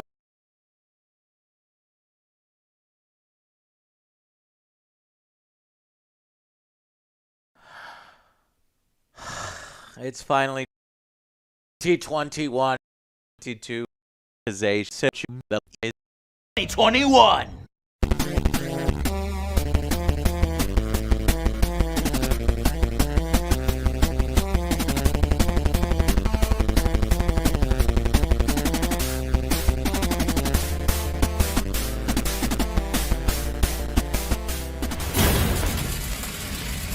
Number 10.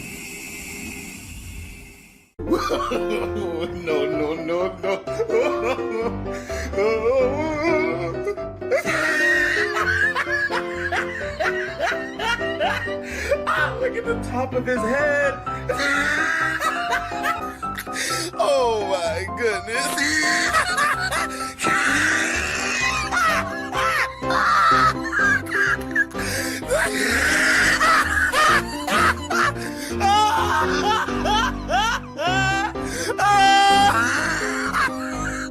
What the fuck is this? Look at this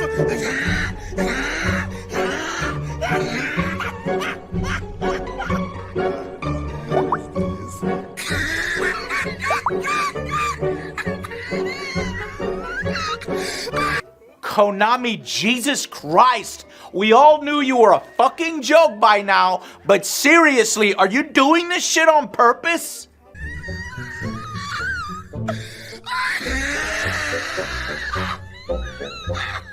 Oh my God. Oh my god!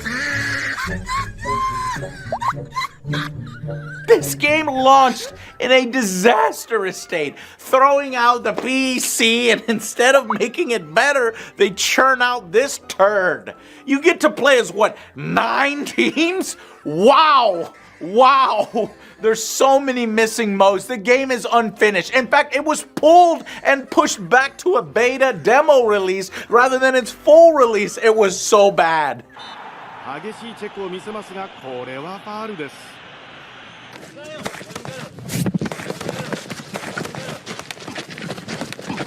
Fight back, nigga! Fight back, nigga! Fight back! Numerous server issues will crash your games online. The only way this shit works is local play, which me and OJ played. And because it's a soccer game, and there was a bit of fun, but FIFA is so far superior in every regard. FIFA, a game that sucks, is far better. Everyone feels the damn same. The game is so friggin' simplistic. Then you've got literal monsters screaming their heads off as their mouths open ridiculously huge like a horror movie. But are in fact glitches. A particularly amusing one is the faces some players pull when performing celebrations, which really does push the limits on how wide the human mouth can believably open.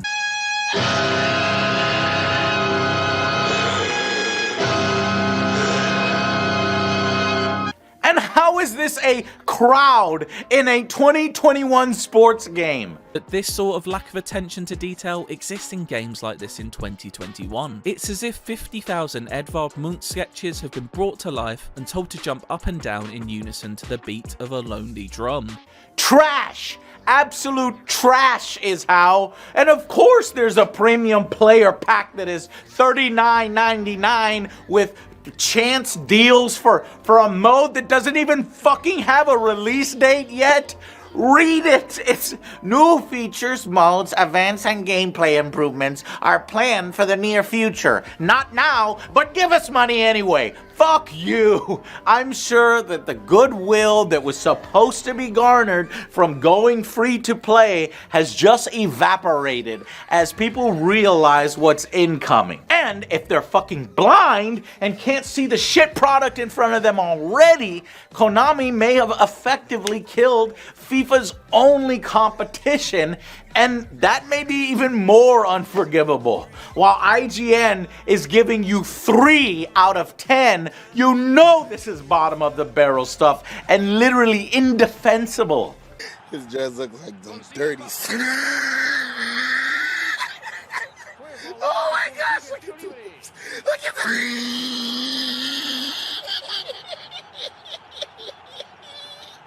Oh my god.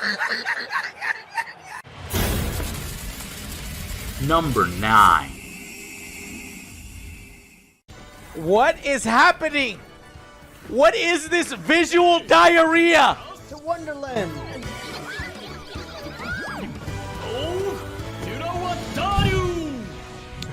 Children, don't go anywhere with that, man. New Sonic. Balan Wonderland made me physically sick to play. Dude, okay. Oh man. Yeah, that was weird. That actually made me feel sick. What is this? Is this like Sonic 3D? What is this? Oh! Stop it! You want to make your players sick? God, the music. Oh, please don't do that. Why are you doing that with the world? What the fuck? Definitely need to be drinking for this one. Who the fuck thought it was a good idea to have the entire world bending around you as you're fucking walking forward? Are you shitting me? Oh shit! Fucking die! You did it! I don't know what the fuck you did, but you did it! Fucking die! Is this game made for like babies? Yeah. And if it is, then like why is it not more helpful? Oh no, are you gonna follow me?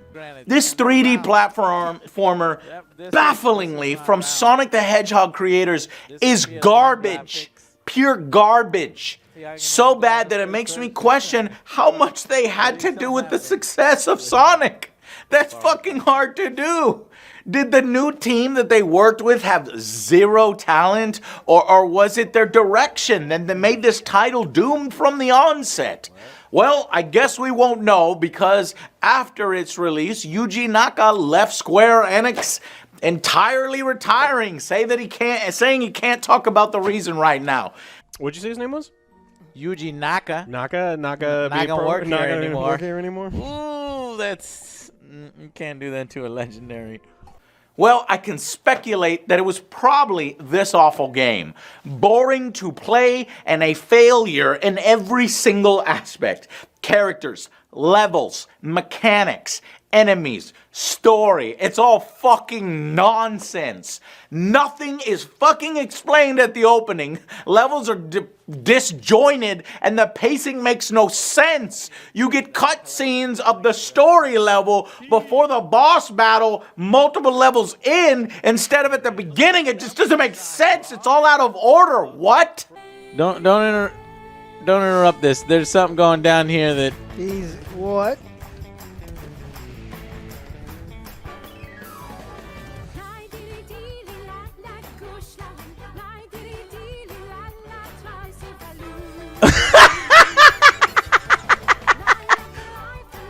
What the fuck?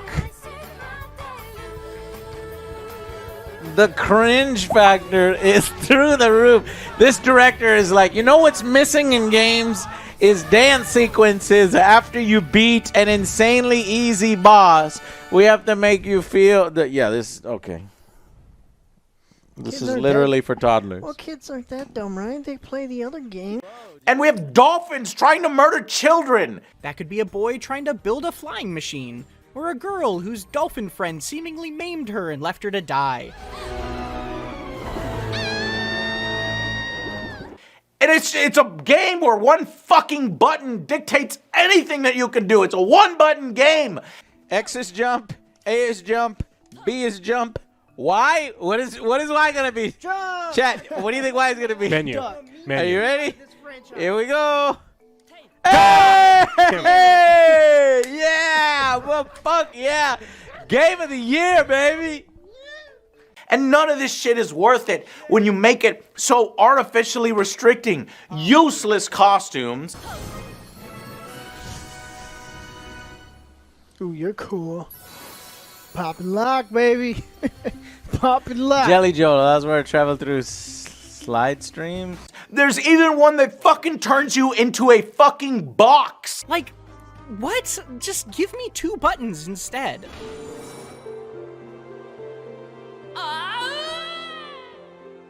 What?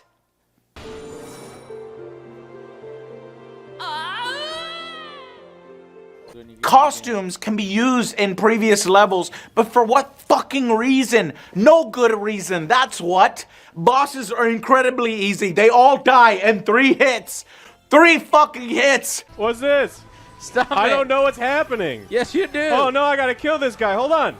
Oh, I got him. Oh, well, you didn't It was need so it. great. Look, my strategy was flawless. You just don't know. That was pretty hard, wasn't it? The levels are tied together with a pointless garden hub where you feed these bird thingies that are probably the best thing in the game, but it builds stupid. Doing that builds stupid shit that does nothing. You will literally stop collecting the crystals to feed the birds when you realize it does nothing. Awful QTE levels with our hero. It's just baffling. Forget it. Just forget this game ever happened. I don't want to live anymore. It's like that family member that never gets spoken about because everyone is too fucking ashamed. Well, it's like Sonic, Sonic's family. Sonic would be mortified if he ever met Balan. Balan is a bad game where the developers have clearly hired some fucking fake reviewer bots to pump the score on Metacritic. You should see the user score with some of the most hilarious 10 out of 10 ratings I've ever seen with similar language and syntax, and they all rated one game. Balan, I guess because it was crowdfunded and there's some weirdos out there, is $40. $40 too much, even for young children, even for toddlers, even for babies. Balan sucks.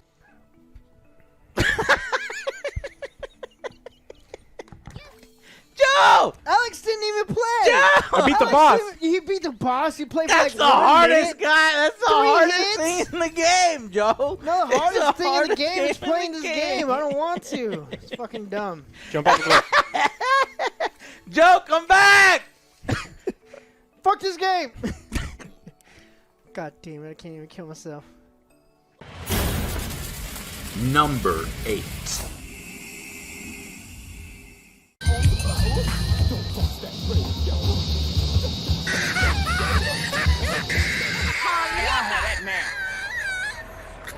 Oh my goodness.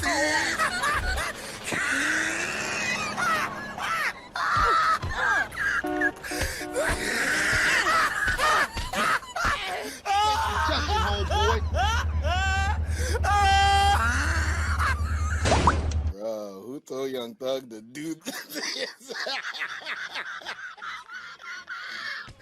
His dress look Only like one of dirty. us walked away.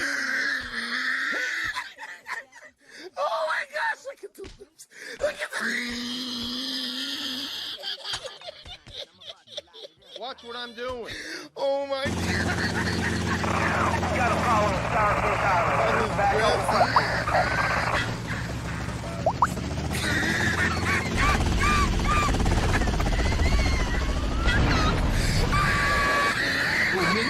No, never. The car is on fire, Clap! I'm always crashing, CJ. We're burning, fool! Grand Theft Auto, the trilogy, definitive edition. The epitome of lazy development. How the fuck Rockstar, a company like them who takes all the time they need to release something, how they can approve this coming out in the state that it did is absolutely unforgivable. They should have known what's up, but they don't give a fuck because the game is straight up broken at release. It was half-baked and completely buggy and glitchy. How you doing on the Fetty? I'm kind of short, you know. Crash took all my paper, man. Left me with nothing but small change. Here, get yourself a beer, son. I'll catch up with you. Cashing in on the nostalgia, stripped down versions of the animations, awful character models. But I also didn't expect modeling that both manages to somehow look like pieces of Lego, but then also look like sloppy, boneless noodles. I'm down, dog. These have to be mobile versions just blown up into PC ports without any fucking love and care of the originals. The only positives are faster load times, yay to this broken shit, and weapon wheels to make getting to the guns faster, which would have been helpful if the audio targeting worked half decently, which it doesn't. Hey, what's this? Is snail support?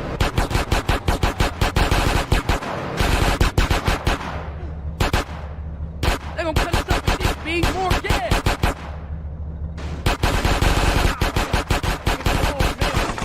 We ain't cruising for geriatrics. Resolution is now up to 4K. Whippy! Jaggy's fixed. Woohoo! Updated facial models and some dynamic lighting. Only none of those things were executed in the way they should have been. So what you end up with is a fucking horror show that will have to be patched a shit ton. Rain is rendered fucked up.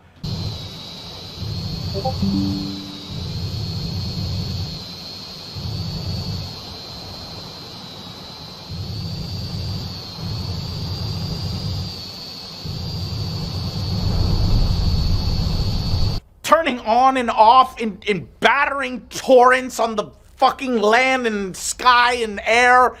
And what the fuck is up with these faces?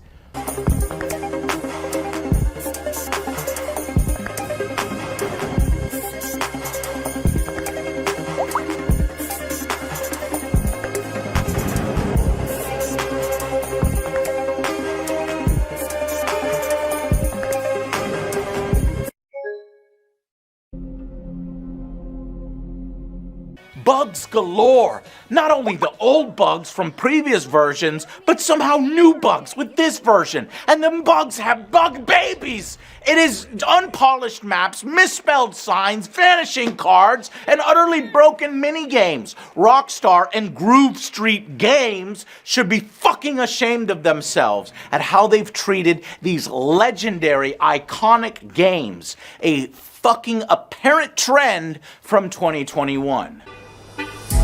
Goodbye.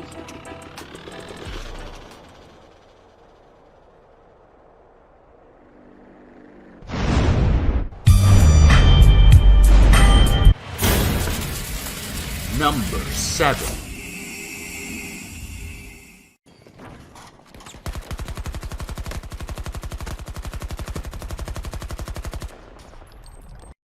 I'm sorry, I don't play video games that lie to me, you know? I mean, I just don't participate in that. I don't believe in it. I think it's wrong, you know?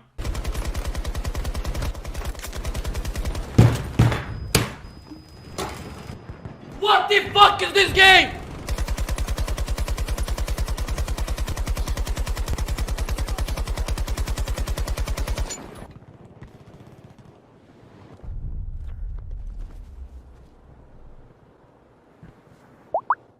This is hard. And hold E. I almost died. I'm inside the building. Inside. You clipped into the building. I can't anymore. Talking about ruining legendary franchises, Battlefield 2042's launch state. I thought I might actually get out, but I didn't.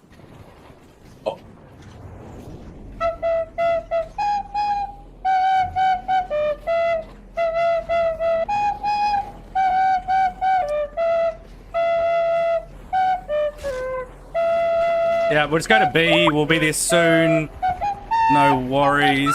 Yep. Off the B flag. It's around this direction. Yep. Yep. This direction. Yep. I think we're going the right way. Yeah, we're going the right way.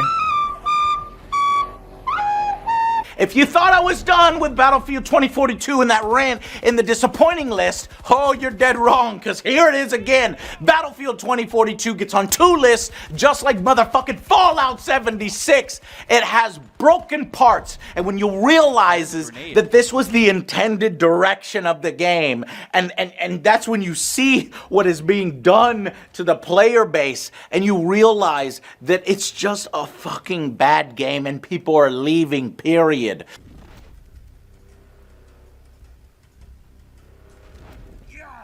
Angel does it again. I told you to keep up. No. Don't do that. Shut up. The launch state was even worse than it is right now. And that's why we're here on the list. I was shocked. Let's go, boy. Can't even turn left or right. Rate of attrition is dangerously high. What? It's not Battlefield. I didn't even want to play the damn thing for more than a few days. That is a bad game. Something that has never happened with any other Battlefield. There were so many crashes, so many hit registration issues. It was like I was playing a first-time developer game who like developed a piece of crap game and then were given the reins to a massive franchise and they just buckled under pressure. The maps are garbage. The variety of guns is hilarious. The vehicle spam and balancing, garbage. The specialists, garbage. The broken and disabled shit is garbage. Some of the specialists were broken and disabled from the beginning. Don't be sad. This is just how it works out sometimes. Mechanics on some mat, garbage. You couldn't even fucking win on some breakthroughs. Here we go. I'm going up the elevator. Let's do it. Let's die in 5 seconds. Fire.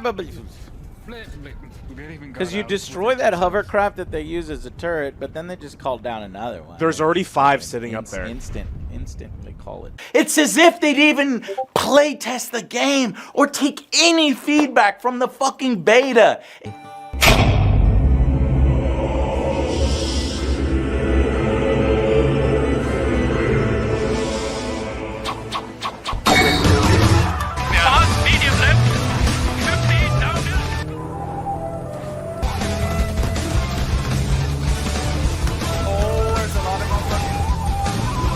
And I'm the first person to stand up and say, this is fuck, this is not right, this is not cool. This is fucking bullshit. This is fucking bullshit. It was a preview demo. That's what it was. That beta was not a beta, it was a fucking demo for people to play $120 for early access to the shit game. The audio, garbage. In a franchise where the audio has always been fucking king and fucking amazing. It's now garbage. The soundtrack, fucking garbage. Don't get me started on that.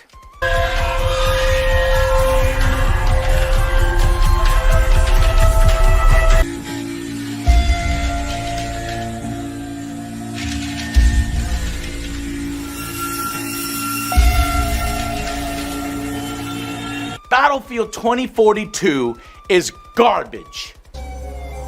Oh, guys.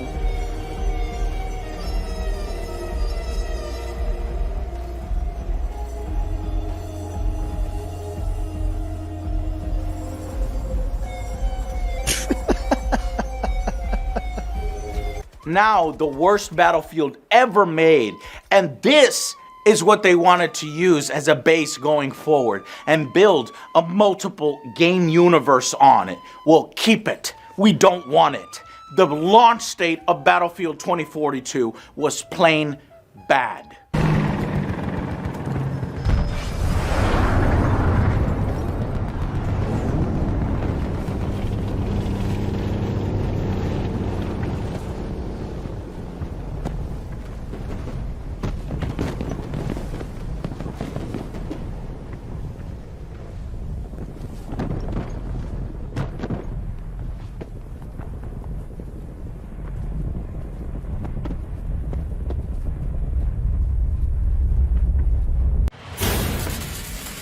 Number 6. Bunch of other things. Microtransactions. Micro. Are you draining his Micro. wallet? Yeah. DLC. It's costing Zen. Micro. to do this. Ultimate attack expansion. It's a broke spot is now. Booster pack. Magic Legends. A game so bad, it never even fucking came out. They canceled it. They said, yeah, this ain't gonna work. Get rid of it.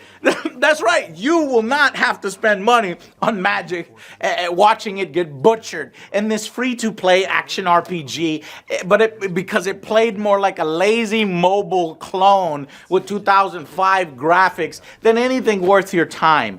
Instantly forgettable. I almost forgot about it with its story, its art direction, zero uniqueness, it's just a clunky interface, horrible voice acting. What am I? What am I, fucking blue? What did you do?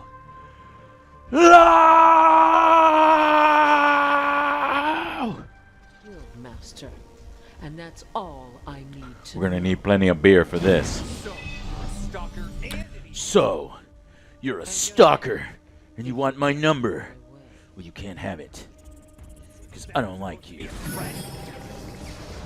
nonsensical loot, a gameplay loop that involves trashing brain dead AI with various class abilities. The one thing that it had is the skill rotation / deck building that would randomly swap your abilities out. It was supposed to be unique, but it was like kind of pointless and arbitrary. You could only use 4 instead of 12. It's like especially when you're trying to build a fucking synergy and strategies, you can't. If you can't do what you want when you want, then you can't build a fucking thing that you want. There was no real sense of progression, and you can tell that they were intending to pretty much piecemeal the entire Magic the Gathering universe into bits and pieces and throw them into their fucking cash-shopped and nickel and dime Magic IP fans. No thanks. 4, 5, 6, 7, 8, 9, 10, 11, 12, 13 different types of currencies! Are you out of your mind? A mindless grime that no doubt would have had this pointless progression system that was going to take advantage of time gates and paid upgrades that rise and make it more difficult as you go along, while your ability to earn the free currency was probably going to stay flat. It's not like it would have worked with these quests being so boring. The side quests, oh my god, it's like random events. Kill 5 baddies, or collect a mana pillar by killing baddies, or fight a zone boss with no real end game. The idea of this game, the action RPG, may have been great in the Magic universe. It just wasn't executed in the best way. Very dull. And I think the publisher and developer slowly realized that and said it to themselves that this is not going to work out as they had hoped, and as a new way to monetize the fan base. So they scrapped it. Thankfully, there might have been something to exploring the Magic universe in a new, unique way, but this one wasn't it. What? 199. Holy shit, I don't know. They don't often go that far. I mean, almost every single mobile game stops at best deal $99.99, right? But this one's like ultra best deal $199.99. Uh-oh. Number 5. So what's worse than a game that didn't even fucking come out? Fucking Madden 22. Garbage! It looks the same!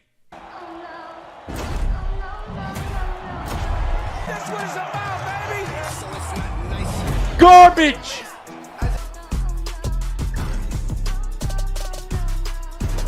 Pathetic!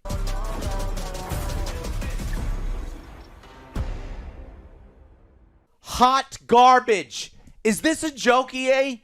A game that did come out, unfortunately.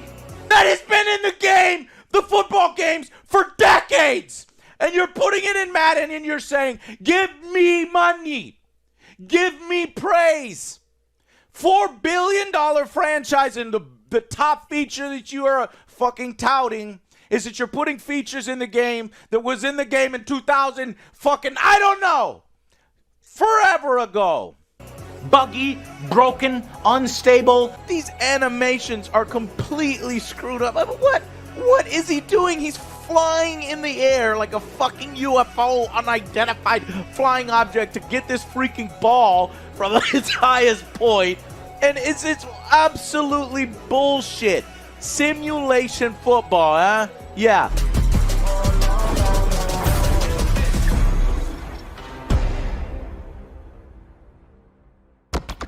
I have an hour and 10-minute angry review and rant of this year's Madden and how fucking broken it was. $1 billion and this is the best you could do for halftime? Even fucking NFL 2K5 had cheerleaders with physics. Madden has nothing, not even fucking refs on the field, which they removed years ago. And only when you do see them in the background, they're glitched out monstrosities. How? We'll see if the Super Bowl celebration is the fucking same. Hold up the trophy. We'll see if the Super Bowl celebration. Visual glitches that have been in the game for 5 years are still there and have not been fixed. So if you want the details on that and how this franchise continues to butcher and monopolize simulation football, go watch it. But to summarize, Madden fucking sucks, don't buy it. Same. 19 and 23. Look at number 21. What the fuck? Look at 19 and 23. It's like neck, no neck, neck, no neck. Hell? With the same fucking face! All it does is generate the millions and millions of dollars, billions in combined Ultimate Team mode money from sports gamers, and they can't be fucking bothered to pull their thumb out of their asses and reinvest a little bit of that into improving their game engine or their fucking game. We couldn't afford to get the refs the same visual quality, and so we had to make the tough call of, do we want them to continue to be detractors or not? And we didn't, so we took them out. What? What? $1 billion franchise and you can't afford to motion capture one fucking ref? Get out of here with your bullshit! My name's Ian Cummings. I'm an associate producer on animation and gameplay for Madden Next Gen.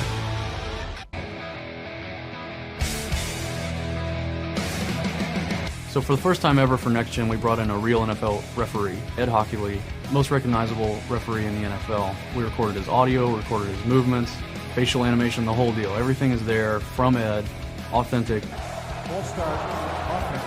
It's amazing the difference between us capturing an actor versus what Ed can do. So we're probably the most experienced at it. A yearly scam perpetuated by EA on all sports fans everywhere. And now that the real Madden has sadly passed away, brace yourself for EA to capitalize off his death and profit off it with their half-assed fucking game. Mark my words, it's coming. Madden Edition. Madden Edition. Great. But we've had a great partnership with EA, and it's continued to be the #1 sports game. And so we're delivering the fans something that's a great quality, and proud of that partnership.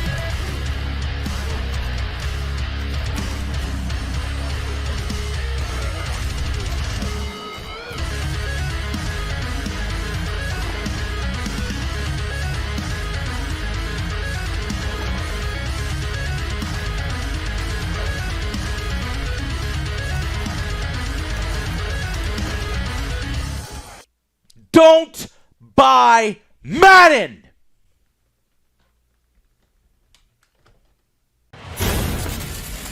Number 4.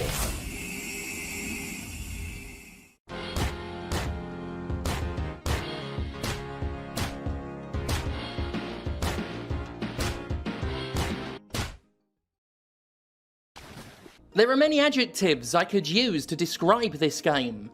Disgusting, embarrassing, pitiful. Quite how this complete and utter filth ever made it into production is something I may never know and will ruminate on for the rest of my career, such as it is. Popeye. I can't put into words how bad Popeye on Switch is. What the fuck?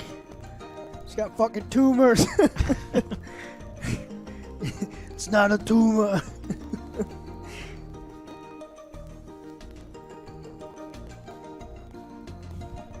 Yeah. What the fuck was that? I thought there was something What the here. fuck happened?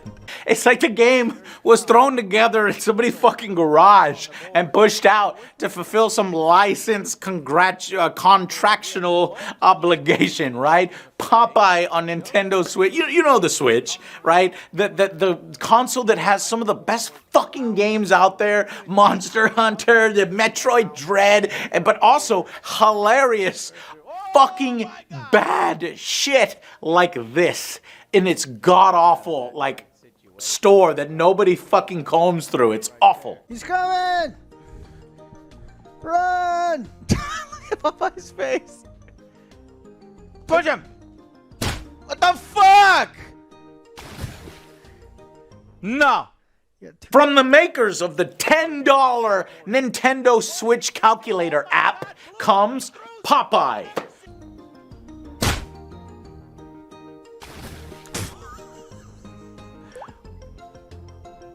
Well, okay. Wow. I heard about this, but There's one behind you, behind the house still. I didn't think it was... This is not a game. This is an asset. This is like a mobile flip. game.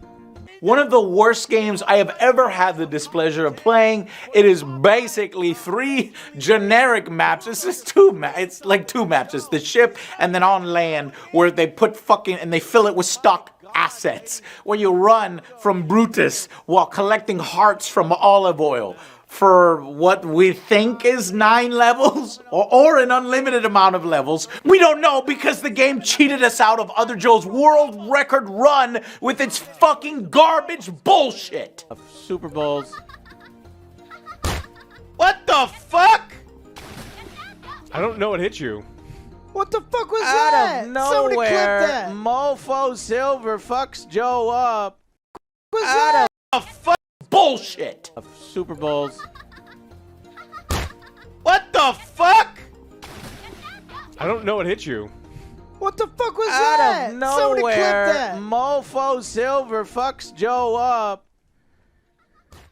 What? What? There's literally nothing there. Hold on, let's go frame by frame. Can we do that?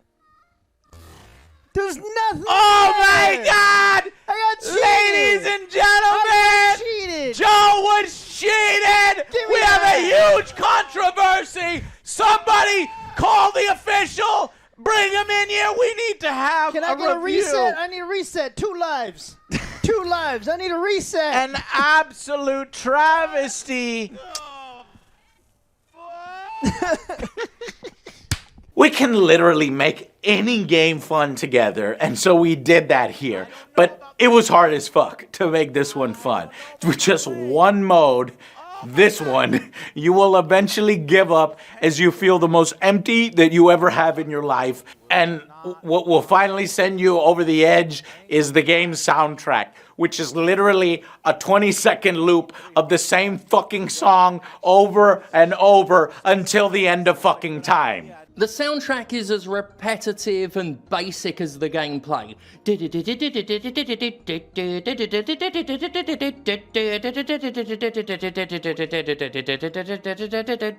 That's it. Over and over and over a fucking again.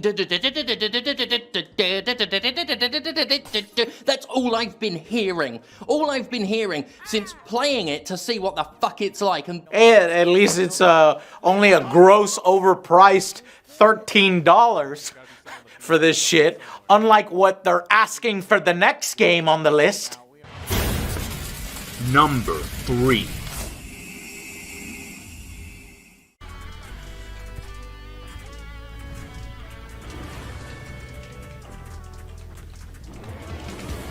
Fortnite! Whoa! He's so fucking cool!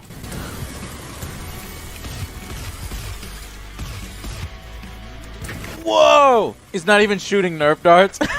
What the fuck is going on?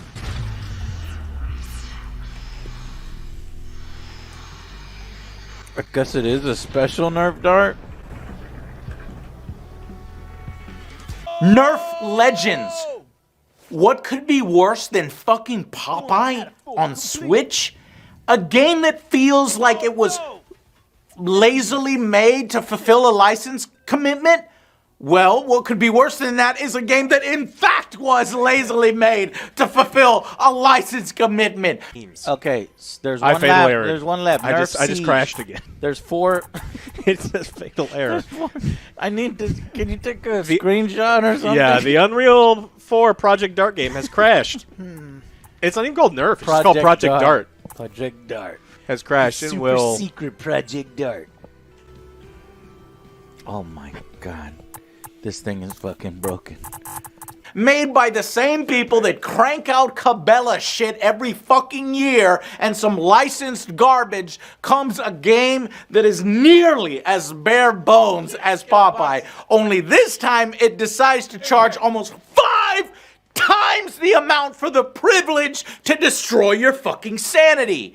Is there a battle pass? There's 2 $55 additional bundles you can buy. You're joking. No. Oh my god. What an insult to Nerf. life. Fucking love Nerf. No, life. Nerf Legends, the second game with Legends in its title. Maybe let's not call a game Legends if it's not gonna be fucking a legend or legendary. This is the kind of game you buy for your nephew if you hate your nephew.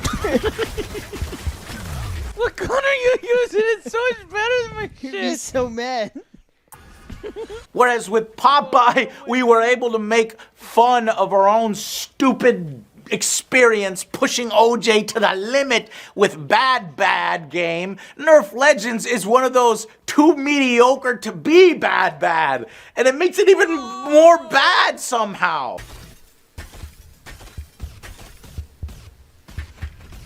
Oh my God, this feels so bad. What happened? Did you die? I think.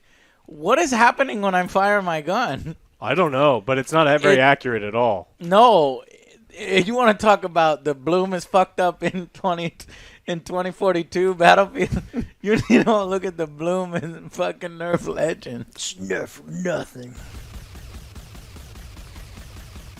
Oh my God. The game is like literally unplayable past the second level for me for the longest time, and I actually tried to fix it. I have no idea why I cannot get out of training.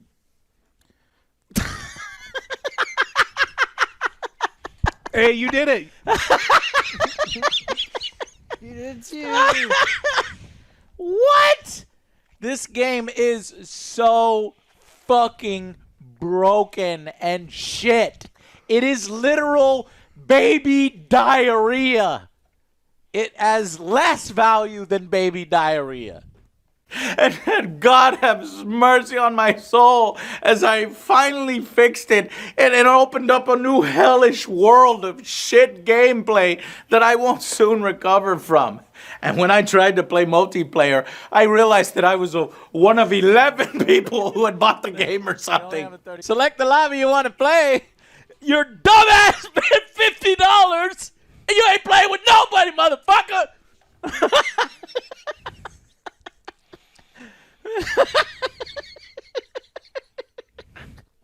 All-time peak for the past 20 days, and it released 21 days ago. 10 people. The game sold 10 copies. So I forced Alex to play with me while Joe was luckily away. So I forced Alex to play it, and he hated me for days afterwards. Alex, play multiplayer Nerf Legends with me. Oh. You really want me to download that shit? Yeah.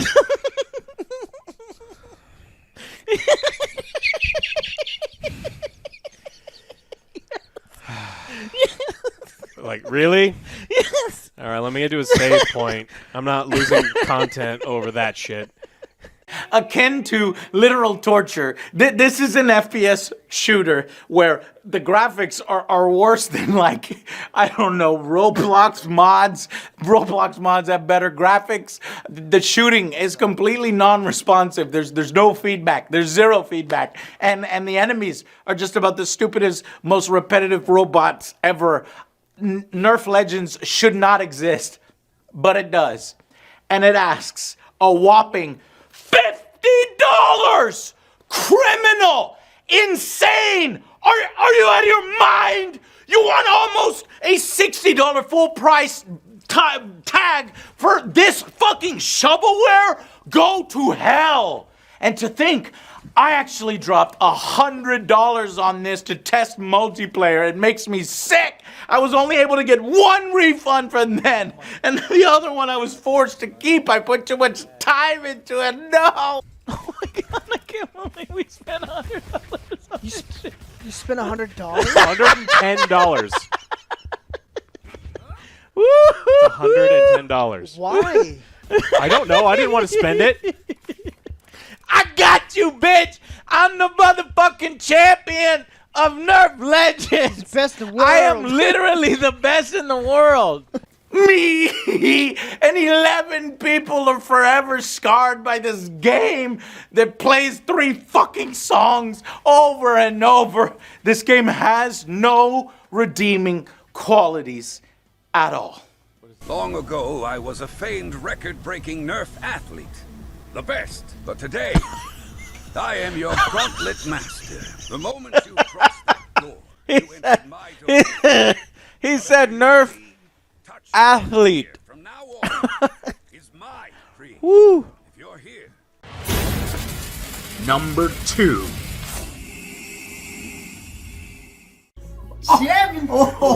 Your arrow lands squarely in the goblin's chest. There's a sickening crack of bones as it shatters its ribs and sternum. You can hear the goblin's breath becoming labored as his lungs fill with blood. He's in extreme agony. He takes no notice of his wounds. What?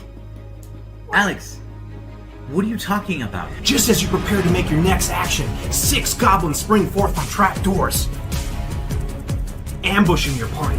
These 3 at your flanks in perfect position to take you by surprise. These 3 at your sides blocking the only exit. Alright, the first group of goblins, they decide to wait until their brethren are slain before they do anything. What the hell is going on? The second group, they're stunned by how pretty of a day it is. This is boring. What's wrong with the enemies? This is the worst D&D game I have ever played.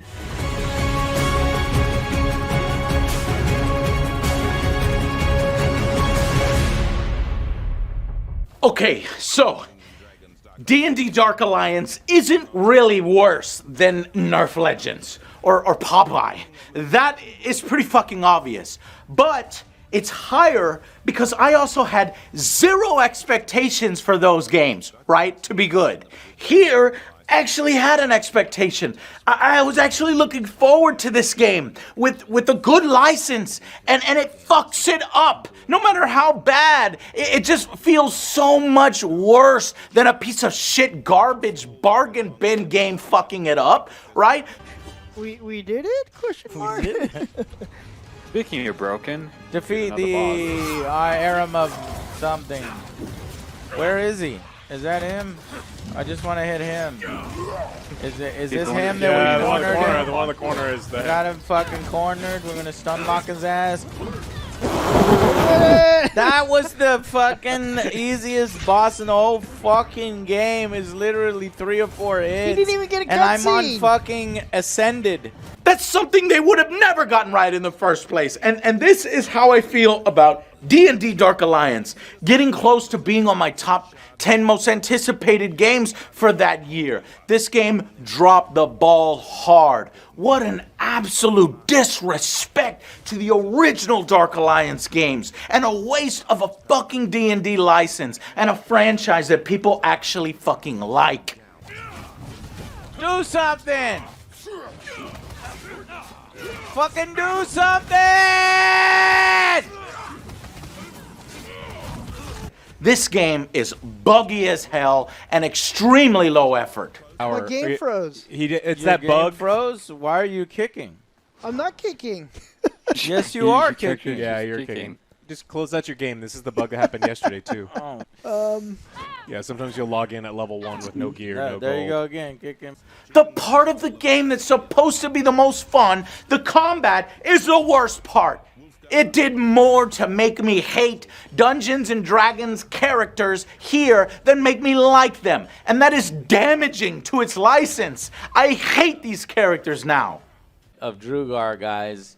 Of Drugar and cultist minions. You know the 2 enemies that we've been facing the whole fucking game!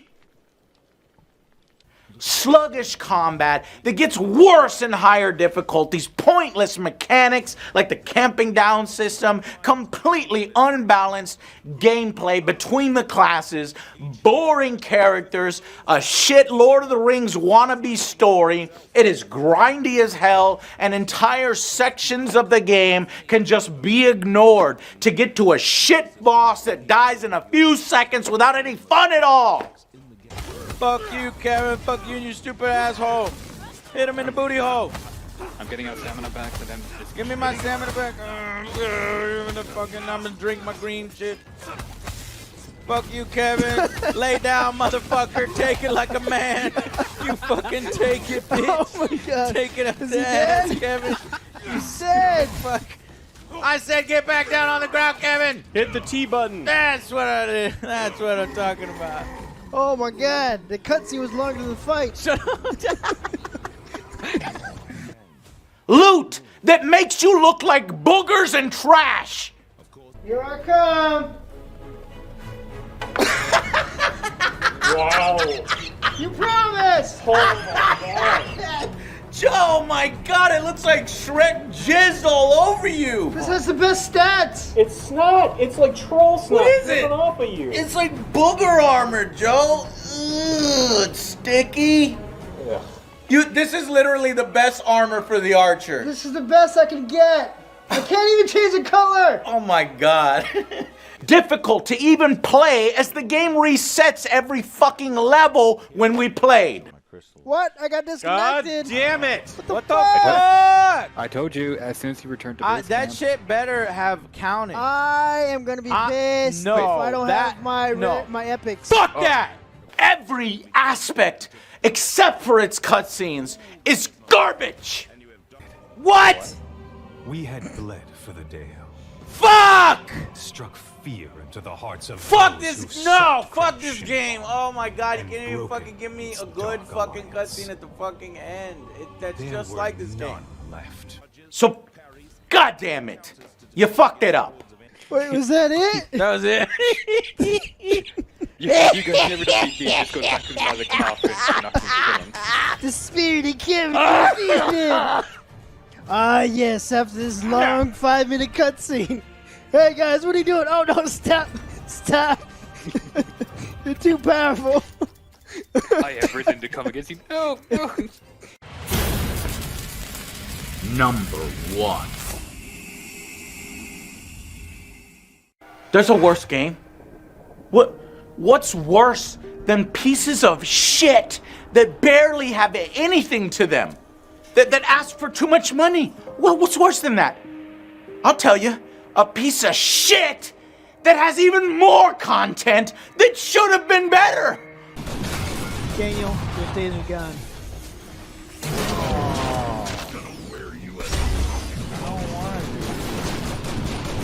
Just kill me. Kill me, I'm here. Kill me, I'm here. It's the same loop. It's the same. Yeah, you only had to do this It's for an not hour just- so far. Oh my god, it's the I same. did this shit for a long time. Well, why didn't you fucking make Alex do it? I cooked. Because he cooked and Oh my And I god. bought the beers. and he bought the beers. Dude, his delts are so fucking big, you can't even crossbow over them. Whereas I was able to share my misery with other Joe and Alex and Zero in D&D Dark Alliance, only one of us at a time had to endure the single player of Werewolf the Apocalypse Earthblood. Ava just told me about Adana. I'm so sorry. What? No, she did. I was right We'll get there. her back. How? Thank you for your help in the She prison. sent an email You out. took big risks for me. You can thank me when we've got your daughter back, but just remember, my favorite way to be thanked is cold, hard cash. Less tax. You have no fucking idea what is going on in this game from the start, with literally no explanation of any of its rich licenses, lore, or its setting. Instead, you're just some generic badass dude in a fucking jacket. Not this jacket. This jacket is cool, of course. His jacket is fucking lame. He tries to act tough, and he's got a rough voice, and he's an idiot. We need to hurt them, bring them down, not chase them away. There's more than 20 hours of this shit. No, please no. The main character has most of the game put on his shoulders, and when he's the focal point and he's so badly written, it's like the writers from Right to Hell Retribution. That's what it is. The writers from Right to Hell Retribution came and wrote for this game. You can guess what happens next. Onawa, I had to fight one of your wolves at Endron's HQ. I had Watkins until your wolf interfered. Why? You still don't understand. Survival requires sacrifice. Endron is too powerful. The worm is too powerful. Fighting against them only leads to unnecessary death. It's some of the most cringy, painful shit to have to endure through this awful story. The best I can say for the game is that you can play as a doggy sometimes. Papi. Doggy. Doggo. Whee! What? I can't jump over people? What? Fucking 0 out of 10. What the fuck? Boom! I nailed that shit, you fucker! Whatever. No. The levels are so boring otherwise. You basically can just tear through any level as your werewolf form. And combat sucks as a werewolf. It's so damn bad it's floating, it lacks impact, it doesn't make you feel like a werewolf. There's pointless upgrades, and there's character clipping galore with stiff and poor animations. This is just way above their pay grade. They couldn't do it. And there's some moments that fucking fuck up the lore, which insults the fans. The only people who have any idea what's going on here. Because they're mixing up their own lore. Like, that's the leader right there, the old naked lady that OJ likes. She would never be in human form ever because they despise humanity.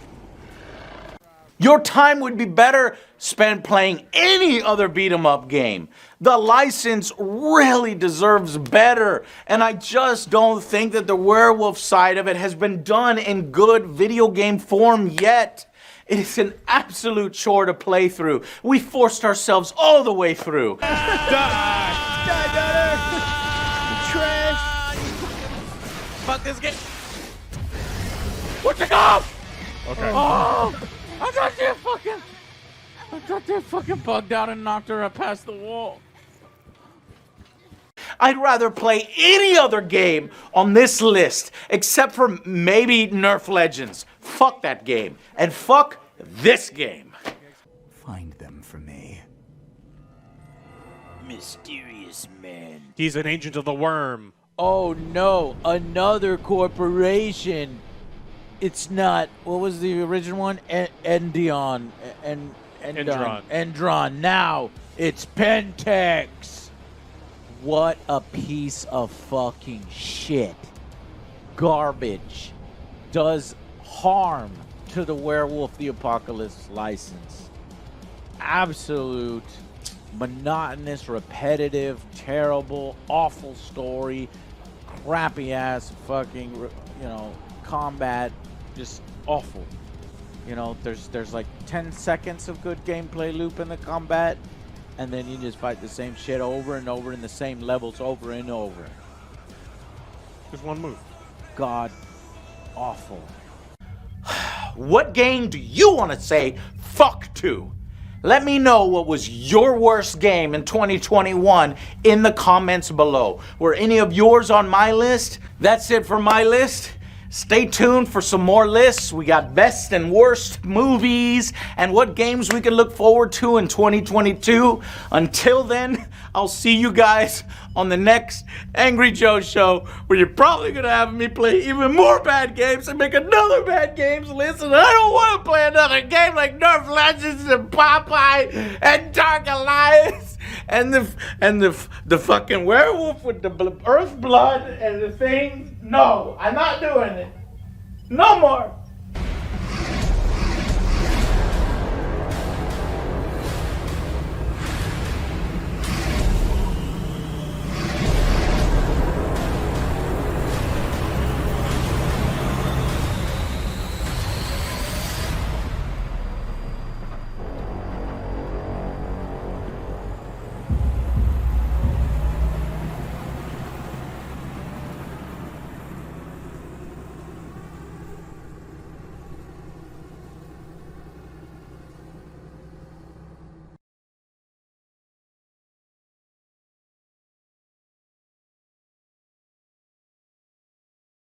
Hey guys, top 10 most disappointing games of 2021 coming at you.